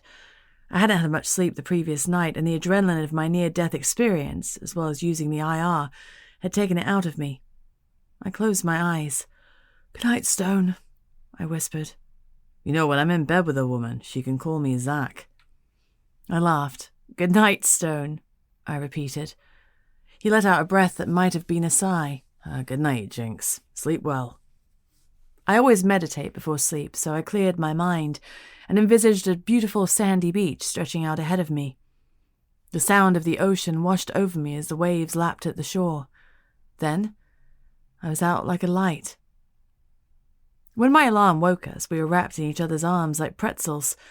There was a moment of embarrassment on both sides, and we disentangled and tacitly agreed not to mention it. I tried not to think about the feel of his warm arms around me or his wonderful smell. We dressed and were in the other and on the road by 7 a.m. Stone had tapped out a text to AJ, who had arranged a 9:30 a.m. appointment for us with Volderis. It was easier to make an appointment with a former Symposium member than the current one. AJ texted back that he touched base with the dragon, Emery, who said there was a worrying surge in troll numbers in the city, about 100 of them. Dragons and trolls don't get on, and it was making Emery edgy. Stone hoped that the dragon was exaggerating. 12 trolls was unusual. Hundreds was unheard of. We grabbed a drive through Mickey D's breakfast and parked at the chapter house. I was secretly pleased not to see Elvira or the siren again. As we walked to exchange flags, Bertie the liver bird was there, looking over the city. Bella was nowhere to be seen. Stone and I inclined our heads to the giant bird, who clacked in response. We walked on towards GV Law. I hope you don't have to decapitate more vampyrs today, I said lightly. Probably not. AJ said Volderis accepted the appointment very quickly. He's probably realized that Nate really is missing. Vampires are a strange society, but they value their children. As a result of the verdict, they're only allowed to turn a new vampire when one of them dies. It's a form of population control. The newly turned vampire is assigned to a clan and given a family unit. Unusually, Nate is Volderis' genetic son, born to him when they were both human. They were attacked and turned together in pre-verdict times. There's nothing Gabriel Volderis won't do to secure Nate's safe return. I filed that piece of vampire knowledge away in my other Rolodex, along with mermen are real but are pretending not to be, and dragons don't like trolls. How are we going to do this? I asked. Carefully. We don't want to start a clan war between Cathill and Volderis because, well, that would end badly for everyone. When a war breaks out, there's always huge collateral damage. We need Voldris to accept that we're going to handle it. I bit my lip. That seems a tall order. Stone sighed. Yeah. You know, normal missing persons cases are a lot easier than this. Usually I find them and they don't want their family to know. I report back that they're alive and well, but choosing to cut the family ties. Or I find a dead body. I've never actually had a full-on kidnapping situation before. Something new for you, said Stone flatly. Lucky you. I can add dealing with kidnappers to my CV, I said lightly. Silver linings. His tone was dry. Should we agree a signal so I can tell you if someone is lying? Stone shook his head. Vampyrs have heightened senses. Even if we chose a small signal, it's likely they would notice it. I'll start the questioning and you take over if there's an avenue you want to explore. We'll discuss it afterwards. Voldris knows about your skills, so pay attention to how you phrase your questions and how he replies. He's had centuries of practice in giving the truth a makeover. We entered the headquarters of GV Law. The same exotic receptionist was there. She was biting a nail as we walked in, but she stopped and straightened when she saw us. Go right in, she instructed. She wasn't so cool this time. We weren't alone with Voldris. He was sitting behind his mahogany desk with a vampire on either side of him. One was the brunette we'd seen in Zanzibar. The other was Lord Cathill.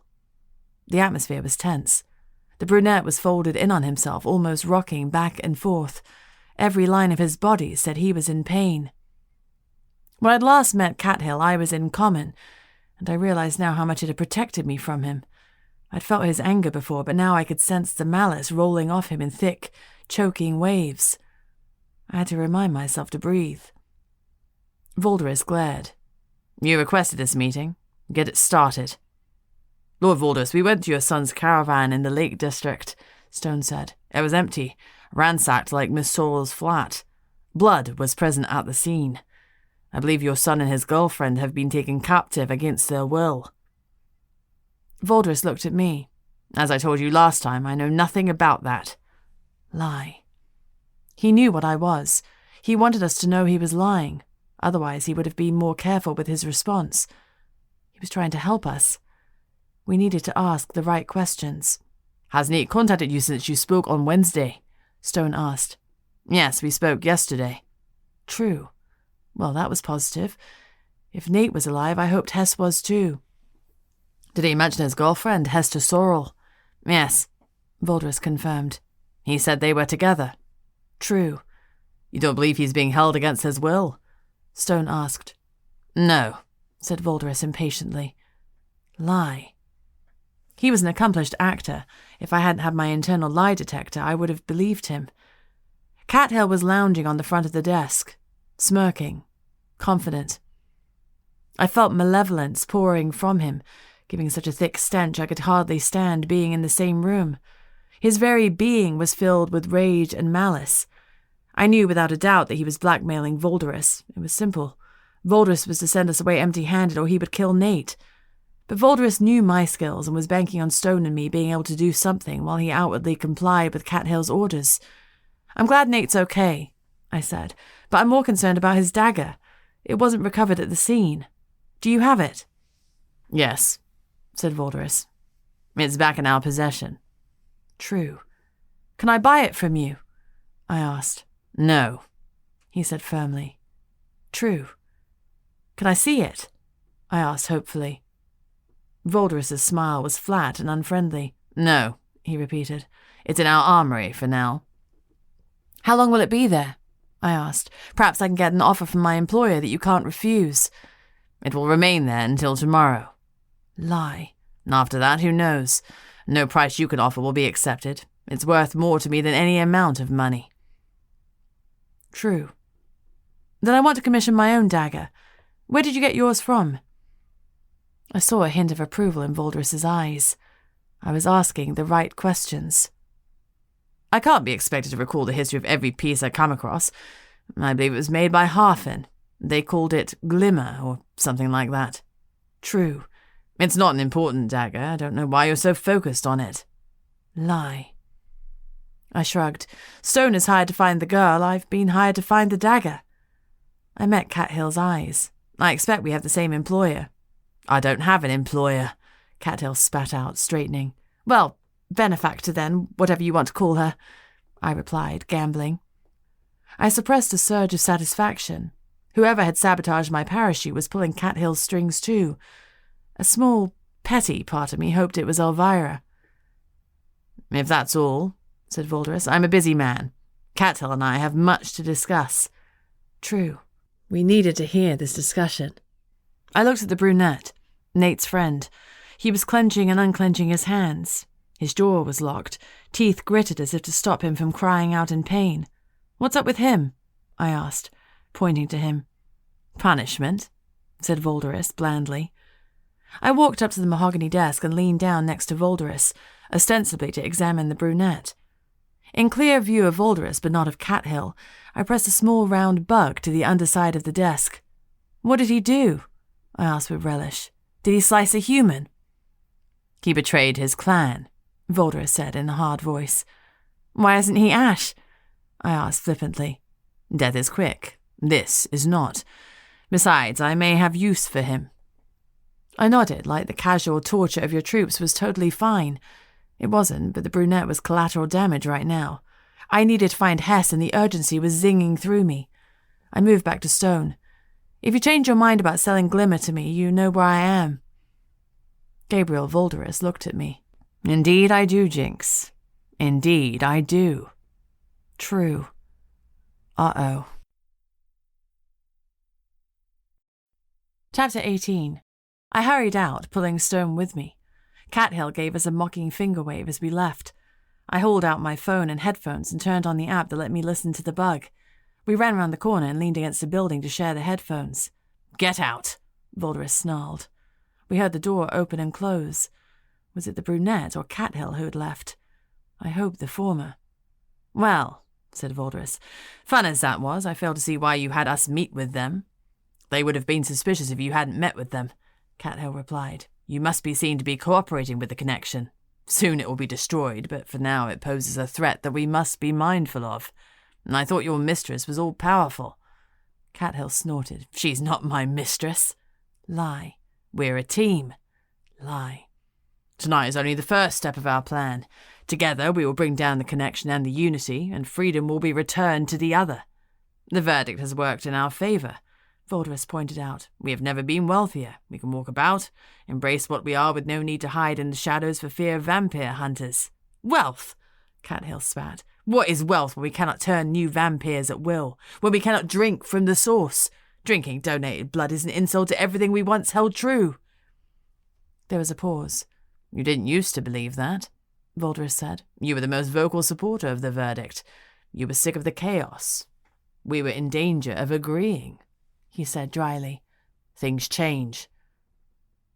There was a moment of silence. Voldris broke it. I get to choose the location for the handover. You are not in a position to demand anything, Gabriel. Tonight, midnight. St. Luke's, the bombed-out church. Bring Glimmer, and we'll give you your son back still undead. Lie. The church will be crawling with inspectors. You know what it holds, Voldris hissed. Cathill laughed. We'll deal with the inspectors. You bring Glimmer. What will happen to the common girl? That is none of your concern. Bring the dagger by midnight, or your son will be ashes. We heard the door open and close again. Then Voldris said, I hope that helped you, Jinx. The handover is tonight. You may stand by to try to apprehend Cathill after I have my son back safely. If you interfere, I will kill anyone in my way. True. There was a pause. Then there was a high-pitched whine. My app flashed. Voldris had destroyed the bug. I gestured for Stone to pass me his phone, Googled GV Law and rang the number. I asked to be patched through to Lord Voldris immediately. We have nothing further to discuss. His strident voice rang out firmly. They intend to kill your son. Cathill was lying when he said he would hand him back still undead. There was a pause. You can use your skills over electronic devices? Voldris asked. Yes, I said impatiently. What are you going to do about your son? I'm going to rescue him. Good day, Jinx. He rang off. We were done. Movement down the street caught my eye, and for a moment I thought I saw myself before I realized it was my reflection in the glass of the bus shelter. Man, I was feeling jumpy. "We need to go to the chapter house," Stone said urgently. I nodded and we started briskly walking back towards the hard day's night. Stone was silent, frowning, gathering his thoughts. "You okay?" I asked. He nodded and made an effort to smile at me. "You can use your empath skills over the phone," he asked, obviously impressed. "I can't in the common, but I guess I can in the other. That's handy, isn't it?" "So you can interview people remotely. If we'd known that, we wouldn't have had to go all the way to the lakes." "We needed to look at Nate's caravan, and we needed to get people chatting. If we'd cold-called, we'd have been stonewalled. Anyway, we have to go and see this Harfen. Voldris is throwing us some breadcrumbs." "He wants us on board," Stone noted. "but not in the way. Leo Harfen is an elf. Giving us his name might be a red herring to send us gallivanting off rather than preparing for the takedown tonight." "Maybe, but I don't think so. Voldris was trying hard to act casual. It's important." Stone studied me. "Well, go with your instincts. I'll call AJ and update him, and I'm summoning all the inspectors and detectives within a 3-hour radius. We're going to need more bodies tonight. Voldris might think he's running the show, but it's ours now. I'm going to have to report this up the food chain." I could see that Stone was struggling with not telling me something. Sometimes being an empath sucks. "Be careful," I said urgently. "We don't know who's involved or how high it goes. Be careful who you trust." He nodded. "I'll have to report it to the symposium. There's a lot of people in that, but it can't be avoided. I need the symposium to authorize full and deadly force to end this threat." I shook my head. "Stone, Cathill is part of the symposium. It's possible that other members are part of this plot." My instincts were shouting at me, "You need to contain this." Stone nodded reluctantly. I guess he didn't like the thought that the symposium couldn't be trusted.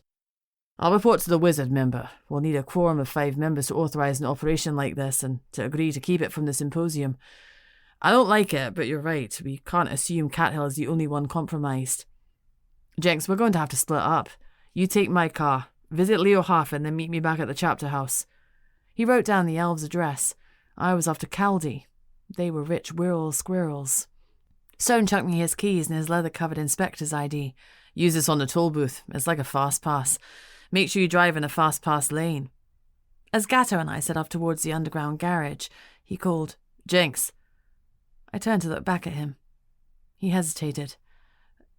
"Be careful." "You too," I replied, smiling reassuringly.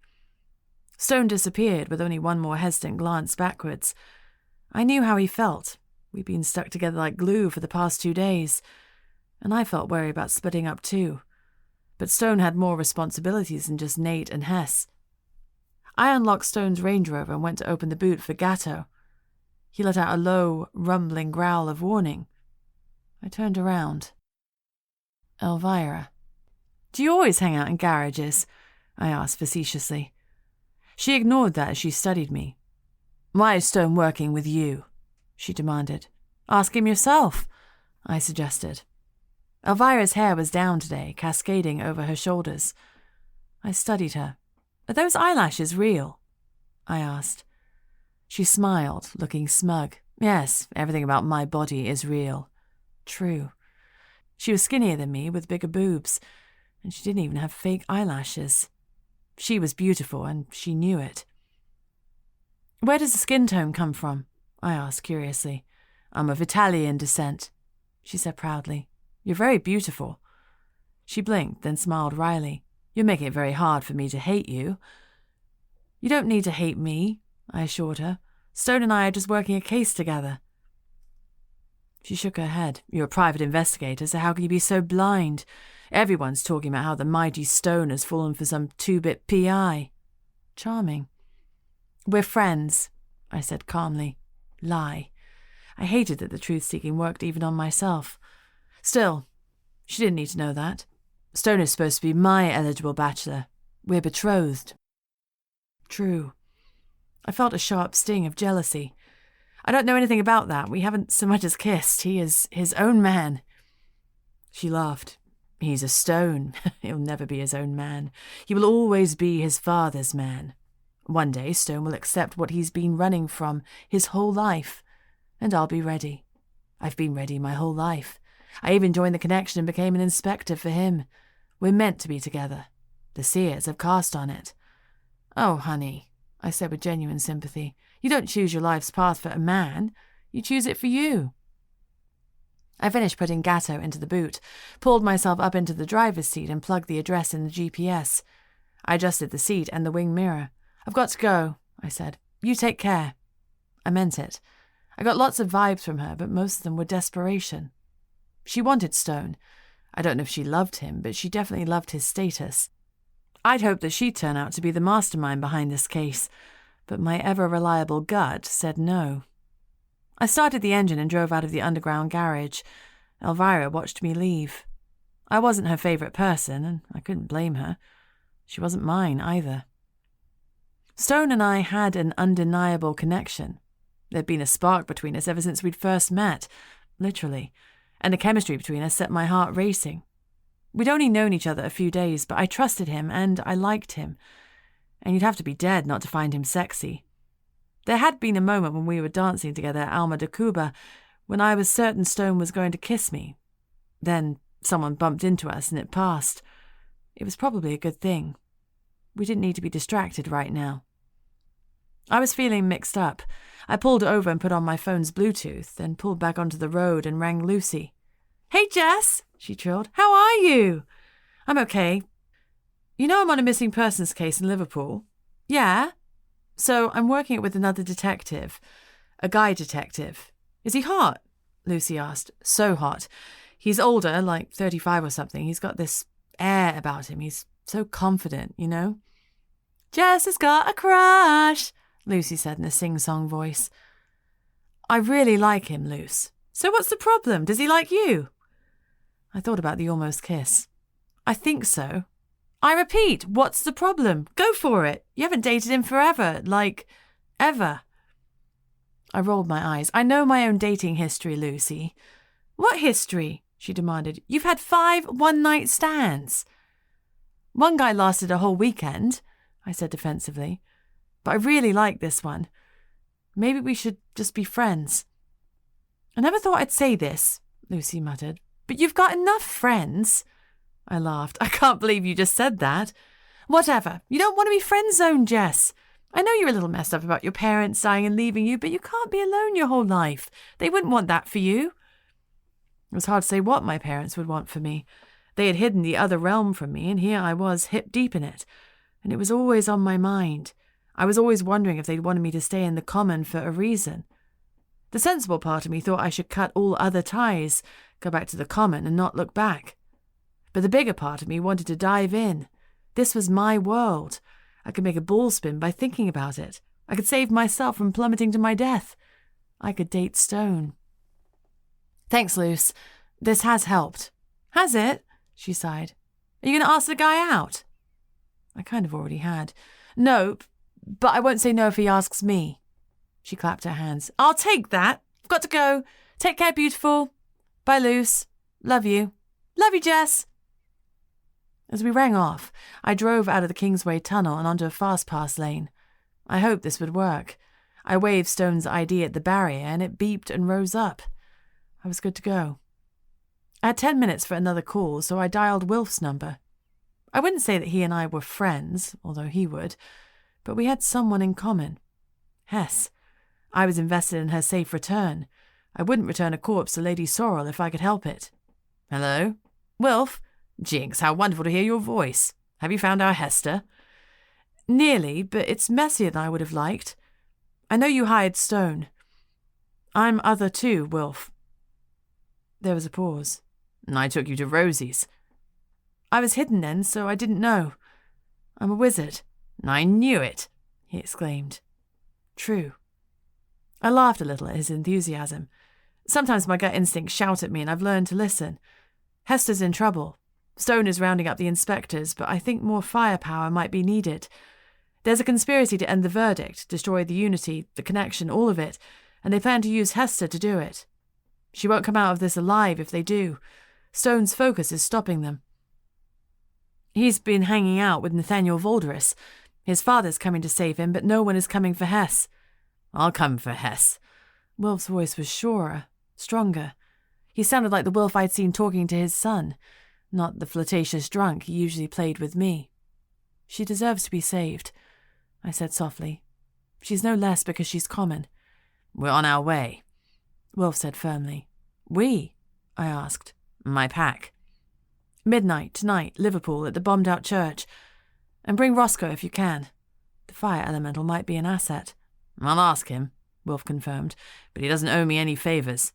Tell him I asked him to come. He said he would answer my call. I don't know if this counts, but it's worth a try. Take care, Wilf. I rang off, certain I'd done the right thing. Chapter 19. I drove to the address Stone had given me, a stunning Edwardian manor house, rendered cream with a soft slate-grey roof. It must have had at least 6 or 7 bedrooms, and it had sprawling outhouses which I suspected held a pool or a gym. It was set in several acres of woodland. When I grew up, I wanted a house just like this one. I parked up on the wide gravel drive and let Gatto out of the boot. There were some forlorn-looking bushes in the centre of the circular driveway. Gatto looked at me, then peed on them like they were his own territory. Gatto! I chastened him. I hoped there weren't other hounds around to take offence. He looked at me, big tongue lolling. He wasn't sorry. I waited until he was done and back at my side before I knocked firmly on the white front door. A moment later it was opened by a female elf, wearing a summery blue dress despite the winter cold. Her golden hair tumbled around her shoulders and her pointed ears poked out. I flashed Stone's ID. Can I come in? I have some questions. The elf studied the ID. Come in, Inspector. I sidestepped. Call me Jinx, I offered. She nodded and let me in. Gatto barked at her in greeting, and she smiled warmly at him. Hello, boy. She gave him an overly affectionate stroke. Weird. I cleared my throat. I need to speak to someone about daggers. One in particular. Glimmer? She faltered and looked at me wide-eyed. You have to speak to my father, Leo, she said. This way. She led me through the sprawling mansion to her father's study. It had a roaring fire, a large oak desk, and 2 cream sofas facing each other. The elf behind the desk looked old. He had long grey hair, from which poked 2 pointed ears. I thought that elves were immortal like vampyrs, but apparently not. Gatto bounded over to him and got a faint smile and a stroke in response. Maybe elves and hellhounds just get on really well? He met my gaze with sharp eyes. He might be old, but he wasn't senile. What brings you to my door, Jessica Sharp? Well, that was freaky. I swallowed. How do you know my name? We've met before, in this time or another. Okay, so maybe he was a little senile.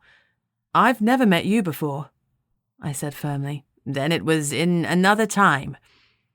He rose from the desk. Erin, bring us some tea, please. He settled down on one of the sofas and gestured for me to do the same. You come with dire warnings, he went on serenely. Are you a seer? I asked. Leo shook his head. No, not in the classic sense, but your parents always came with warnings, and I see the same tension in you. You knew my parents? I knew I shouldn't be derailed, but I needed to know about them and their other experiences. Until their disappearance. Since then, I haven't seen them. They're dead, I said levelly and watched for his response. No emotions crossed his face. They're not in this time, he agreed. Erin came in and wordlessly laid tea on the table, complete with biscuits. We might be other, but we're British, and a cuppa and a biscuit are a must. I poured a cup of tea for myself and doctored it with milk, then poured one for Leo and passed him the milk. You have a fixation with time, I said as I took a sip of my tea. Don't we all? He quipped. It marches on and we age and fade and die. Time is all we have, and it is never enough, unless you have access to the third. The third? The third realm, the common, the other, and the third. I was glad I was sitting down. Stone had 3 triangles. All the inspectors did. They had been marked by the third realm. I should have realized.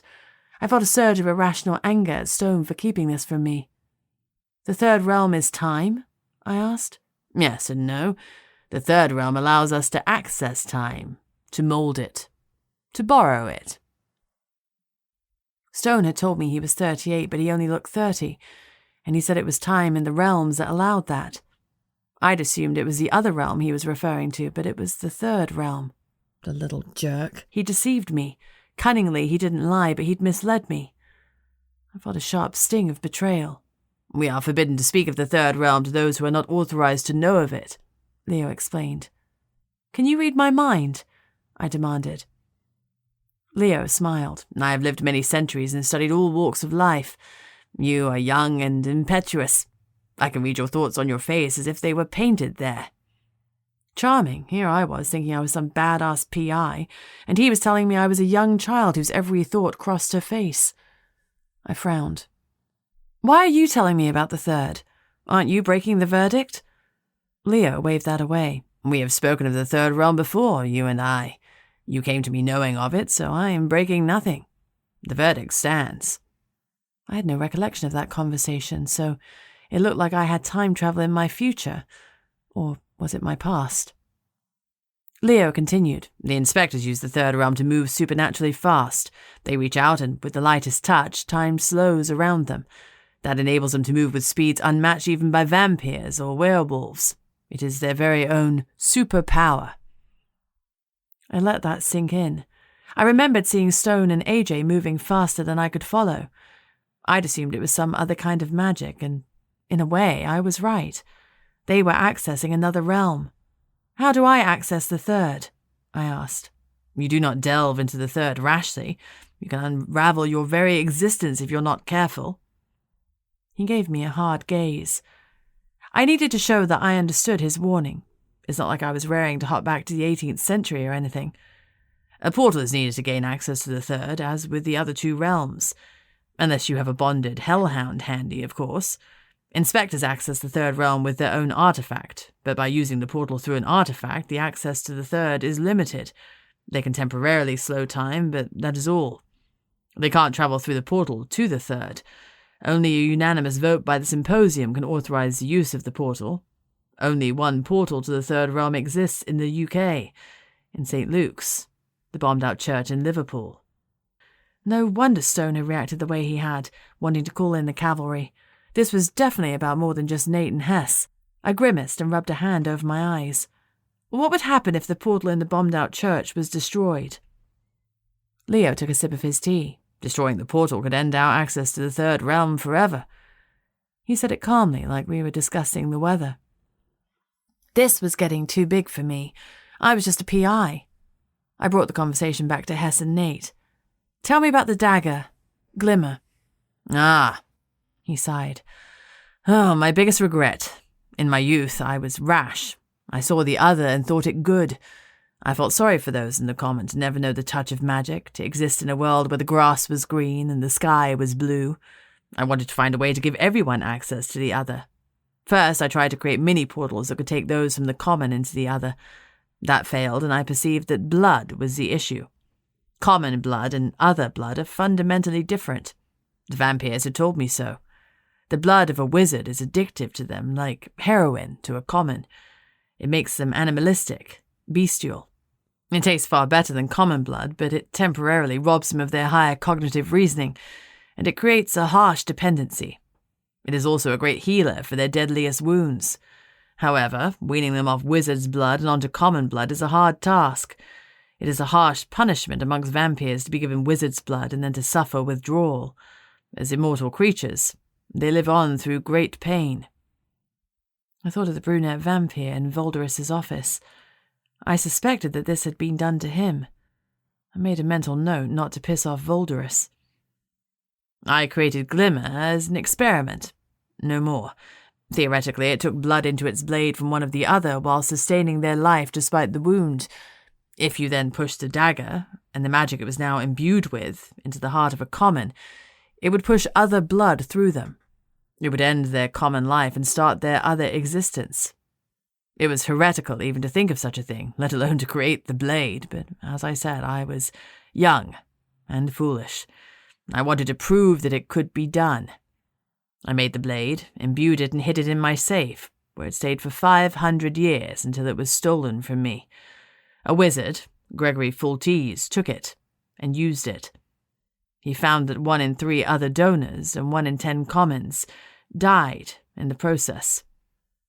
We were killing other to make common folk become other, and that made no sense to me. Foltes was fanatical. He wanted to make the whole world other, regardless of the loss of other life. He wanted to copy the weapon and send it to the corners of the earth.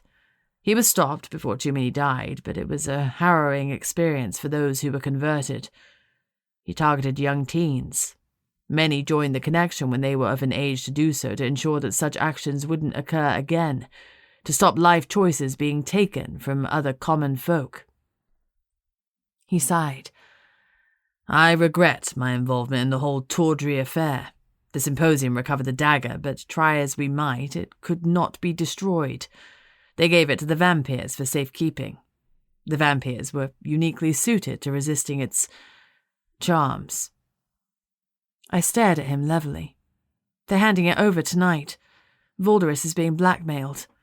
They have his son. Leo shook his head gravely. That cannot happen. You cannot allow Glimmer's use, Jessica Sharp, no matter the cost. He said my name with great emphasis. I blew out a breath, sure, stop an unknown evil from killing others and converting unwilling common people into others. Piece of cake. I missed the days when my greatest concern was cheating spouses. I said goodbye to Leo and went outside. As I shut the door behind me, I checked the time. 11 a.m. I debated with myself for a moment, but in truth, I'd already decided. Leo said we'd had a conversation about the third already, so I needed to go back in time and have that chat with him. No time like the present, I said to Gatto, except maybe the past and the future. I need to go into the past to meet Leo for the first time and to tell him I know about the third realm. Do you know how to do that? Maybe I was a bit crazy to let a dog dictate where I time-travelled, but Gatto was a hellhound, a magical creature. I trusted his instincts rather than mine on this. He barked and jumped up, touching my forehead with his nose. I checked the time on my watch. 11:01. Huh. So it hadn't worked. Then I looked around. The forlorn-looking shrubbery was green, vibrant with bright flowers. The sun was beating down on us. I took off my jacket. I had no idea what time we were in, but it was definitely summer. Thanks, pup, I said to Gatto, glad to see he was still with me. He wagged his tail. I reached into my pocket for Stone's ID, but it was gone. At least I still had my clothes. I knocked on the white door again, and Aaron opened it. I smiled. Hi, I'm here to see Leo Harfin. He's not expecting me, well, not this time anyway. Aaron sighed. Come on in, you can join the others. Others? I'd hoped for a quick, quiet conversation with Leo, in and out. Maybe now isn't the best time, I started as she opened the door to Leo's office. I stopped. Stopped talking. Stopped moving. Just stopped. Leo looked significantly younger, and in the room with him were a very young-looking Mary and George Sharp. My parents. My heart stopped and I couldn't breathe. My eyes welled up. My dad looked at me with sympathy. First time in the third, he asked, and gestured to the third triangle which I was sure was appearing on my forehead. I nodded dumbly and made myself walk into the room. Gatto pressed reassuringly against me. Erin excused herself and shut the door behind her. Would you like a drink? Mum poured me a glass of water. I nodded mutely as my eyes filled with tears again. To hear her voice after 7 long years. It was heaven and hell.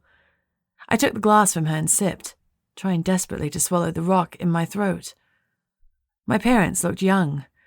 My age young. I sat down on the couch and glared at Leo. You could have warned me. He looked at me with equanimity. I'm sorry, I don't know you. I clenched my jaw. Well, you do in the future, and you sent me to the past. And here I am, having a drink with my parents.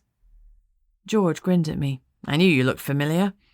He turned to Mary. I told you I'd keep asking until you said yes. She was smiling at him with undisguised affection. Ask me one more time. Will you marry me? George asked, confident in his answer. Mum laughed. Not yet, George. Not yet.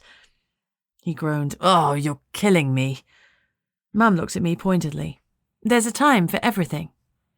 "Apparently so," I said grumpily. "Not that I'd know about that since you didn't tell me a thing about the other or the third realm. Why would you do that?" George shrugged. "Mostly because you just told us not to. The reason they said nothing my whole life was because of me. It was a self-fulfilling prophecy, and I'd started it by messing with the third realm." "Oh, God," I swore, dropping my head in my hands. Mum sat down next to me and put her arm around me. "It'll be okay. It'll work out as it should. The third has its own rules, and it won't let itself be abused." I pulled myself back to the mission. I needed to, for my own sanity. This was too much. I was here for Leo. I turned to him, unable to stop myself glaring. "Leo, my name is Jessica Sharp, also known as Jinx. I'm the daughter of George and Mary Sharp. I'm an empath and a wizard. You sent me here so I could tell you that I know about the third realm." "Evidently." He smiled, gesturing to my presence next to my mum. I ignored him and continued. "Someone intends to use Glimmer. The vampyrs are going to hand it over to some unknown party." My mum straightened next to me. "You can't let that dagger be used, honey. You must stop it, at all costs." I grumped. "That's what he said last time." I pointed at Leo. "So here I am, delving into the third realm and talking to you." I couldn't hide the wistfulness in that last statement. Mum ran a hand through my hair. "We're dead, huh?" she asked calmly. "How old were you?" My eyes filled with tears again, and I swallowed hard. 18. A week after my 18th birthday. I never thought I'd see you again to have one last hug, one last word of advice. I broke off. Man, this was hard. Even harder because I had to go back. Leave them of my own volition. "I don't want to go back," I whispered brokenly. "Let me stay with you." Mum pulled me into her arms and Dad hugged us both. "You can do anything you put your mind to," my mum said softly, as she had said to me so many times in our life together. "But not this. You aren't born yet. You can't stay in this time." I nodded against her shoulder. I knew it was true, but for now I stayed there, relishing the forgotten feeling of her arms around me. "I don't want to say goodbye," I said softly. Mum squeezed me. "It's never goodbye, darling. We'll be with you. Always." Dad nodded. "We love you, always." "You haven't even given birth to me yet," I pointed out. "That's something to look forward to." Dad grinned. "I'm already proud of you, and I've only known you for 5 minutes. I rubbed my eyes angrily. I didn't want my parents to think I was a wet drip. "Hey, Gatto," I called. "Come and meet my parents." Gatto frolicked forward enthusiastically and started licking Dad. "Hello, Isaac." He greeted Gatto warmly. He paused and looked closely at him. "Hello indeed. Who's a good dog? Have you been looking after our Jess?" "Good pup," Mum said, petting him. "What?" I said, dumbfounded. "You know Gatto?" My mum sighed. "I guess you didn't know him when you were growing up." "We must have sent him away while she was growing up. Great Danes are only supposed to live 9 years or so. I guess his lifespan would have been hard to explain in the common."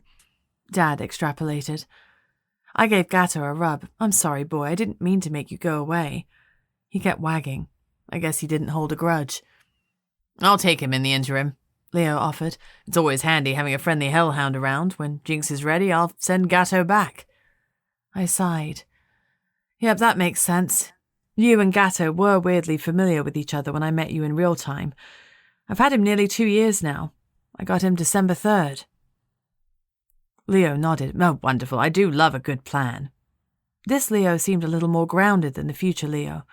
Time and old age had not been kind to him. "So, what's the plan for the dagger?"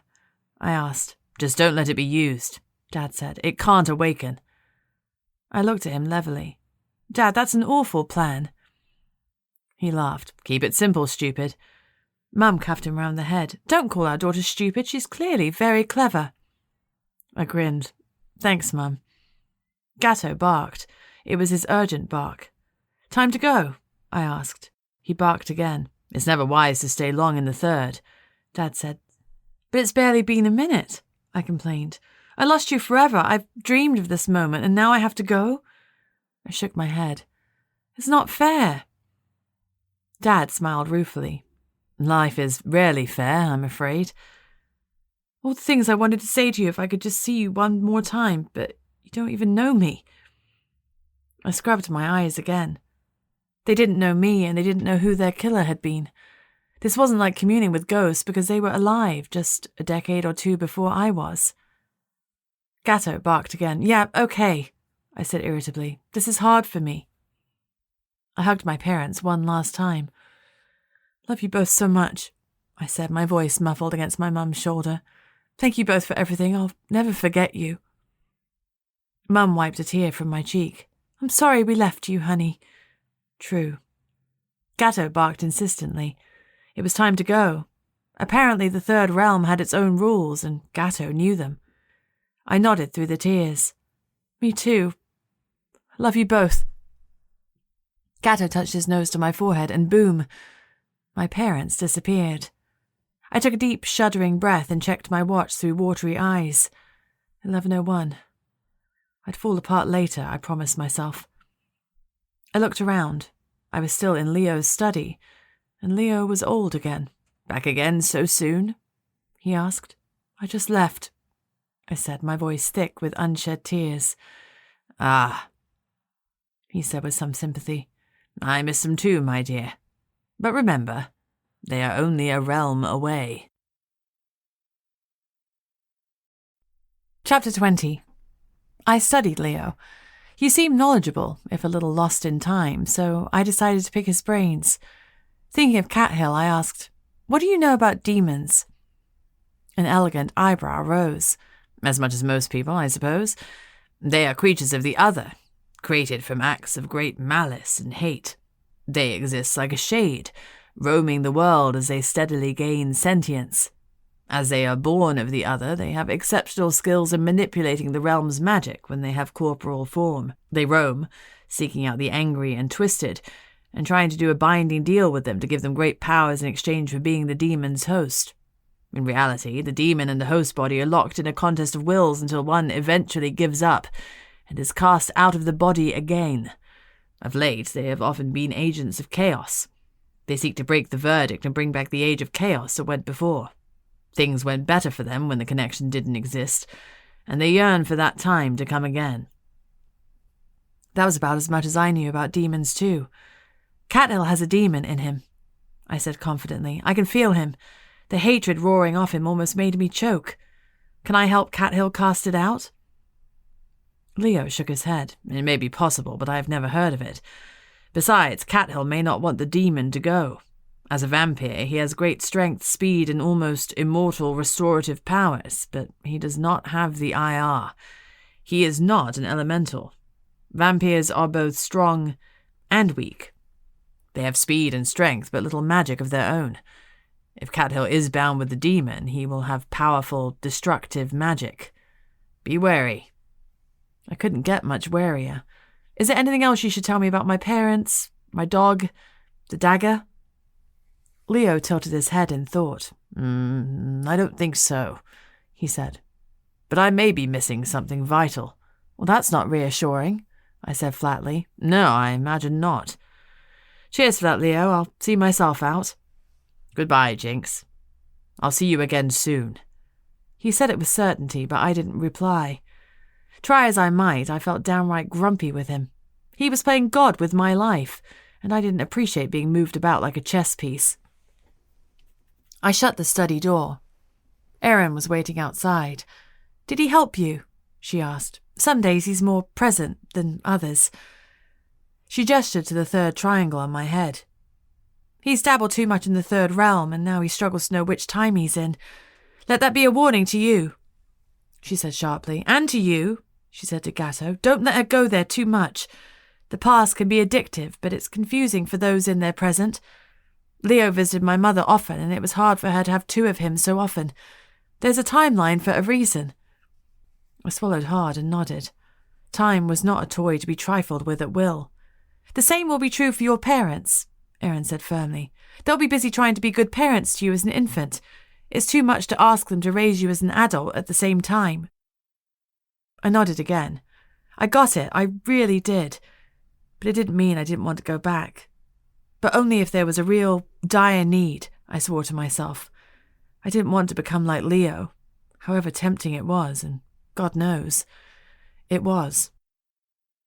Now that I'd had a moment to think, I was annoyed with myself for not asking more about my parents' time in the other, about being inspectors, about all the things I didn't know about them.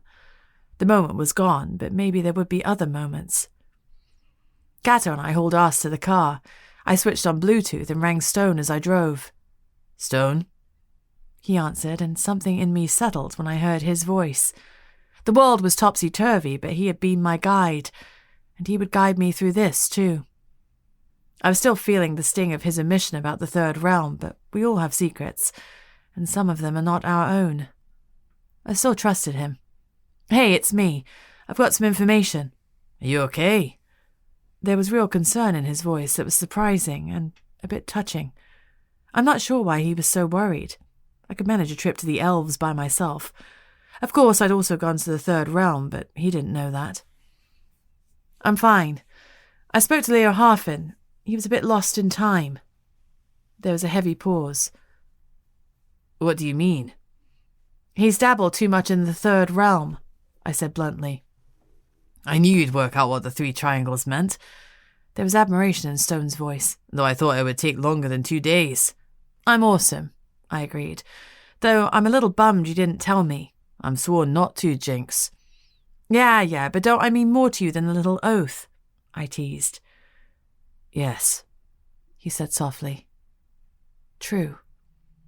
I bit my lip. A subject change was in order. The dagger is bad news. It takes other blood, pumps it into a common's heart, and changes the common into an other. Sometimes it doesn't work and the other dies.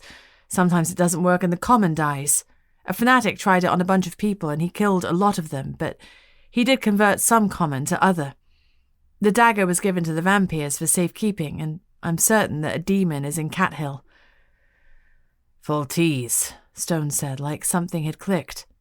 He's a legendary bad guy. I learnt about him in the academy. He killed hundreds, all by stabbing them.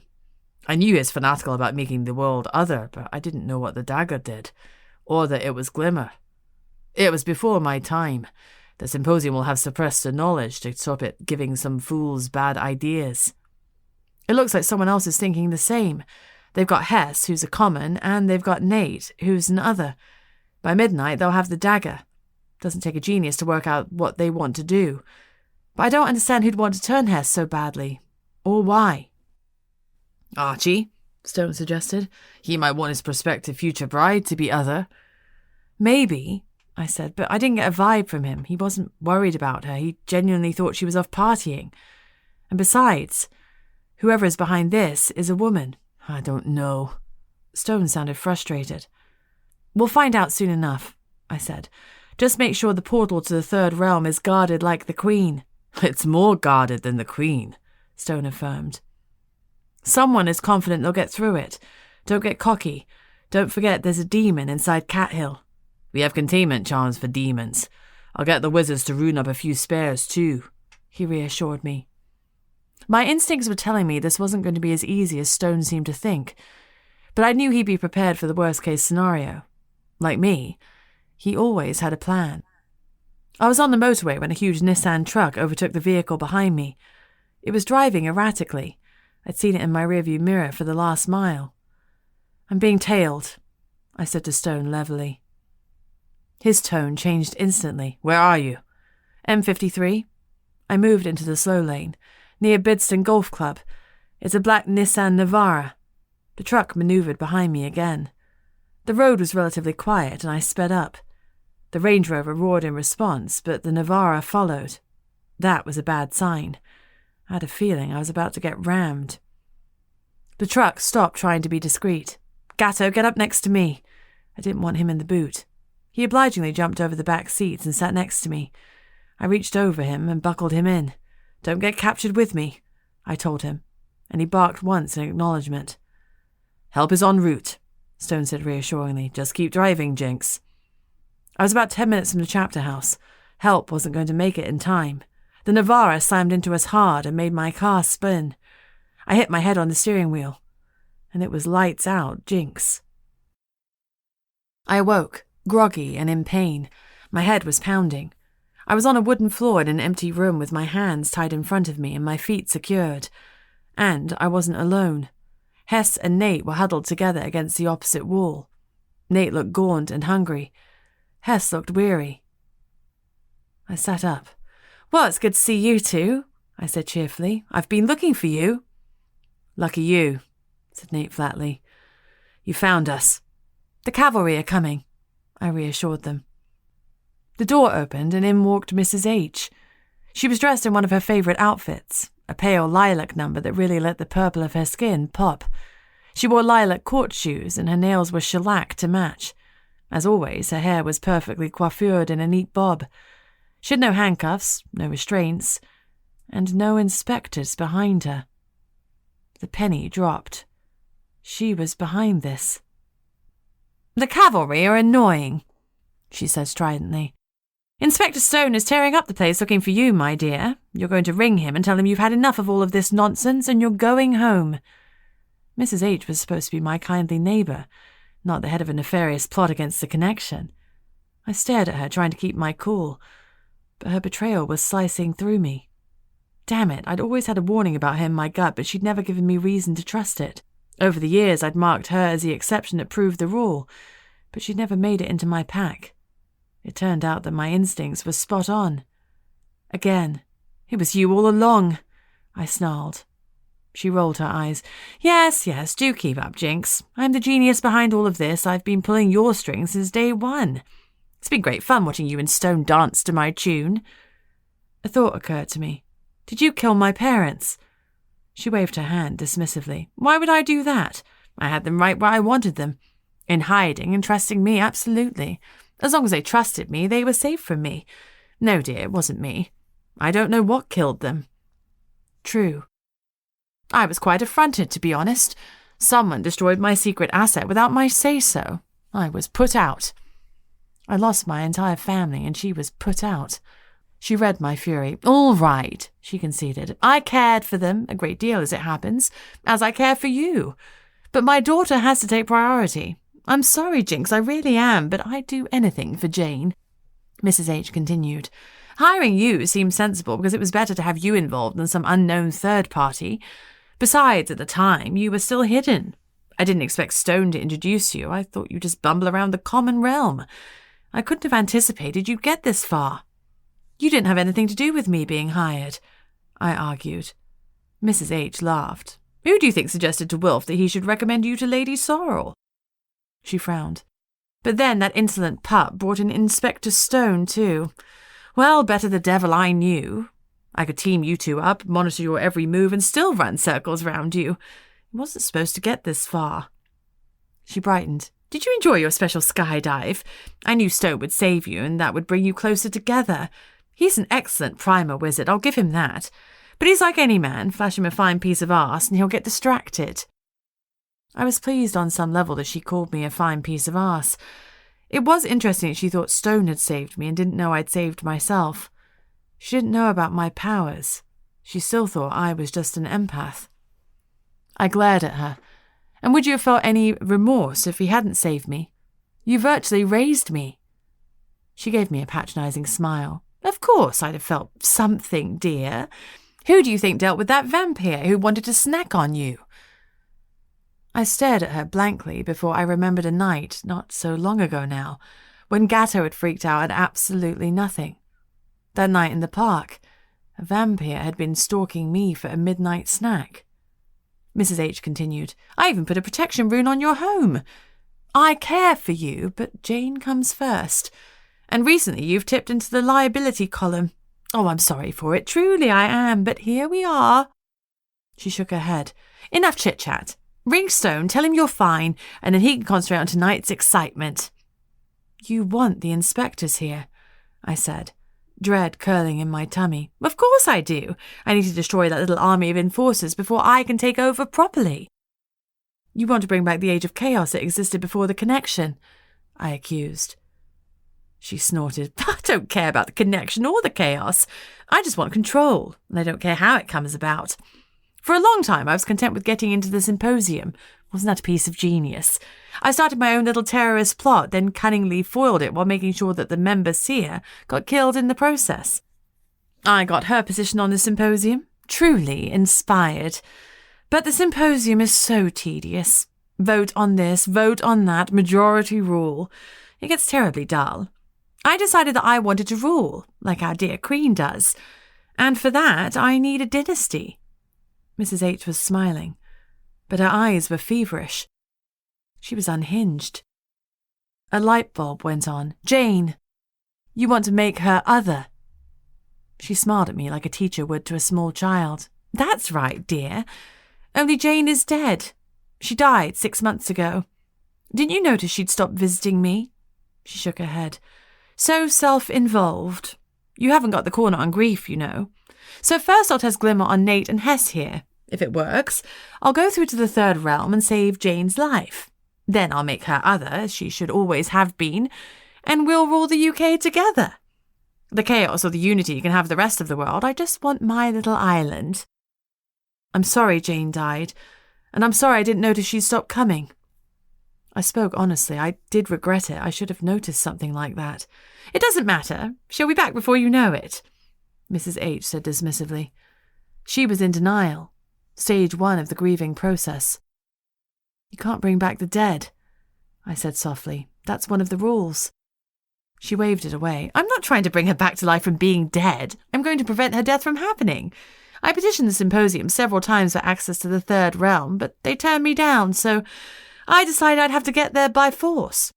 I helped the demon subsume Cathill, and he told me the truth about the dagger and that Volderus had it. I was surprised when he said Gabriel Volderus had given the blade to little Nate here, who carried it around with him like it was a trophy. It came as a bonus that he came with a common girl attached, because that made them the perfect set to test Glimmer. It was unfortunate that Nate had stashed the blade and told his dear father where he'd hidden it, but I got to him before Daddy could rescue him, and here we are. She smiled, unpleasantly. Now, call Stone and tell him you're fine. I need him to focus on me. And if you try anything, I'll kill Hester and find another common girl. True. Hester looked at me, her eyes wide with fear. Mrs. H didn't know that I was on the phone to Stone when I was taken. I needed to find some way to warn him that she wouldn't detect. My phone had survived the wreckage with only minimal screen damage. Mrs. H used it to call Stone. When he replied, his tone was guarded. He was expecting my kidnappers. Hey, Rocky. I greeted him lightly. Jess, he asked, immediately understanding that this conversation was in code. He'd never called me Jess. Always Jinx. Where have you been? I've been tearing up the city looking for you. I'm sorry to have worried you. I just needed some space to work out what I wanted, you know. I'm calling to let you know I'm leaving town. All this vampire, demon, and seer stuff is too much for me. I'm just a PI. I'm taking Gatto and going home. Maybe I'll pick up something funny for Mrs. H on the way back. I wanted to say ciao. Sorry to bail, but you understand. I've only been in Other for 48 hours, and it's all got a bit much. Sure, Stone said levelly. I understand. Maybe we can catch up another time when things have settled down. I'm glad you're okay. I'm fine. Sorry to have worried you. Bye, Rocky. I'll be seeing you. Bye, Jess. Take care. He rang off.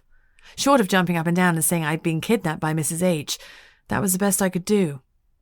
I was pretty confident he got the message, though, and I hoped he was forewarned.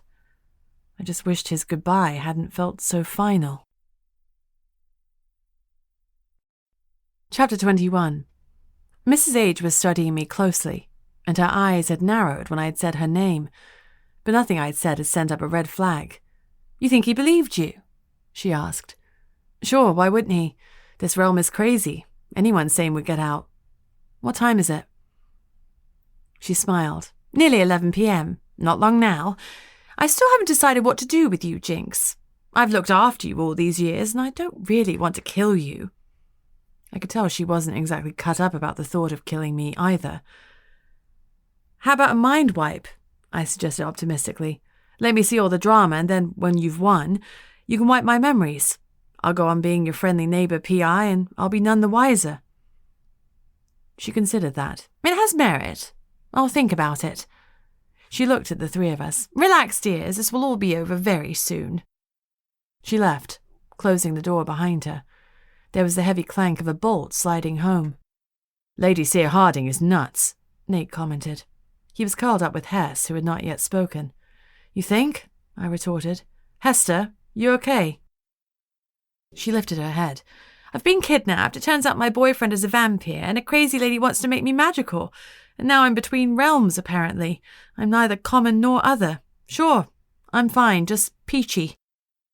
While she was on information overload, she might as well have it all. Wilf and Archie are werewolves. Hess sighed. Of course they are. Bloody-tastic. Is anyone in my life normal? Your grandmother is, and Jackson. Your parents are as well. Sybil is. I shrugged. Common people are still, well, far more common. Liverpool is like the London of the other realm. Others gravitate here, so yes, you're going to find you know some other people. This was a lot more exciting in fiction. She rubbed her tired eyes. Sure. I paused. Here's the thing, though. Nate is a vampire.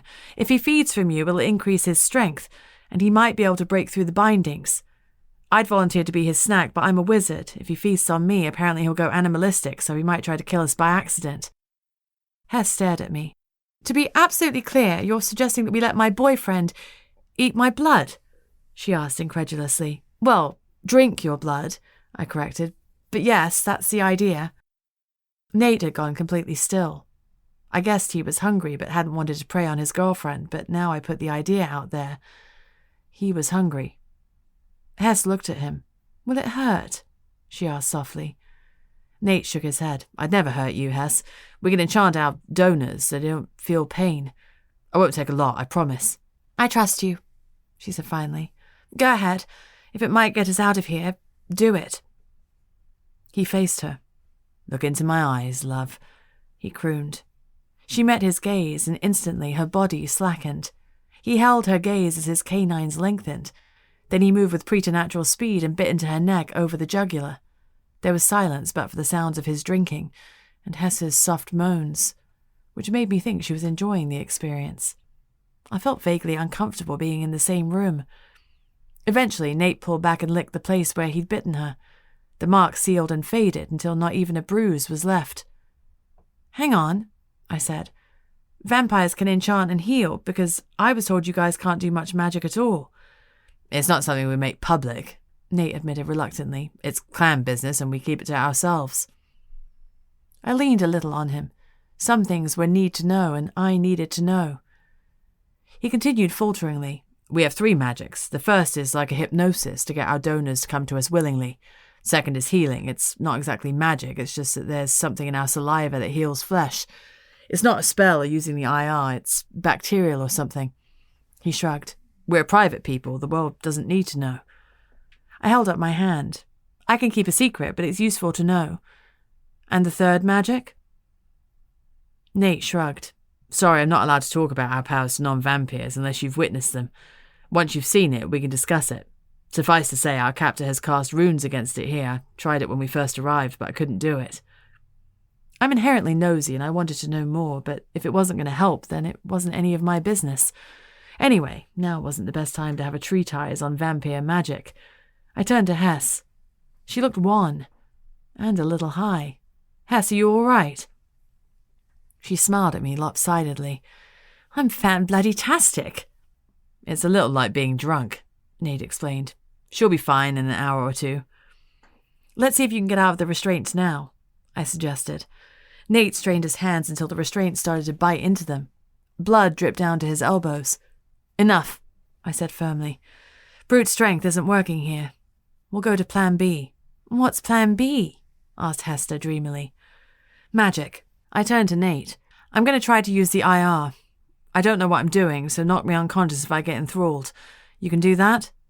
He nodded. No problem. I can still punch you with my hands bound like this if you're close enough. Lucky me, I muttered. The restraints looked like simple cable ties, but obviously they were something more than that. They were imbued with extra strength. Mrs. H thought I was an empath. She didn't know I had IR. Everyone believed vampires didn't have magic, and Hess was common. Perhaps we'd be lucky and she hadn't used any charms or runes to make these ties magic-resistant. What was the point against a ragtag bunch like us? I needed these bindings to snap apart. I wanted to watch them break. I wanted them in pieces. I believed it would work. Snap! I ordered the binding around my wrist, and it fell away.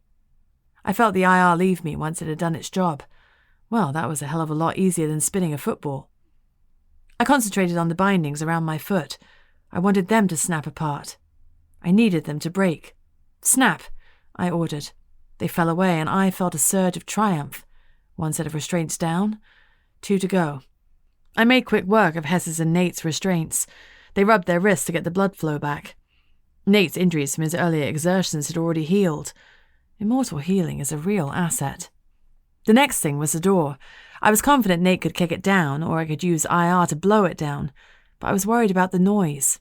God knows what was on the other side, and we had no weapons other than Nate's fangs and my burgeoning magic skills that I didn't really know how to use. I was still debating what to do when I heard the bolt being slid back carefully. I gestured to Hess and Nate, and we lay back down, hands and feet together as if we were still bound. The door was pushed open by a familiar snout, and relief surged through me. "Hey, boy," I greeted Gatto, climbing to my feet and giving him a grateful hug. "How'd you open the door?" He jumped up on 2 legs and stuck his muzzle forwards carefully. "You opened it with your teeth." He dropped back onto all 4s and gave me an open-mouthed grin. "Clever boy," I praised. "Thank you. I was wondering if you'd been taken." He shook his big head.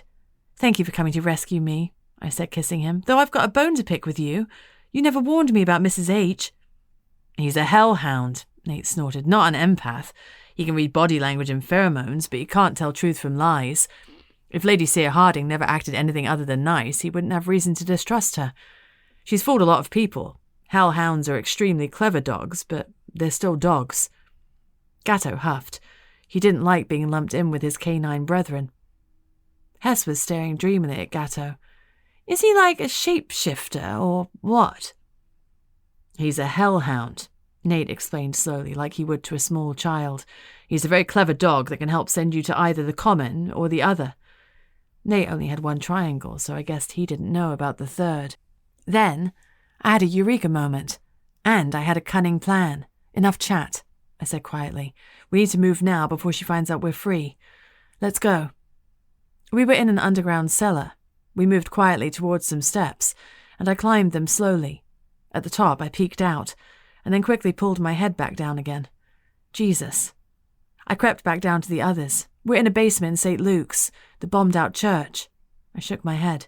"And the whole place is filled with trolls, a few elementals and some 8-foot-tall creatures with tusks." "Ogres," Nate supplied helpfully. "We're talking 200 or 300 enemies out there here." The nave of the church had sparkled and shimmered as the trolls hammered away at it. I suspected it was a kind of defensive shield for the portal. If they broke through, Mrs. H would be able to control time. I turned to Gatto. "Can you take Nate and Hess to the 3rd with us?" He shook his big head mournfully. He looked at Hess and me, and then he looked at Nate and me. He could take me and only 1 other. That would leave 1 behind, alone and afraid, and it wasn't an option. It would be better to leave the 2 of them together and come back for them later. I blew out a sharp breath. "I'm sorry," I said to Hess and Nate. "I'm going to have to leave you for a while. I'll be back with the cavalry soon, but they need to know what they're riding into, or a handful of inspectors will get massacred." "Where are you going?" Hess asked. "Not where," I said softly. "When. I'll be back." I turned to Gatto. "Day 1, I said to him, and he gave a soft noise of agreement. He touched his nose to my forehead, and Nate and Hess disappeared. If Gatto had done things right, I was now in Liverpool on Friday night. I peered cautiously into the body of the church again. Nothing. Mrs. H hadn't yet amassed her hordes. Thank goodness for small mercies. Gatto and I crept cautiously out of St. Luke's. If it was Friday and all was well, Stone and other me were still at the DZ. At least I wasn't going to run into myself. Once we were out of St. Luke's, I paused near the main road. I didn't know which way to go, and I didn't know who to trust. In the end, I only had 1 option. I didn't trust easily, but I trusted Stone, and only Stone. I'd have to wait to put things in motion until he and the other me returned. For now, I needed to rest. I headed to the chapter house. Chapter 22. Esme the siren let me in. She bought my story about losing my keycard and gave me another one. I was too tired to shower, but I forced myself. There was some dried blood on me from my future kidnapping. I couldn't wrap my head around these time shifts. Clean and weary, I climbed into bed. Gatto climbed on next to me. I didn't object. I needed his solid presence, and I felt safer with him by my side. I set the alarm on my phone for 7 a.m., closed my gritty eyes, and pulled the covers around me. I imagined the beach and the ocean, and let Morpheus take me as the seagulls screeched. I was up, showered, and dressed by 7:30. I had an early appointment, even if the people I was meeting didn't know it yet. With hindsight, there had been something too knowing in Voldress's eyes during our second meeting. Now I was confident that I knew why. I made my way to GV Law. Bella the liver bird was in the courtyard. I nodded to her and she trilled to me as she watched my progress with a sharp eye. I don't know why, but I couldn't help feeling that she knew that I was out of my own time. A shiver ran down my spine. I left Gatto outside the building with instructions not to be seen and entered GV Law at 7:45 a.m. The receptionist was already there. I hoped she was paid well. "Call Voldress," I said firmly. "Tell him he has an 8 a.m. meeting before Cathill gets here." She raised an elegant eyebrow but picked up the phone and dialed. "Detective Sharp is here to see you again. She says she has an 8 a.m. before your meeting with Lord Member Cathill." She nodded and hung up. "He'll see you now." When I opened the door, Voldress was alone and pacing his office. He turned to me with a question on his lips, but I held up a hand to forestall them. "Lord Voldress, it isn't time. What do you know of the Third Realm?" He had 3 triangles on his forehead, so I was grateful I wasn't running foul of the verdict. He stopped pacing and met my gaze.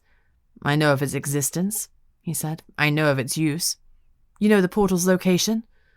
He raised an eyebrow. "Yes, though that is highly classified information." "True. It's in St. Luke's. Tonight, Lady Seer Harding is going to try to force her way through the portal. She intends to use Glimmer on your son to make Hester Sorrel other. If that works, she will use Glimmer on her common daughter to turn her other." He grimaced. "I can't accuse Lady Seer Harding. She's the Mother Theresa of the symposium. No one would believe me." "I don't want you to accuse her. I want you to go along with her wishes. But I need you to liaise with Inspector Stone to ensure that she doesn't succeed. I don't know how high the corruption goes. It might just be her and Cathill, but there could be others. You know Cathill has been subsumed by a demon." "I suspected," he admitted grimly. I nodded. "I'm in the Third Realm now. In your meeting with me at 9:30, you need to reference the dagger Glimmer and Harfin." He raised an eyebrow. "Cathill's going to object to that. Just answer my questions and remind Cathill that you need to be seen to be cooperating with the connection. You can't rock the boat now." I paused. When I last saw Nate, he'd been feeding from his girlfriend. He was strong and well. Voldress simply nodded, but I read the relief in his eyes. "Can you enchant trolls?" I asked. He stiffened, then nodded reluctantly. "Not that you'd want to," he muttered. "They taste revolting." "How close do you have to be?" "Close enough for eye contact." "How many vampyrs do you have that can fight?" "At the moment, 55 or so." Damn it, that wasn't enough. "How many more can you get?" "Quietly, another 10, maybe 20. If I pull in too many, Cathill will notice their movements." "There were between 200 and 300 trolls and ogres." He shook his head. "We can't enchant that many because it has to be one-on-one. It takes time and we're vulnerable while we're doing it because all our attention is locked on our victim. We could enchant the trolls and send them away, then try to enchant the next lot, but the rest of them would be on us by then." "You won't be alone," I reassured him. I rang Wilf's number again. He answered with a groggy hello. "Hey, Wilf, it's Jinx. Quick question. How many pack members do you have that can fight?" There was a heavy pause. Now I was back in time. He didn't know I was other. "I'm other, you're a werewolf. Answer the question, Wilf." There was a long pause. 80 at a push. Why?" "I'll ring you again later. And Wilf, we're going to repeat the conversation about me being other. Act surprised." I rang off and turned back to Voldress. "Wilf's got 80, you've got 60 or 70, and we have the inspectors too. We can do this. It would be carnage, but at least we had a fighting chance." Lord Voldress looked at me evenly. Get to a troll elder who can command the trolls. The elders don't usually enter the city, so the trolls in town do as they like. It's like Freshers' Week for them. They come to the city to let their hair down. But the elders won't like them answering to someone else. If you can get an elder to come with you, they can order the trolls to leave." That would be a huge help. "Okay," I said immediately. "Where do I find an elder?" "I don't know," he admitted. Just when I thought things were getting better. Saving the realms wasn't easy work. I needed more pay for this. I left Lord Voldorus to have his meeting with my other self, but I loitered around to make sure it played out as I remembered. Abruptly, I remember thinking I'd seen myself. Blast. I had seen myself. After this, I was never touching the third realm again. I had a lengthy brunch in Moose as I waited for myself to leave and visit Harfin. When I was sure I was gone, I headed back to the chapter house. At reception, I smiled at Esme. "Is Stone still around?" "He's in conference room A," she told me, a little petulantly. I thanked her and followed the signs to the conference room. I knocked on the door and walked in. AJ was there with Elvira, Stone and another man who looked an awful lot like Stone, but older. I guess he was the obstinate father that Stone had talked about. The other occupant of the room was Emery, the dragon I'd seen on our night out. He took up half the space. His presence was a little overwhelming. "Jinx?" Stone said, confused. He stood up. "Are you okay?" As I opened my mouth to explain, his phone rang. He looked at the screen. "It's you." He frowned. I nodded. He answered the phone, and the conversation played out exactly as I remembered it. Stone kept his eyes locked on mine the whole time. There was a loud bang as the Navara slammed into the other me, and the other me screamed. The phone line went dead. That was strange. I didn't remember screaming. Stone closed the distance between us and pulled me into his arms. He's an excellent hugger, and I hugged him back. "I'm fine," I reassured him. "Just one hell of a headache. Concussion, I expect. And obviously I was captured by Mrs. H." He froze and pulled back so he could see my face. "Mrs. H? Lady Seer Harding? Are you serious?" "Positive. Her daughter Jane died 6 months ago. She wants to use the portal to the third realm to prevent Jane's death. Then she's going to use the dagger to turn her other." Stone gestured to AJ, who pulled up a laptop and started tapping away. "Harding," Emery mused, nodding like it made sense. He'd obviously had his reservations about her. "What proof do you have of this?" Stone Sr. demanded, ignoring his son. He had 3 triangles on his head, surrounded by a circle. I guess Stone's daddy was the wizard member of the symposium. "You didn't want to mention that your dad is the wizard member?" I asked Stone. He shrugged. "Didn't seem important." He didn't want to be judged by his father's success. Elvira's comments about Stone's father made a little more sense now. I stared at Stone Sr. He looked like he wasn't used to being kept waiting for answers. "I have my memories," I said. "That's it." He considered me. "I will check your memories." "You will not," I countered flatly. "But your son can. I trust him. I don't know you from Adam." Stone Sr. frowned at me but nodded. Emery watched our interaction with interest, but he remained silent. "What's your name?" I asked Stone Sr. He was taken aback. I guess he was used to everyone knowing his name. "Lord Gilligan Stone." "Lord?" I poked Stone in the chest. "You're some sort of lord thing." "Some sort," he agreed. "Focus on me, Jinx. I need eye contact." He hesitated. "When I'm in your memory, I'll feel what you're feeling, just so you know." Great. I'd had a moment when I moaned about being captured without Stone, and now he was going to know all about it. Swell. I sighed a little, but held eye contact. "Memory," Stone said softly. He looked into my eyes for a full minute without blinking before he pulled away. "She's telling the truth," he confirmed to his father. "It's Lady Seer Harding. We need a moment." He drew me into the corridor, closed the door behind us, then pulled me into his arms. "I'm sorry," he said softly. "What for?" "I'm supposed to be your partner, and I promised to keep you safe. I failed you. You were scared and I wasn't there. I'm sorry." I shrugged. "You're here now. Let's nail this crazy bitch." "You're pretty unflappable. You know that." Someone's mentioned it a time or two. His arms were around me, and he smelled like heaven. He pulled back just a little, enough to look into my eyes, and the tension between us hummed. He leaned down slowly, giving me time to pull away. The door to the conference room opened. "You've had your moment," said Lord Stone. Stone glared at his father but stepped away from me. I huffed. The moment was lost. We walked back into the room. "I've got Jane Harding's death certificate," AJ confirmed. "Well, now that you believe me about Lady Seer Harding, let me tell you what happens," I said. "She successfully penetrates St. Luke's, that's where I'm being held, with Nate Volderus and Hester Sorrel.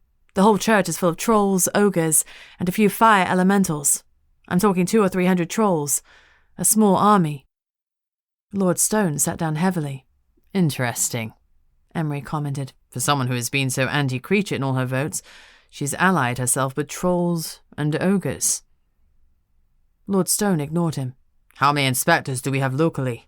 he asked Stone. "I've pulled in everyone from a 3-hour radius, so about 40. We've got double that number of detectives, but obviously they're not as combat ready." Stone turned to Emery. "The dragons could turn this. Even 10 or 15 of you would make a huge difference." Lord Stone snorted derisively. I got the feeling he wasn't a fan of dragons. Emery glared at him and held his gaze until he looked away. The dragon turned back to Stone and shook his head. "This is not our fight. We guarded the portal once, and the connection tore it away from us. I will not risk my people in a fight that is no longer ours. But I will attend myself." Stone gritted his teeth. "Not willing to get your wings dirty?" Emery's emerald gaze turned hard and cold. "Careful, Stone," he said softly. I swallowed hard. I had a feeling Emery was at his most dangerous. His huge body was poised, tensed, and ready. One misspoken word from Stone, and this was going to devolve fast. "It's not all doom and gloom," I interjected. "I've been a busy girl this morning. Lord Volderus is going to send 60 to 70 of his vampyrs, and Lord Samuel is sending 80 of his pack." Emery's mouth twisted in distaste. "Vampyrs," he spat. "They'll bite you as soon as your back is turned." Getting the species to actually work together might be trickier than I'd anticipated. Lord Stone rubbed his eyes but didn't acknowledge that Emery or I had spoken. "Pull in anyone in a 5-hour radius. How many will that give us?" 62, Stone confirmed. Gilligan grimaced. 22 additional tired inspectors. It's not ideal. With Jinx's additions, that brings us to 200. More if we're using the detectives, Stone said. If Jinx's figures are on the low side, we'll be all right. Gilligan shook his head. Vampires are fairly evenly matched against trolls. Even with equal numbers, the losses on both sides will be catastrophic. The bad feeling it will cause will shatter the symposium. It could even threaten the verdict. That brings me to my final point, I said. Anyone know where I can find a troll elder? Chapter 23. It turns out Lord Gilligan Stone knew where the Troll Symposium member could be found. As he didn't trust me to persuade the Troll Elder to come, we were going on a road trip together. Yay. At least I had Gatto with me. Stone, Elvira, and AJ were coordinating the incoming inspectors and the local police. They arranged for road closures around St. Luke's from 10 p.m. until 6 a.m. The police were told that filming involving loud stunts was taking place in St. Luke's. Hopefully that meant no drunk Saturday night partygoers would get drawn into the fray. I told Stone that he needed to tear the town apart looking for me. Mrs. H was concerned about him losing focus on her. He promised he'd tear the whole world apart looking for me. He says the most romantic things. Lord Stone and I headed out in AJ's black Range Rover to find the Troll Elder. I whistled Gatto and gestured to my forehead. Send me to Common for a recharge, I said. He barked and touched his nose to my forehead, then jumped into the boot, turned 3 times and settled. He closed his eyes. He was a tired boy. Lord Stone slid behind the driver's wheel and I didn't object. He knew where we were going. I turned on the radio. He turned it off. Like father, like son. Where are we going? I asked. Wales, he answered laconically. That's a pretty big place. Narrow it down for me. Cardiff or Bangor? Bala. I nodded. I'm taking a nap. Wake me when we're there. I wasn't that tired, but I didn't want to make small talk for a 2-hour journey, and neither did he. Besides, a big battle was coming up, and I needed my wits about me. I'd never been in a proper battle. I'd had a few fistfights, but not an actual to goodness, trying to kill each other battle. But Leo and my parents had been adamant. Glimmer was not to be used at any cost. It couldn't be awakened, whatever that meant. So it looked like I'd be fighting. I was trying hard not to think about it. I leaned my head against the headrest, closed my eyes, and focused on my breathing. I imagined the ocean's soothing waves rolling in and out. In less than 5 minutes, I was asleep. Gatto barked me awake. Lord Stone was half out of the car, glaring at him. He hadn't intended to wake me. "Sneaking off without me, Gilligan?" I asked archly. "Who's a naughty boy?" "It's Lord Stone to you," he said firmly. "Your entanglement with my son won't last. No need to get overly familiar." "True." I smiled tightly. "Rest assured, Lord Stone, I don't want to get familiar with you. Stone has already told me quite enough about you." That hit home. His mouth tightened and he sent me a glare. "Whatever you think you know about my son, I assure you you're wrong. You mean nothing to him." His words rang with truth, but that only meant that he believed they were true. Nevertheless, they weighed heavily on me. He continued a little awkwardly. "I'm not being harsh, I just want to be clear. You're not his future." He pointed to the path ahead. "Now, follow me and stay quiet," he ordered. I don't do terribly well with orders. You know, the days where women were seen and not heard are long gone, I pointed out. He ignored me. I indicated for Gatto to send me to the other. He did so, and the world around me was transformed. The sky became lilac and the grass turquoise. Tree bark became darker, almost black, and their canopy was almost blue. We were walking round Bala Lake towards a grove of trees. As we approached, I saw a sprawling log cabin, well, more of a log mansion than a cabin. Log stronghold. It was a huge 2-story structure with defensive spikes. It looked unfriendly. I'd only seen a few trolls in Liverpool, and they'd been trying to fit in with any common floating around, so they were dressed normally. Outside this compound, a number of troll guards were dressed in forest green tunics. Their hair was long, and their noses protruded like a shrew's. I doubted they would have appreciated the comparison. Lord Hoity-Toity Stone gave a shallow inclination of his head. "We're here to see Elder Farlow." The head guard nodded, lifted a bone horn from his hip, and gave a single blast that echoed around the woods. The guards took up position again. Apparently, that was it. It was hurry up and wait time. Lord Stone sat down on a boulder. "Bloody trolls," he muttered. I checked the time. It was nearly 3 p.m. At this moment, the other me was unconscious in a cellar with Hess and Nate. We had time, though it didn't feel like it, and I felt the urgent need to do something. The trolls might be glacial in their actions, but that didn't mean I had to be. I figured I may as well practice the IR. If I was going to use it in battle, I needed to feel more comfortable with it than I did at the moment, which was to say, not at all. I spoke to Gatto. "I'm going to go for a walk. Bark for me when it's time to go in." He sat, facing the entrance to the stronghold, and barked once in acknowledgement. I didn't say goodbye to his lordship. I didn't owe him any explanations, and I wasn't feeling charitable. I walked until I was far enough away to still see the compound, but they couldn't watch me. I was a little self-conscious. I picked up a small, smooth rock, no bigger than my thumb. I wanted it to float. "Up," I ordered it. The rock flew up quickly and floated in front of my eyes. I wanted it to fly into a tree. "Go," I said. It flew gently into the tree, then thudded down. "Up," I called once more, and the stone rose and flew to me. Now, that was interesting. I had intended for it to fly to me, but my order hadn't reflected that. I remembered Stone saying that the actual word didn't matter if I focused my intention. This time I wanted the stone to fly forcefully into the tree. "Go," I ordered again. The rock obediently flew into the tree, but with such force that it buried itself in the bark. If I did that to a human neck, I'd do real damage. I wasn't so sure about a troll neck. Their skin looked like rawhide, and I suspected it would take more effort to harm them. What a grim thought.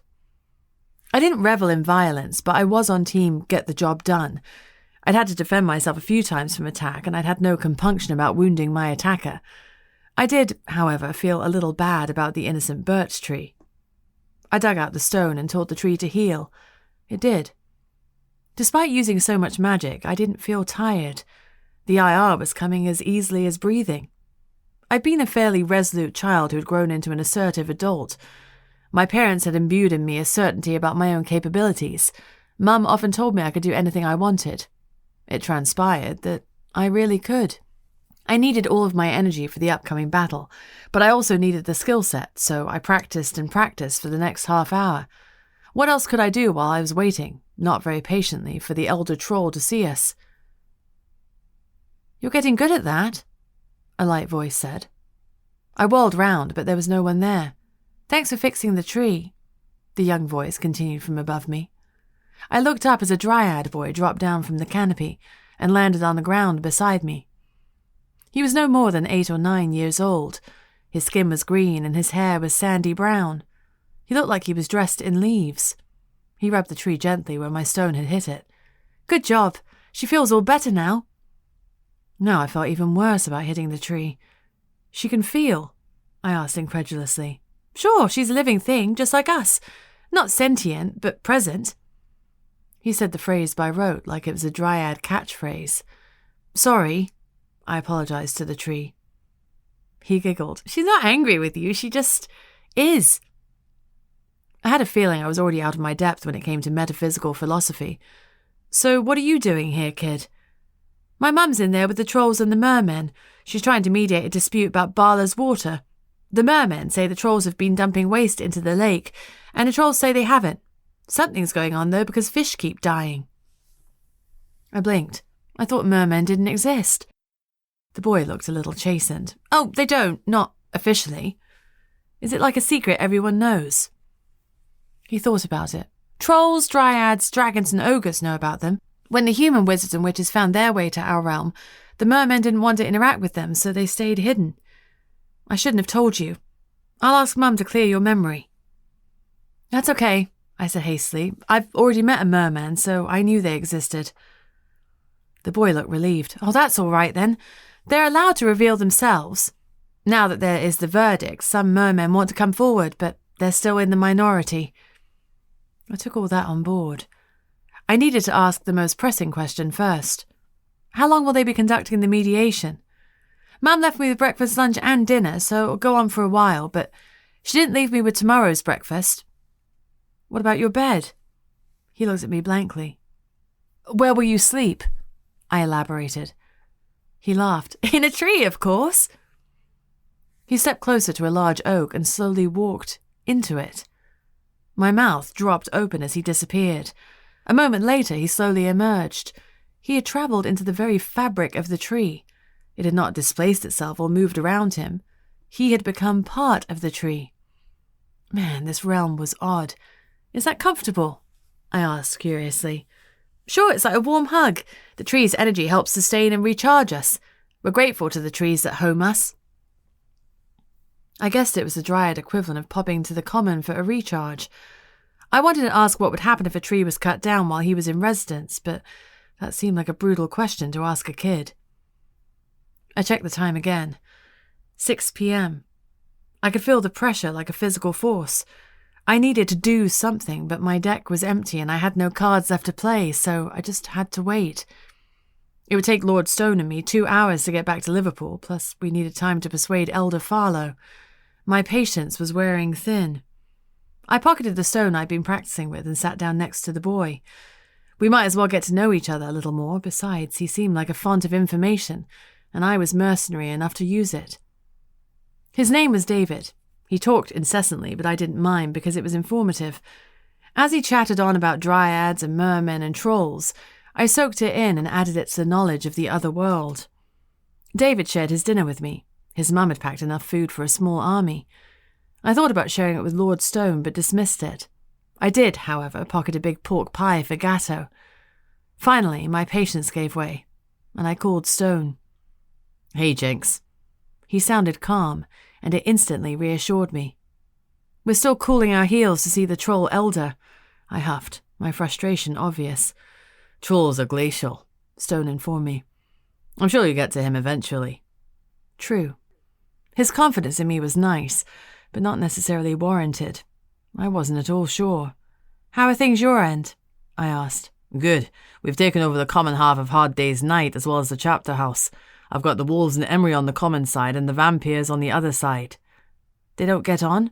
Like oil and water, or maybe wood and fire. Wolves and vampyrs are an explosive mix. Good for us. Bad for Mrs. H.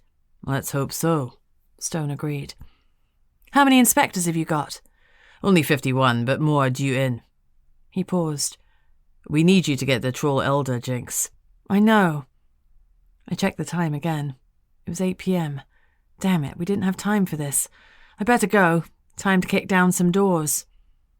I felt Stone's wince over the phone. This isn't the time to start wars, he pleaded. Only a little one, I replied.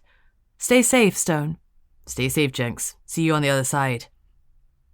He rang off. Should I have said something touchy-feely? Maybe this wasn't the time, but maybe there never would be a time if I didn't get this troll elder on board.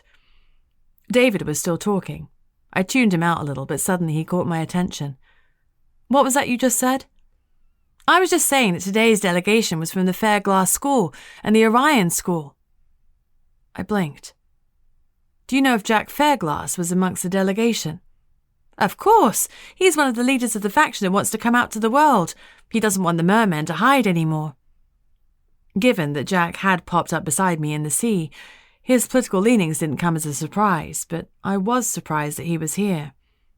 These days, I wasn't sure what game the universe was playing with me, though. I was certain that someone or something was pulling my strings. There were too many coincidences. I frowned into the darkness. Maybe Jack could help me. I better go, kid. It's getting late and I need the elders' help.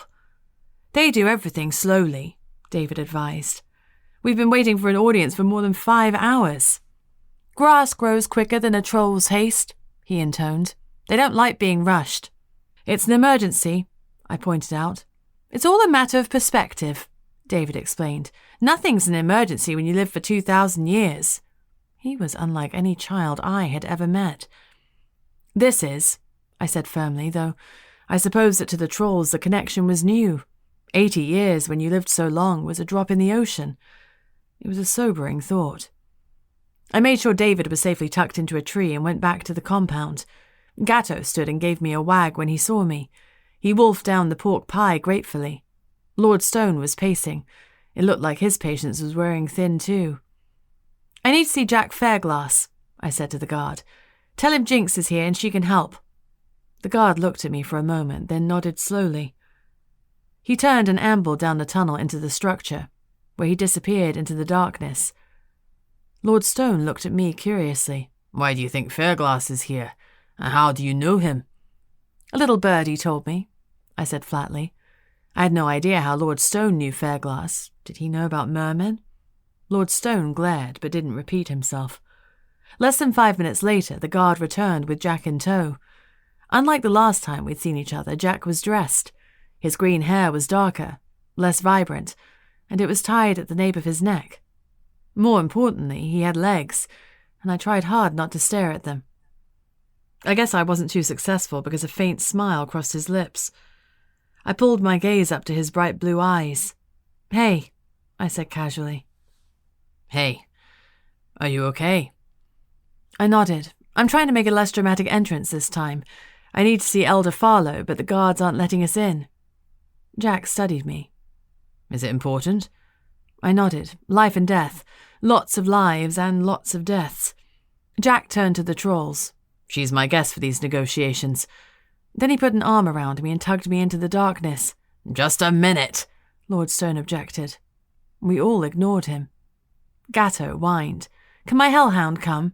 I asked. Sure. The more the merrier at this point, Jack said. The trolls didn't dare contradict him, and Gatto joined us. We were in. Chapter 24. Jack led me down the darkened corridors. The floors were covered by massive, uneven slabs, and the halls were lit by torches in sconces. The whole place had a very medieval feel. I guess if you live for hundreds of years, you're not in a hurry to redecorate. We entered a large chamber where there was a group of 6 trolls, 5 mermen, and 1 dryad. Jack and I joined them. In the center of the room, a circular table was laden with every food type you could think of: meat, fish, bread, fruit. and the smells made my mouth water. Thank goodness I'd already eaten with David, or I'd have been tempted to dive right in. I gave a welcoming nod. My honor to meet you. My name is Jinx. I bowed my head and touched my heart. Might as well follow the formalities. It was easy to work out who Farlow was. His grey hair was nearly to the floor, and his wrinkles had wrinkles. This dude was old. But when he stood, there was no stoop, no frailty, and his eyes were clear and sharp. "Be welcome in our halls, Jinx," he said. I smiled. Thank you, Elder Farlow. If he was surprised that I knew who he was, he didn't show it. I come to seek assistance and to offer it in kind. I'm an empath, a truth seeker. I understand there's a dispute as to who is responsible for polluting the lake. Let me question you all and I will tell you the truth of it. Elder Farlow nodded slowly. "And the assistance you seek in return?" Firstly, your oath of silence about my abilities. Secondly, and more importantly, there is a disturbance in Liverpool. A large group of trolls has gathered, intending violence to the inspectors and the connection. I would ask that you come with me, Elder Farlow, and command the violence to stop. He frowned. "I see no reason why the inspectors can't handle a few brawls, child." It grated to be called child, but I tried not to take umbrage. Everyone was a child to him. 300 trolls, Elder Farlow, I explained. It won't be a brawl. It'll be a massacre. His frown lines deepened. As the silence stretched out, I opened my mouth, but Jack shook his head. I shut it with a clack. After a good 20 minutes, Farlow nodded. "I accept your proposals, Jinx. It is agreed. Done and done. Ask your questions." I turned to Jack. First, let me prove my skills. Tell me 2 truths and a lie.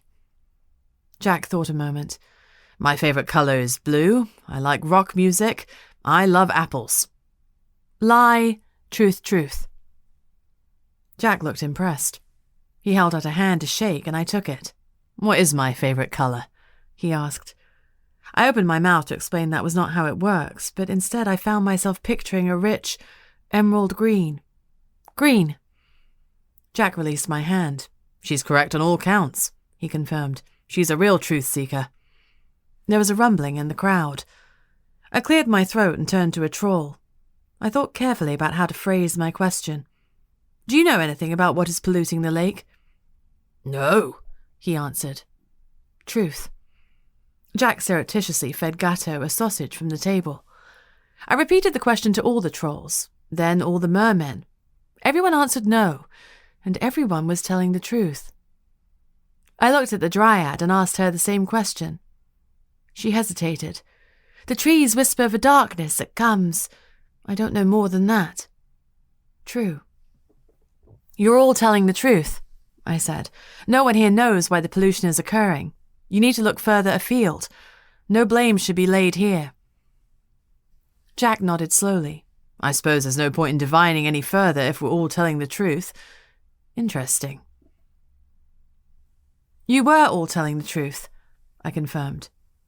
I turned to the dryad. David ate his dinner and was sleeping in his tree when I left. She smiled gratefully. Oh, did he chew your ears off? I grinned. Yes, but he was very helpful. I learned a lot. He's a very clever little boy. He is, she agreed proudly. I gave her a little bow and turned to Elder Farlow. Please, can we leave now? The matter is urgent. He smiled faintly. Everything is urgent for you humans. We don't live for very long, so we must fit in as much as we can. He considered that before he nodded. You are wise, Jinx. I blinked.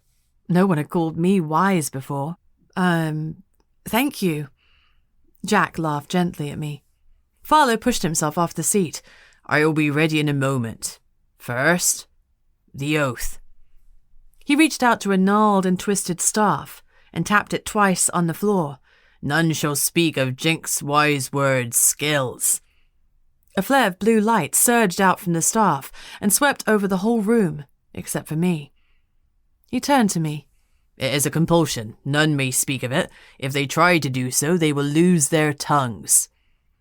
I swallowed down the bile in my throat and tried to give a grateful smile as Farlow strode out of the room. I hoped I would be as strong as him when I was 70. Trolls might think slowly, but they move fast. The mermen were gathered together, and the trolls had dispersed. I turned to Jack and caught him feeding Gatto a wedge of pie. "So," I said, "turns out you have legs too." Jack grinned. "You've been dying to ask about my legs." "This whole time," I agreed honestly. "In water, our legs fuse together to form our tails. Out of water, we are anatomically correct." "Sex on land?" I asked nosily. "Sex on land," he agreed with a smirk. I shrugged. "Water sex isn't that great. You're not missing out." "Thanks. That's good to know." I decided a change of topic was in order. "Lord Stone is out there. He seemed surprised you were here." Jack grimaced. "I pose as a mid-level wizard. Mermen have the IR too. Stone has tried to recruit me on occasion, but I don't want to be a part of the connection, not as a wizard anyway. But I do want to take advantage of the connection's resources. It's hard to explain my presence here." "Why don't you say you're here as an independent mediator between the trolls and the dryads?" I suggested. He tilted his head, considering. "That might work. How bad is the situation in Liverpool?" I bit my lip. "If the trolls listen to Farlow, it'll be pretty bad. If they don't, it'll be a bloodbath." "Then the mermen will come and fight alongside you," Jinx' wise words. I grimaced at the new title. "I hope that doesn't catch on," I muttered. Jack laughed again. He was a happy soul. My gut liked him, not enough to trust him, but enough to give him a chance to earn my trust. Farlow returned eventually. Gatto was extremely happy because Jack had fed him some more food. I felt a little bad for Lord Stone. He was bound to be hungry. "Can we take a little of that out to Lord Grumpy?" I asked. Jack snorted. "Wise words indeed. Yes, Jinx, let's take Lord Grumpy a doggy bag." "I dare you to call it a doggy bag to his face," I said mischievously. We all trooped outside, including Elder Farlow. I checked the time. 10 p.m. We were cutting it fine. I tossed Lord Stone his doggy bag. "Chuck me the keys," I commanded. "You can eat while I drive." He weighed his options, then tossed me the keys. Farlow climbed into the back of the Range Rover, and I opened the boot for Gatto, who leapt up and settled down. He knew there was no time to mess about turning around 3 times. "Enjoy your doggy bag," Jack called to Lord Gilligan Stone. I had to bite my lip to stop the laughter. I met Jack's eyes and raised an appreciative eyebrow. "Let's rock and roll." Jack nodded. "We'll follow in our cars. See you at the battle." "St. Luke's," I reminded him. I hauled myself into the driver's seat, cranked the radio, and started the car. It was time to hit the road. Farlow was content to travel in silence. Lord Stone was eating, and Gatto was sleeping. I drove as fast as I dared, watching the miles tumble beneath our wheels. I kept an anxious eye on both the time and the speedometer. Just after 11 p.m., I felt a shiver down my spine. In that moment, I knew there was only one of me in the world. I felt both reassured and surprisingly vulnerable. For the last day, there had been 2 of me running around, and now there was just little old me flying solo. God, I hope we weren't too late. I felt awful about leaving Hess and Nate with Mrs. Harding. Logically, I knew that there was no other option, but emotionally, I felt like a lousy human for leaving them in captivity. Mrs. H wouldn't have been impressed at my escape. I hoped they were both all right. I couldn't live with myself if they weren't. The roads got busier as we approached Liverpool. Didn't the other drivers know I had to be somewhere? I was trying to save the realms. It was 11:45 and the fight was going to start any minute, with or without us. I kept on driving. There was no other choice. I didn't want to call Stone and divert his attention. We just had to keep going. At 12:05, we were finally in Liverpool city centre. We made it to Rodney Street before a roadblock stopped us and I had to pull over and park. Lord Stone flashed an important-looking police badge to the boys in blue, and we were let through the barrier. Then I was running, with Gatto flowing effortlessly next to me. Reluctantly, Elder Farlow loped into a run as well. We could hear noise from the bombed-out church. We ran up the steps and paused. The scene was chaotic. Stone had obviously worked out a plan with Voldorus. Vampyrs were enchanting trolls, while inspectors were cutting the trolls' heads off with swords or flames. Ogres were throwing great hulking rocks, and fire elementals were throwing flames around like they were going out of fashion. The primal wizards were trying to contain it, but I could see charred remains on the ground. The thick, acrid smell of smoke made me gag. The werewolves were in wolf form, and they were huge. I caught a flash of a bloody maw and swallowed hard. God, they were scary. I was glad they were on our side. They were working in small packs, attacking the ogres, reaching in and rending their flesh with their teeth, before dropping back for another wolf to attack from another angle. At least 4 or 5 wolves in any one team were attacking each ogre, but the good guys were massively outnumbered. I couldn't see Hess, Nate, or Mrs. H. To his credit, Lord Soam pushed past me and waded in instantly. Catching fire and redirecting it at an ogre, he held it there while the ogre burnt. The stench was horrific. Jack and his fellow mermen arrived just behind us, and they too dived into the fight. I turned to Elder Farlow. "Stop this, please." Farlow's brow furrowed. "This is not the path," he grumbled. "Make it so they can all hear me." I gathered my intention. Everyone inside St. Luke's needed to hear Farlow. "Here," I commanded. I hoped it would do the job. Farlow reached to his hip and pulled out a bone horn. He raised it to his lips and blew. The bellow sounded out and echoed for all to hear. "This is not the path," he repeated firmly. "Your wandering is revoked. Report to your home stronghold for remedial directions." I gestured sharply, and the IR was ended. The effect was instantaneous, and the trolls started marching out of the church. Their former allies took umbrage, and a few skirmishes broke out between the trolls and the ogres. When the trolls disentangled from the fray, we were left with a field of vampyrs, wolves, ogres, and elementals. The battle was not won yet, but it had tipped in our favour. And with the field clearing, I could now see Mrs. H. She looked manic. Her perfect hair was in disarray and she was covered in blood. I had a heart-stopping moment while I frantically searched for Nate and Hess. When I found them, I saw that they weren't the source of the blood, thank God. They weren't in a good situation, though. They were tied down on stone tables with rope and surrounded by some sort of protective field. It was also protecting Mrs. H. She had Glimmer in her hand and was approaching Nate purposefully. I turned to Gatto.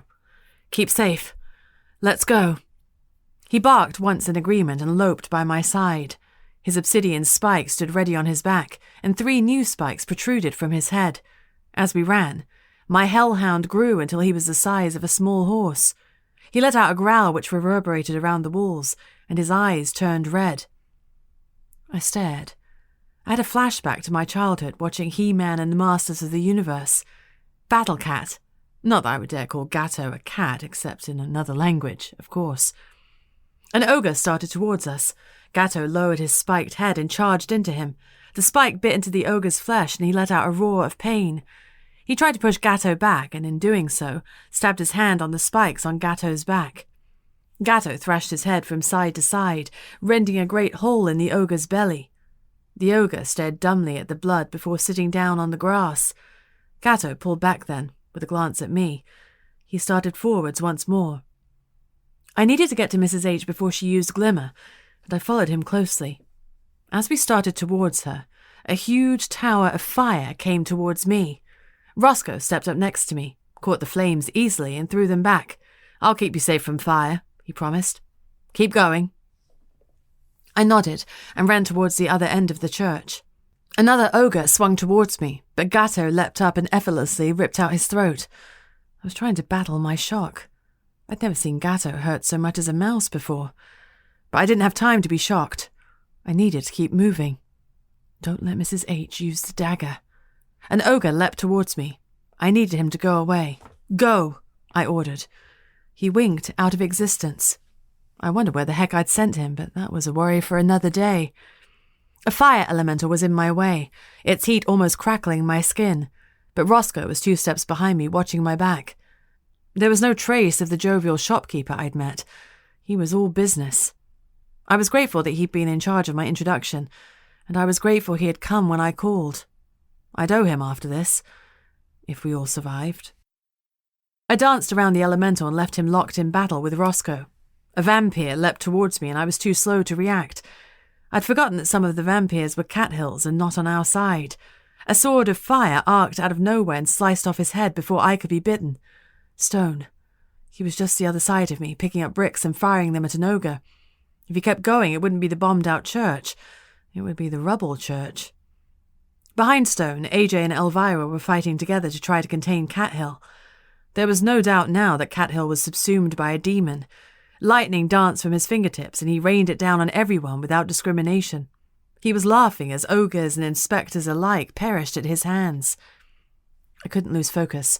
The others would have to deal with him. I needed to get to Mrs. H. An eerie scream sounded through the building, and 3 winged creatures hovered over St. Luke's.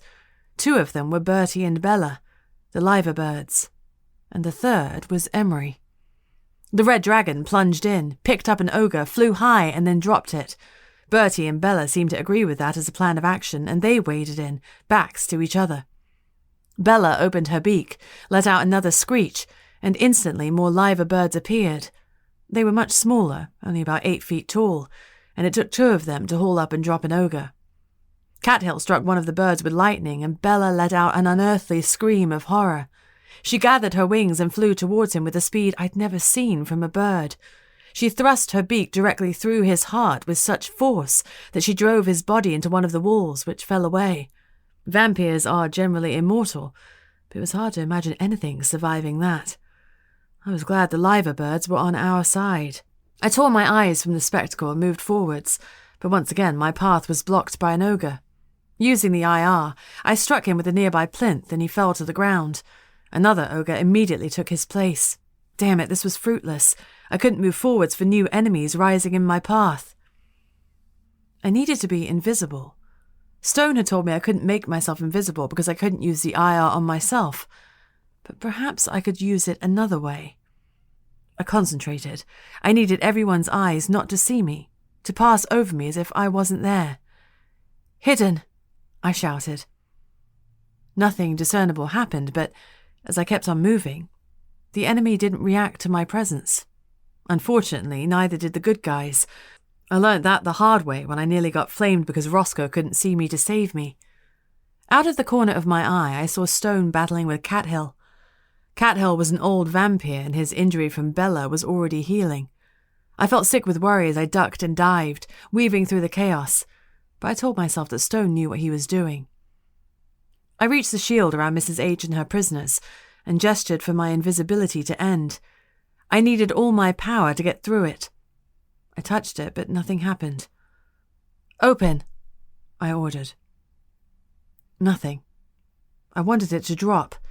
"Down," I ordered. Nothing. Emery flew over and hovered in the air above me.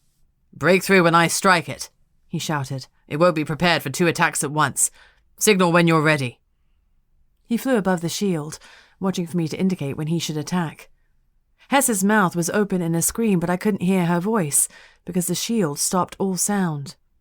It stopped all sound, but not all light. I couldn't get rid of it, but maybe I could change it, make it permeable, make it like the trees were to the dryads. I didn't need the shield to drop or break. I needed to be able to move through it. I gathered my intention and nodded firmly to the dragon. "Now, change!" I ordered the shield just as the dragon struck it above with his talons. He screamed as he poured his magic and divided the shield's power. It was enough of a diversion to allow me to pass through, and I came through it in a roar of sound. I looked around. Nate was in a bad way. Mrs. H had sliced him from neck to navel.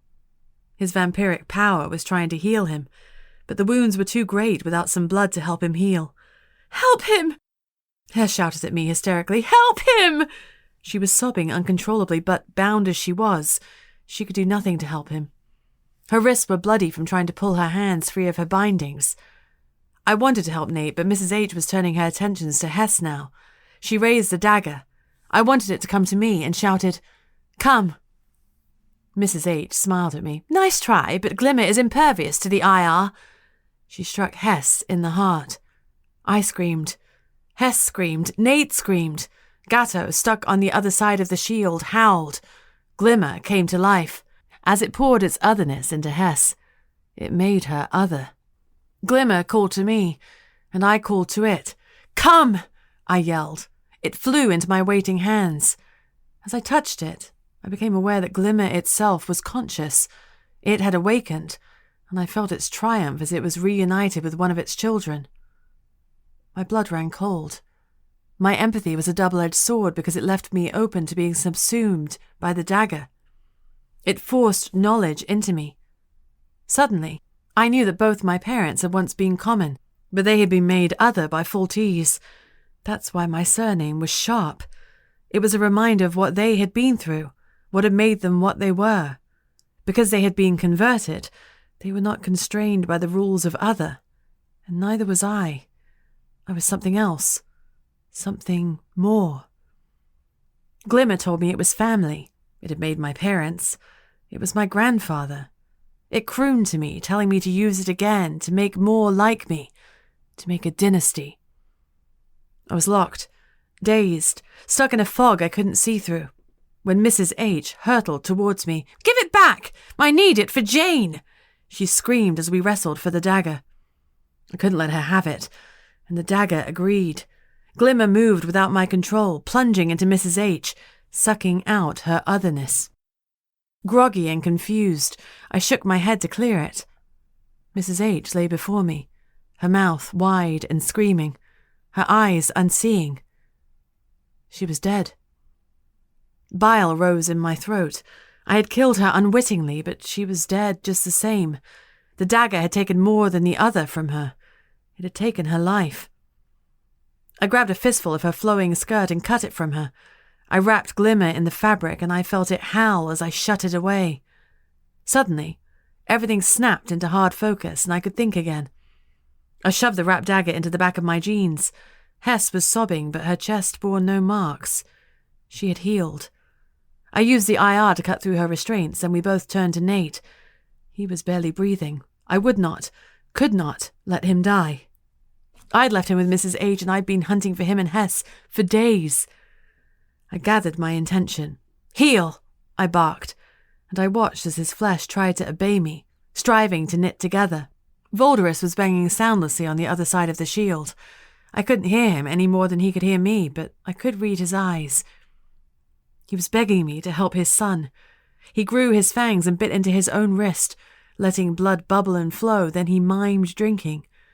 Nate needed blood to heal. I nodded to Voldorus, turning back to Nate, and offered him my wrist.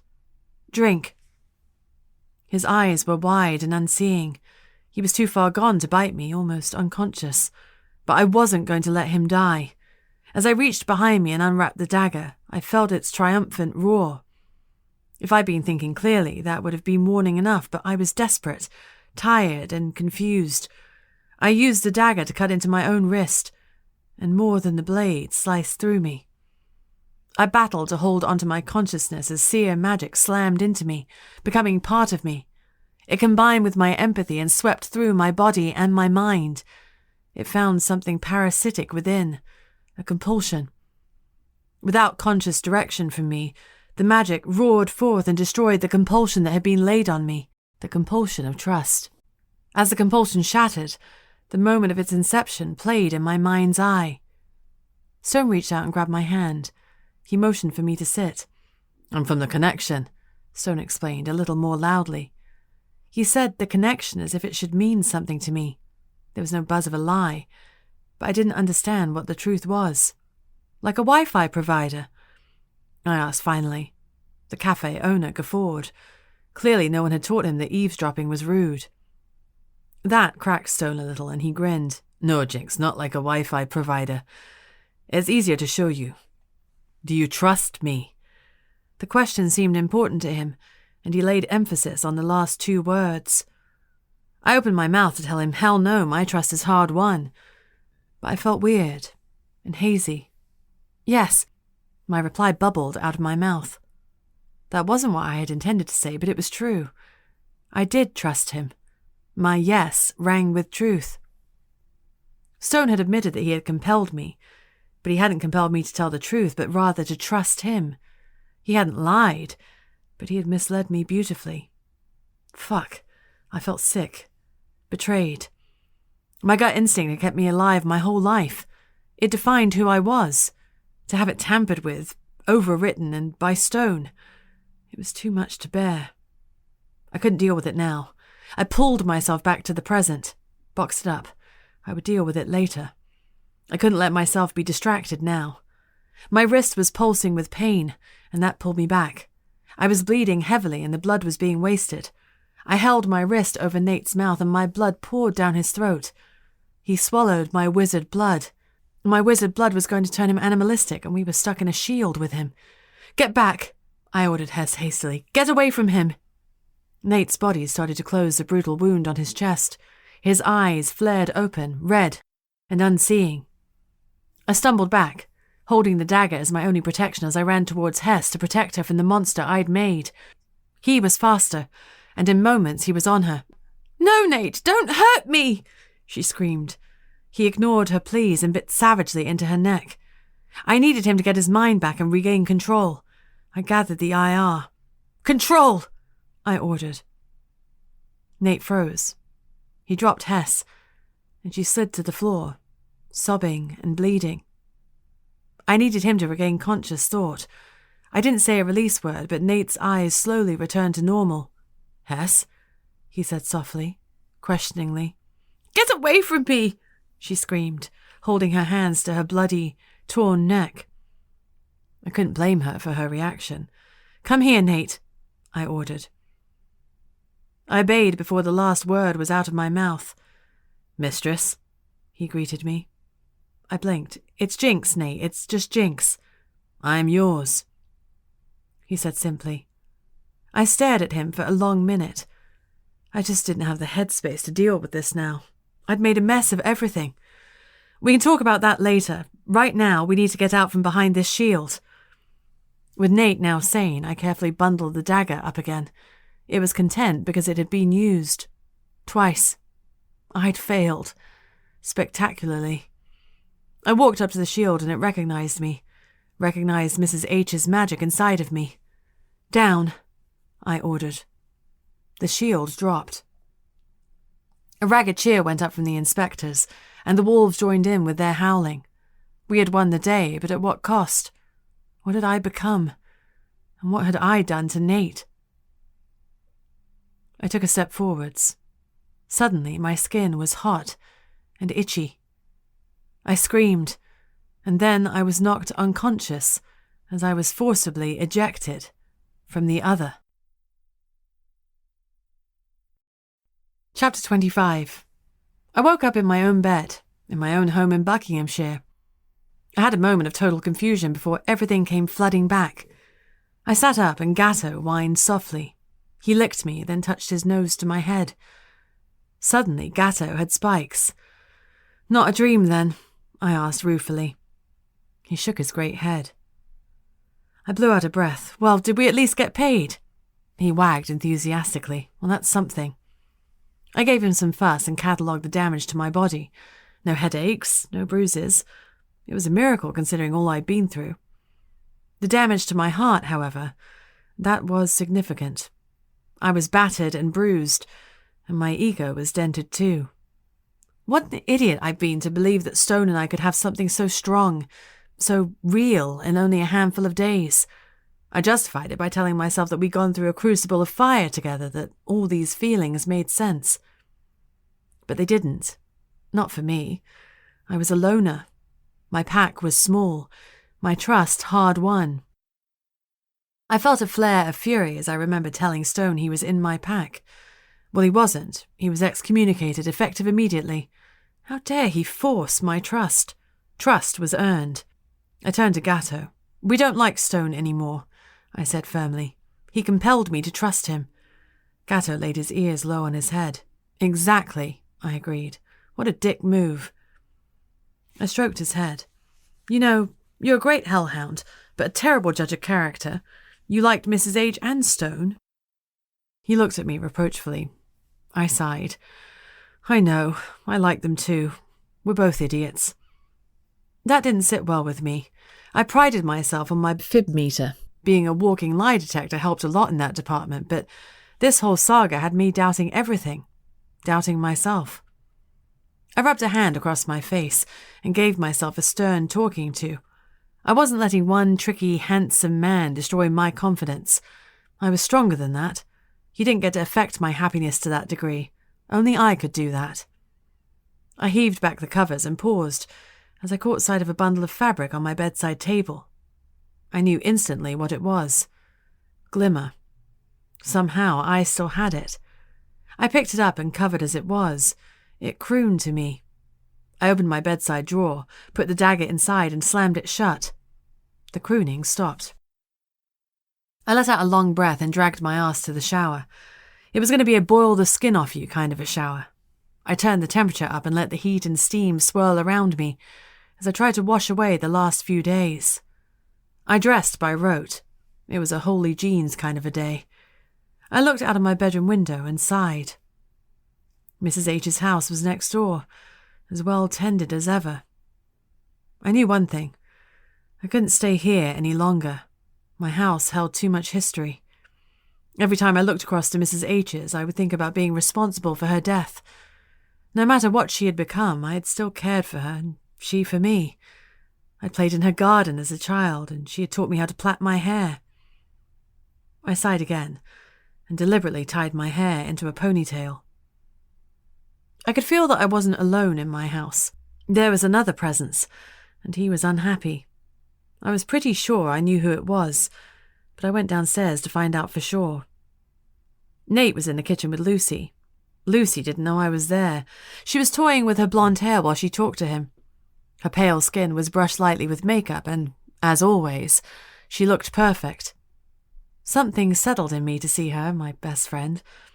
Whatever else was happening in my crazy world, she had my back. "Hey, guys," I greeted them casually. "Jess!" Lucy shrieked, then threw herself at me. "Don't you ever scare me like that again! I called to talk to you, and Zach explained that you'd worked yourself so hard you passed out. I demanded he bring you home so I could look after you. Zach said you didn't rest the whole time you were in Liverpool." She ranted as she hugged me. "Don't you ever do that to me again! You're human, Jess. You need to rest." I'm not sure what I am, but I'm definitely not human. I smiled at my best friend. "Zach." I looked around, but I couldn't see Stone. Lucy misread my scrutiny. "Oh, sorry, honey, he had to go. He got called out on an urgent case. You just missed him, but he didn't want to wake you. He said you needed to recharge your batteries and that he'd be in touch soon." I gave a one-shouldered shrug. "Did Stone tell you that I cooked ass, took names, and found the missing girl?" "The missing girl told her that herself," said Hess from behind me. She smiled as she came into the kitchen. She had a triangle on her forehead. Now she was other too. "I told Lucy how you and Stone rescued me from my kidnappers, guns firing, no less. You two are my heroes." As Hess entered, Nate tried to become less obtrusive, but despite his efforts, she flinched from him. The emotions that flashed across Nate's face were too fast to read, but I felt them.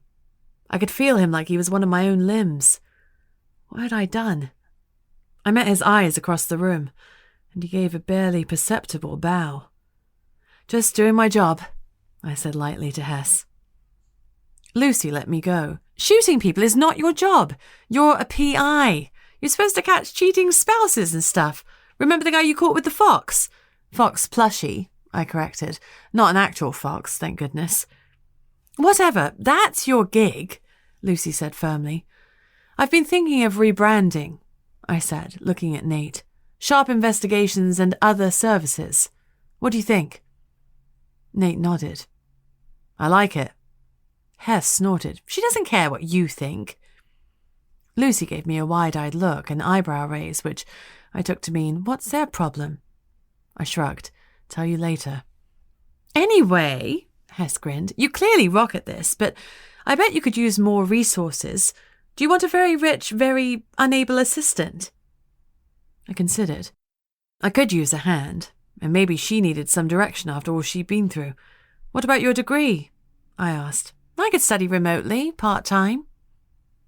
Actually, I was thinking that my business should relocate to Liverpool.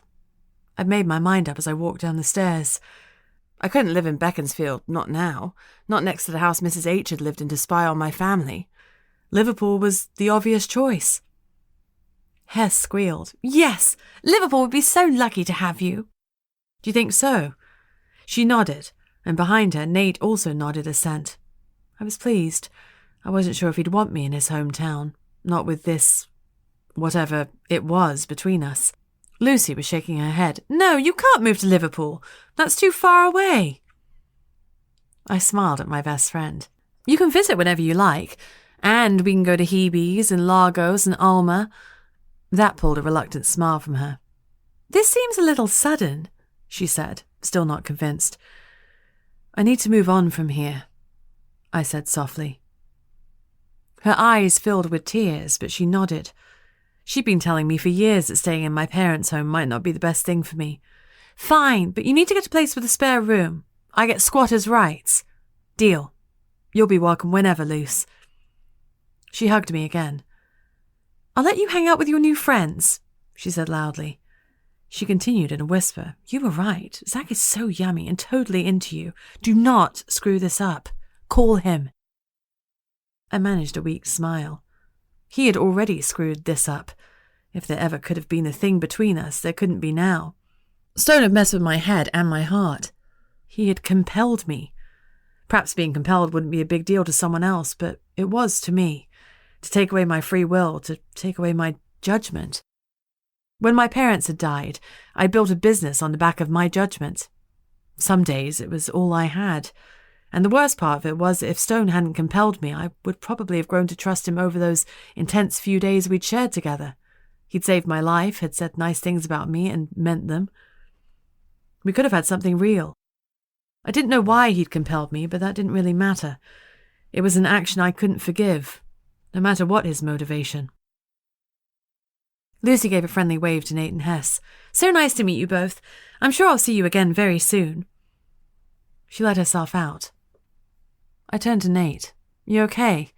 I asked as casually as I could, trying to mask my concern. He nodded, his calm face showing none of the inner turmoil I could feel. Sure.